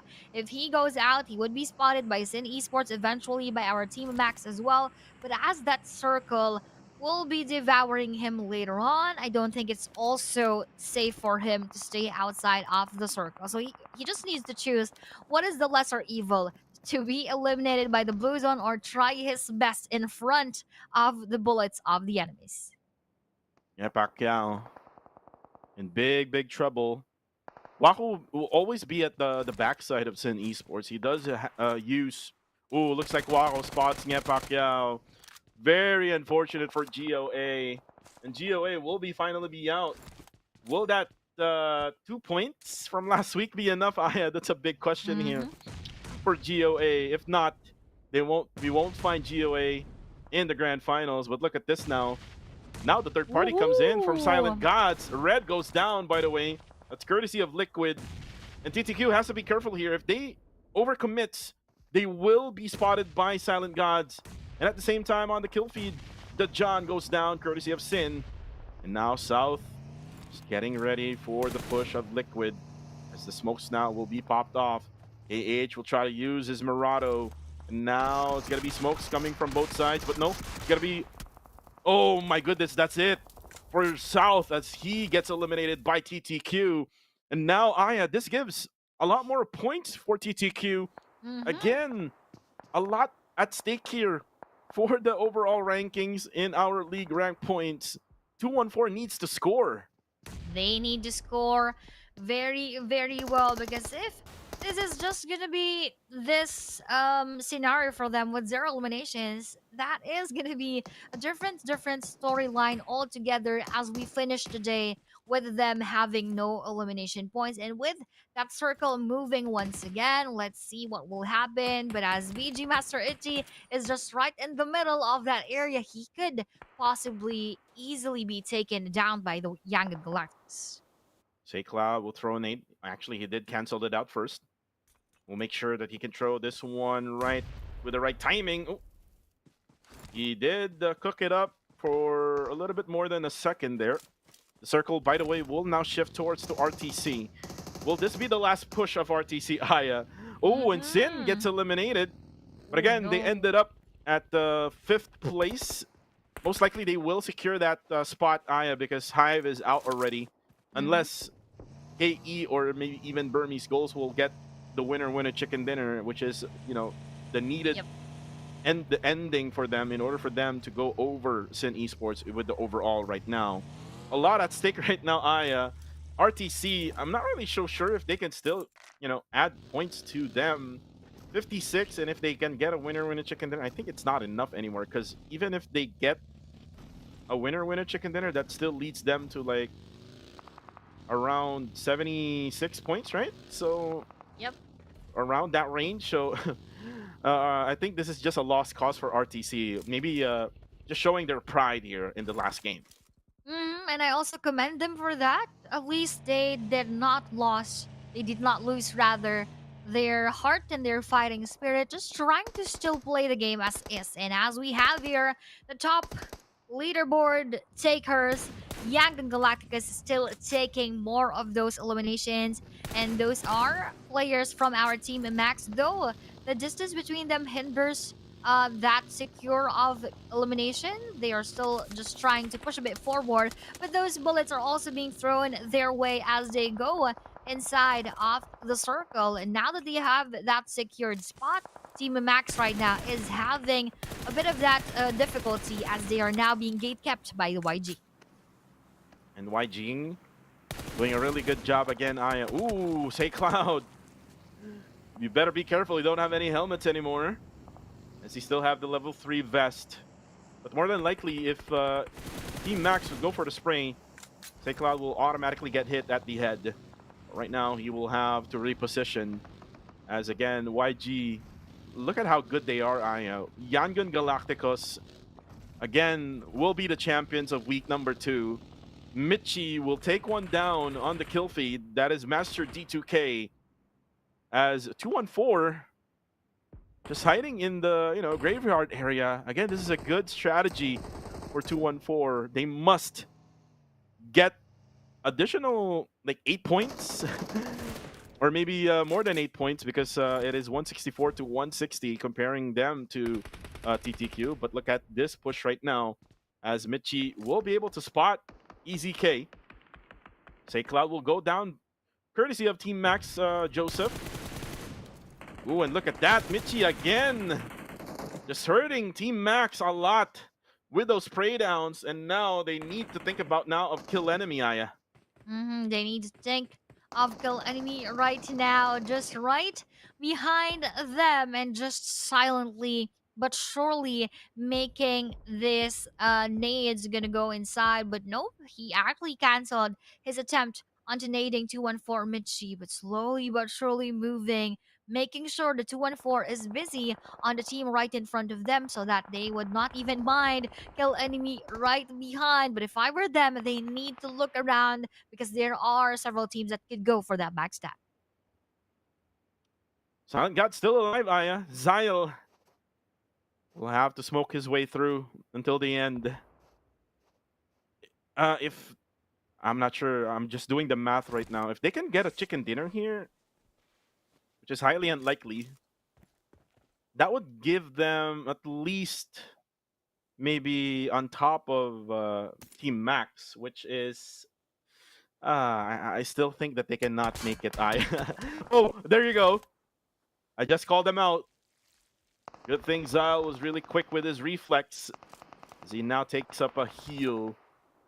He needs to protect himself now. But that's it for Itchy. He dies in the blue zone. Burmese goals will be eliminated. And most likely we will see Burmese goals in the grand finals. As for Silent God, it's a big question, Aya. Will Zai clutch this game? Ooh, we are not sure if he is going to be able to clutch this game later on. And with everything else that is happening right here, look at that. 214 Cree trying to knock it down, a kill enemy right here with the movement of the circle. That is actually a nade waiting for him to be received, but he actually cancels that one out, probably reserving those nades for later on's battle, or the most crucial ones inside of the game. But I think one is already thrown, but was just received a bit coming in from that splash damage, and no one is yet being secured with that elimination. But with KE Kaya taking down and securing that kill onto time too quick, we have here a good spread for 214, but I'm not just sure if that is going to be beneficial for later on. It's back to Dave here. We'll be spotting a KE Master D2K, and actually has 214 actually has a chance to secure that one and to go for that kill steal. Michi waiting for the right timing for Devon. Master D2K is currently down, and they're now looking to revive him, as Kaya is now throwing those nades over onto 214. Again, the patience is the key here right now for 214. Ooh, as Kree spots Ativ, and most likely he will try to confirm it. And unfortunately, Aya Smile takes that elimination, a much needed elimination point by 214. Still, look at this. DTQ is still left strong here with only one player left. And they're playing for placement point now. They're within the 1 point placement point, as there's still 7 teams remaining. Master D2K was revived by their teammates, so it's still a 4v3 situation here right at the graveyard area. Still, a really crucial play here is what we're seeing between Kill Enemy and 214 as Romeo Boy and Master Smile will have to rotate. Ooh, and Liquid. Oh, almost. Zyle, unfortunately, will die in the process. Oh, he actually dies as well with the explosion. What the heck? No!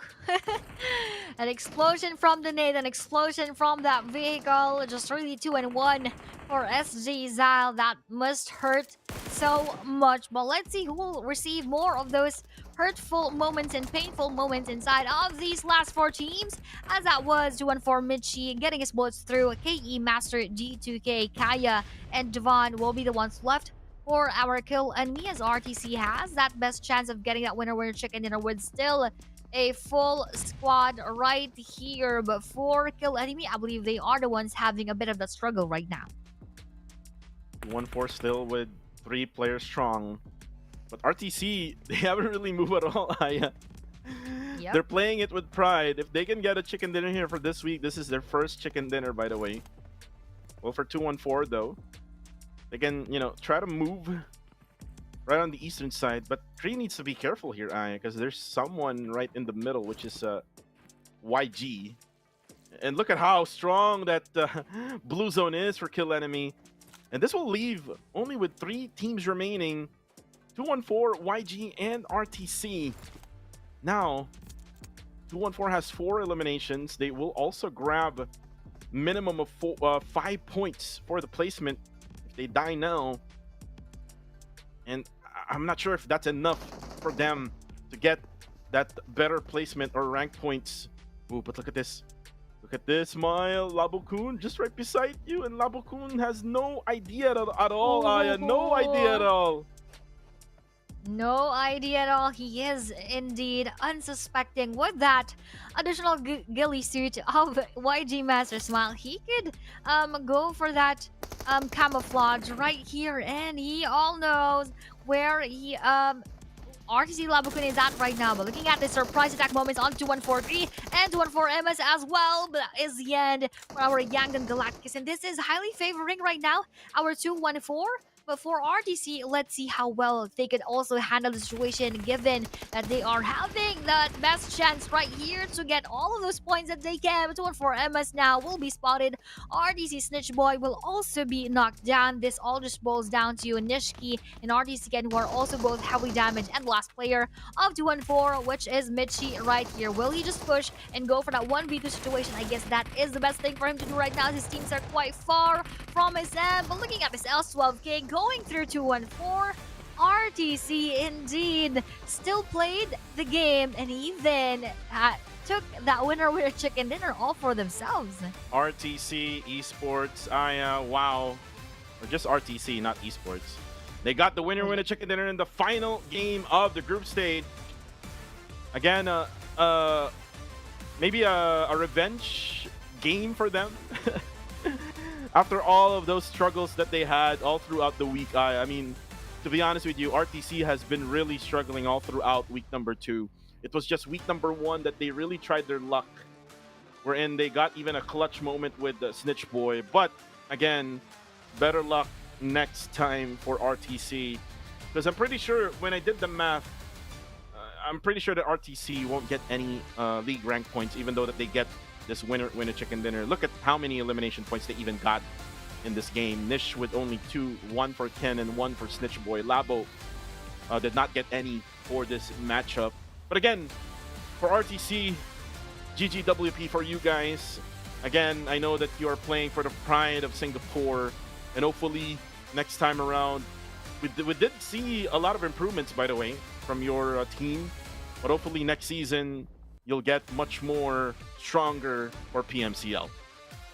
Much stronger for PMCL. Let's wait for them for the next seasons of PMCL, because this is definitely sort of lineup that could improve so much given the time frame for the next season. So rooting for RTC for the next seasons. But for now, I believe they have still a lot to work on. But this is already a good thing for them to possess. But first, let's watch the highlights that we have seen for the final match of week number 2.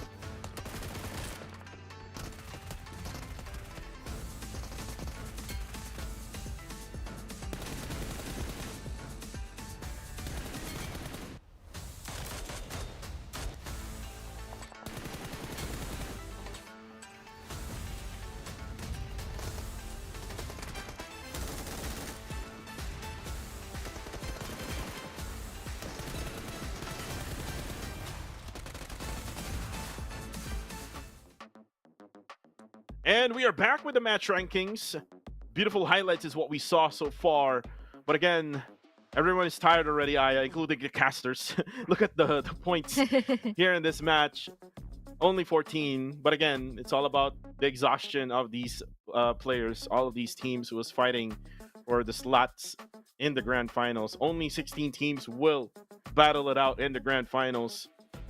I'm not so sure with 214 though, Aya. 214 getting 13 and then TTQ getting 11. So, I think there's going to be a tie in the league rank points between 214 and YG. I'm not really so sure with that, but well, let's see if that's the case, Aya. But again, for now, let's talk about the second page of our match rankings. GFS getting only 5. If we try to look at this, PBMS only got 1 here, so well, I think PBMS is, I think they're in good hands, I think. I'm not quite sure about that, but let's see later on. Although for RTC, of course, definitely after this winner chicken dinner, that would not do much. I think they would still be pinned down on the 20th. But at least, hey, that is the winner chicken dinner. And they proved that they can still do it despite them having the lowest scores, but have that fighting spirit. And that is, again, what is very commendable of them. But look at this, Cuckoo. The overall rankings, YG on top with 271. Wow. You know what? I did the math again. And I think APG will get number 1, and then eventually YG will get 2nd in the league rank points for later on. We'll eventually know that because it's pretty soon that we will see that. Here are the final overall rankings. Again, the champions for week 2 would be YG, and they will automatically get that 150 USD for the best team performance. And not so sure who will be the Terminator of the week, which will be announced most likely right after this live stream, or maybe tomorrow. But here are the others here from 11th down to the 20th. And like what I said, even though the RTC would get a winner chicken dinner in that match, they will still be top number 20, which is again 0 points if you convert it to the league rank points. So really nice effort for RTC. Again, a GGWP for the Singaporean team. GFS though, looks like they went back to their form, the rookie form of them coming into this PMCL region. And here are now the top 4 teams for this matchup. Top 4 teams would be, again, RTC. Despite only having 4 eliminations, they took that chicken dinner home. And for 214, we have your 7 eliminations. YG with 7 as well. In time to quick with 8 overall. So for these top 4 teams, we just have a bit of a blur here, but more than clear is that we have 4 top teams, which are namely, again, RTC, 214, YG, and time to quick.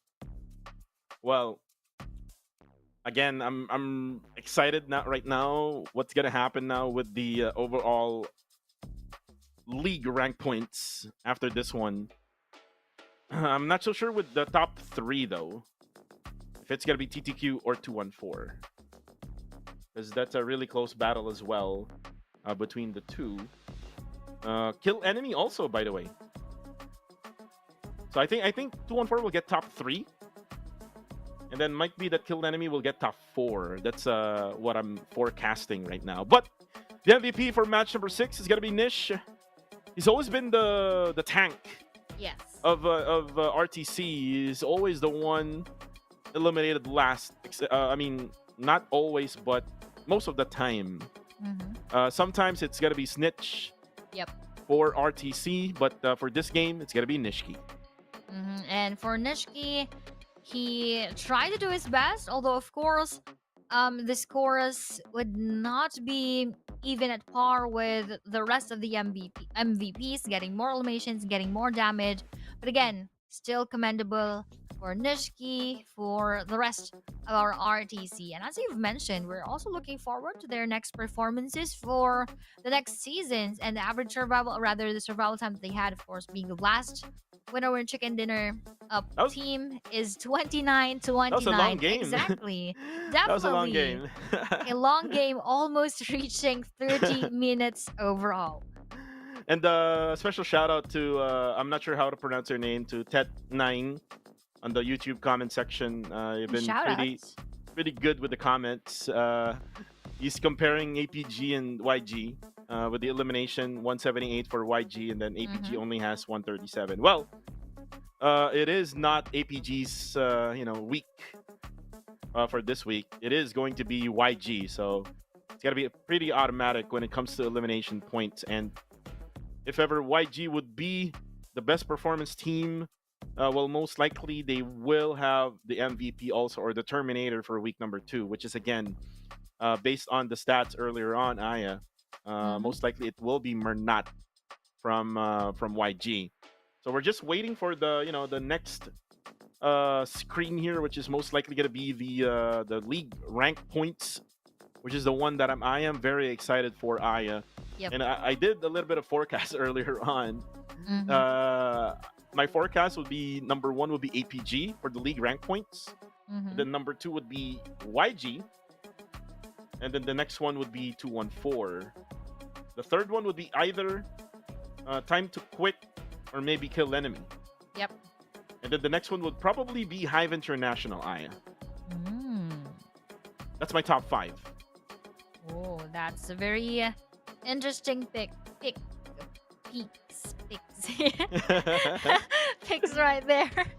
My head is already sleepy and my brain is not braining. Yes, I'm definitely tired. But going back to what we have mentioned with regard to YG and APG, we all know how APG dominated the scene when it comes to those winner chicken dinners. That definitely were the highlight of the week.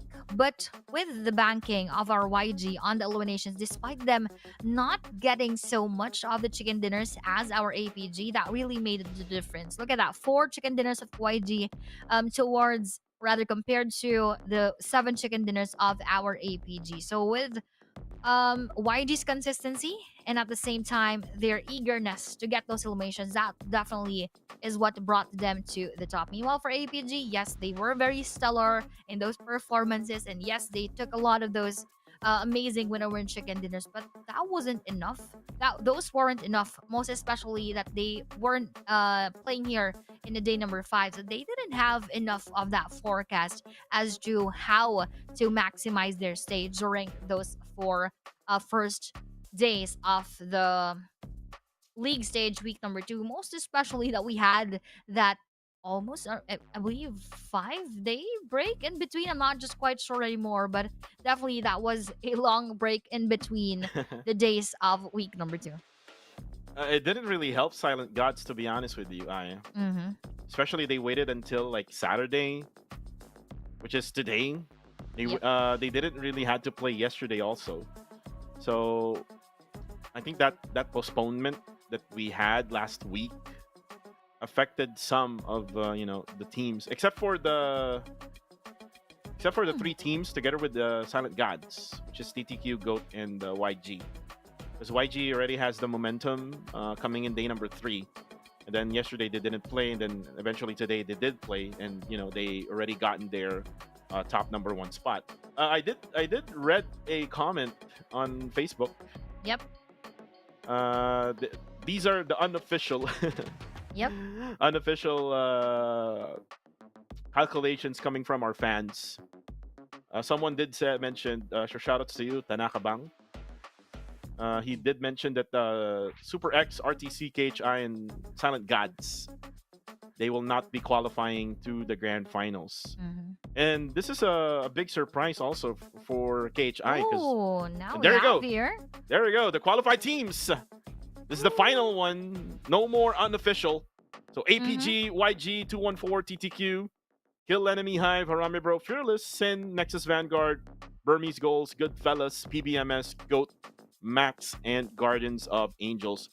I'm curious about the Guardians of Angels. I'm very curious about Guardians of Angels because they might be tied up with another squad. It might be KHI, Aya. It might be KHI, but we need to look at the there you go. Here we have the league rank points now. Aya, you can take this. We actually have their APG having 27, YG with 23, 214 with 20, it's TTQ with 14, K with 13, Hive with 11, Rose with 10, Fearless with 8, Sin with 8, and Nexus Vanguards with 8. I was supposed to say earlier, Kuku, that actually 6 minutes ago, Nangex already posted these details. So I was like, how did that even happen? Because we're in the English podcast and we are not yet showing those stats. But again, we have here now the official league rankings as of week number 2. And look at this. PG with 6, JFS with 6, PBMS with 5, tied up with Go, tied up with Max. And Go here actually tied up with KHI with 2. Yes, they are indeed tied, but they got that from week number 2. So week number 1 advantage came in for Goa, and for SX they just had one unfortunate thing for SG and for RTC that they weren't able to get any of those league points. I had my hopes up, to be quite honest, with Silent Gods, and this is not what I was expecting of this team. Yeah, I'm not expecting as well for Silent Gods to be in this situation. The surprise for me is Goodfellas rookies from the PMCL Southeast Asia wildcard region, and they came together with RTC, and you don't normally see them qualifying through the grand final. So this is a brand new thing right now here in this region of PMCL.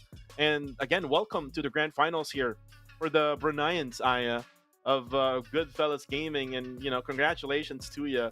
All you need to do now is just be consistent because, again, Goodfellas did not do a lot in week number 2. But again, this event is proudly brought to you by Techno, a brand that understands the needs of hardcore gamers with the Camel 30S powered by a fast gaming processor and a 120Hz ultra-smooth AMOLED curved screen.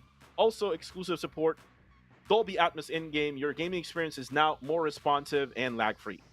Definitely lag-free, and I'm just excited for what else could happen during the finals, although of course I'm quite disheartened with our 2 PH teams not getting inside of the finals, and at the same time, of course, the rest of the others, just like our RTC. But now we have her on the screen. Of course, we're thrilled to announce that PUBG Mobile will be collaborating with a great DJ and musical genius, Alan Walker, for our special 7th anniversary music collaboration. So this will feature 3 songs, just like what Kuku has mentioned. That would be Faded, On My Way, and one more song here. Yon, right? That one. And we have here the Golden Winnipeg on, so don't forget to collect the Times token and redeem the Camel Super Fan set for free. The Desert Boat Camel will also soon join in the PUBG Mobile together with you guys to join you on your Golden Moon journey. I believe this started during March 7 as part of our 7th anniversary edition. Very interesting here, Aya, with what's going to happen in the grand finals. Again, a very strategic gameplay is what APG is, showing. YG has probably a much better firepower, in my opinion, compared to APG.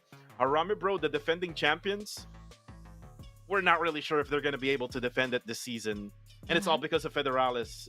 right? I mean, Federal is now with BTR, and I just saw the results from day number 2 of their grand finals.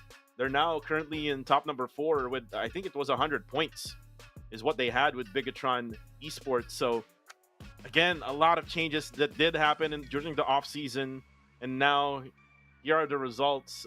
Again, some of the PH squads are very confident that they can, qualify, like KHI and even Silent Gods Aya, and now they're gone in this tournament. They're not even qualified in the grand finals. Again, the grand finals, an exciting grand finals. In the English broadcast, by the way, will be casted by Sir Cloud together with Miss Aya. Kuku TV, I've been casting for like almost every week now, and I'm gonna be resting for now. For now, this is Kuku TV together with Miss Aya Plays. Good night, everybody. We'll see you next week for the grand finals.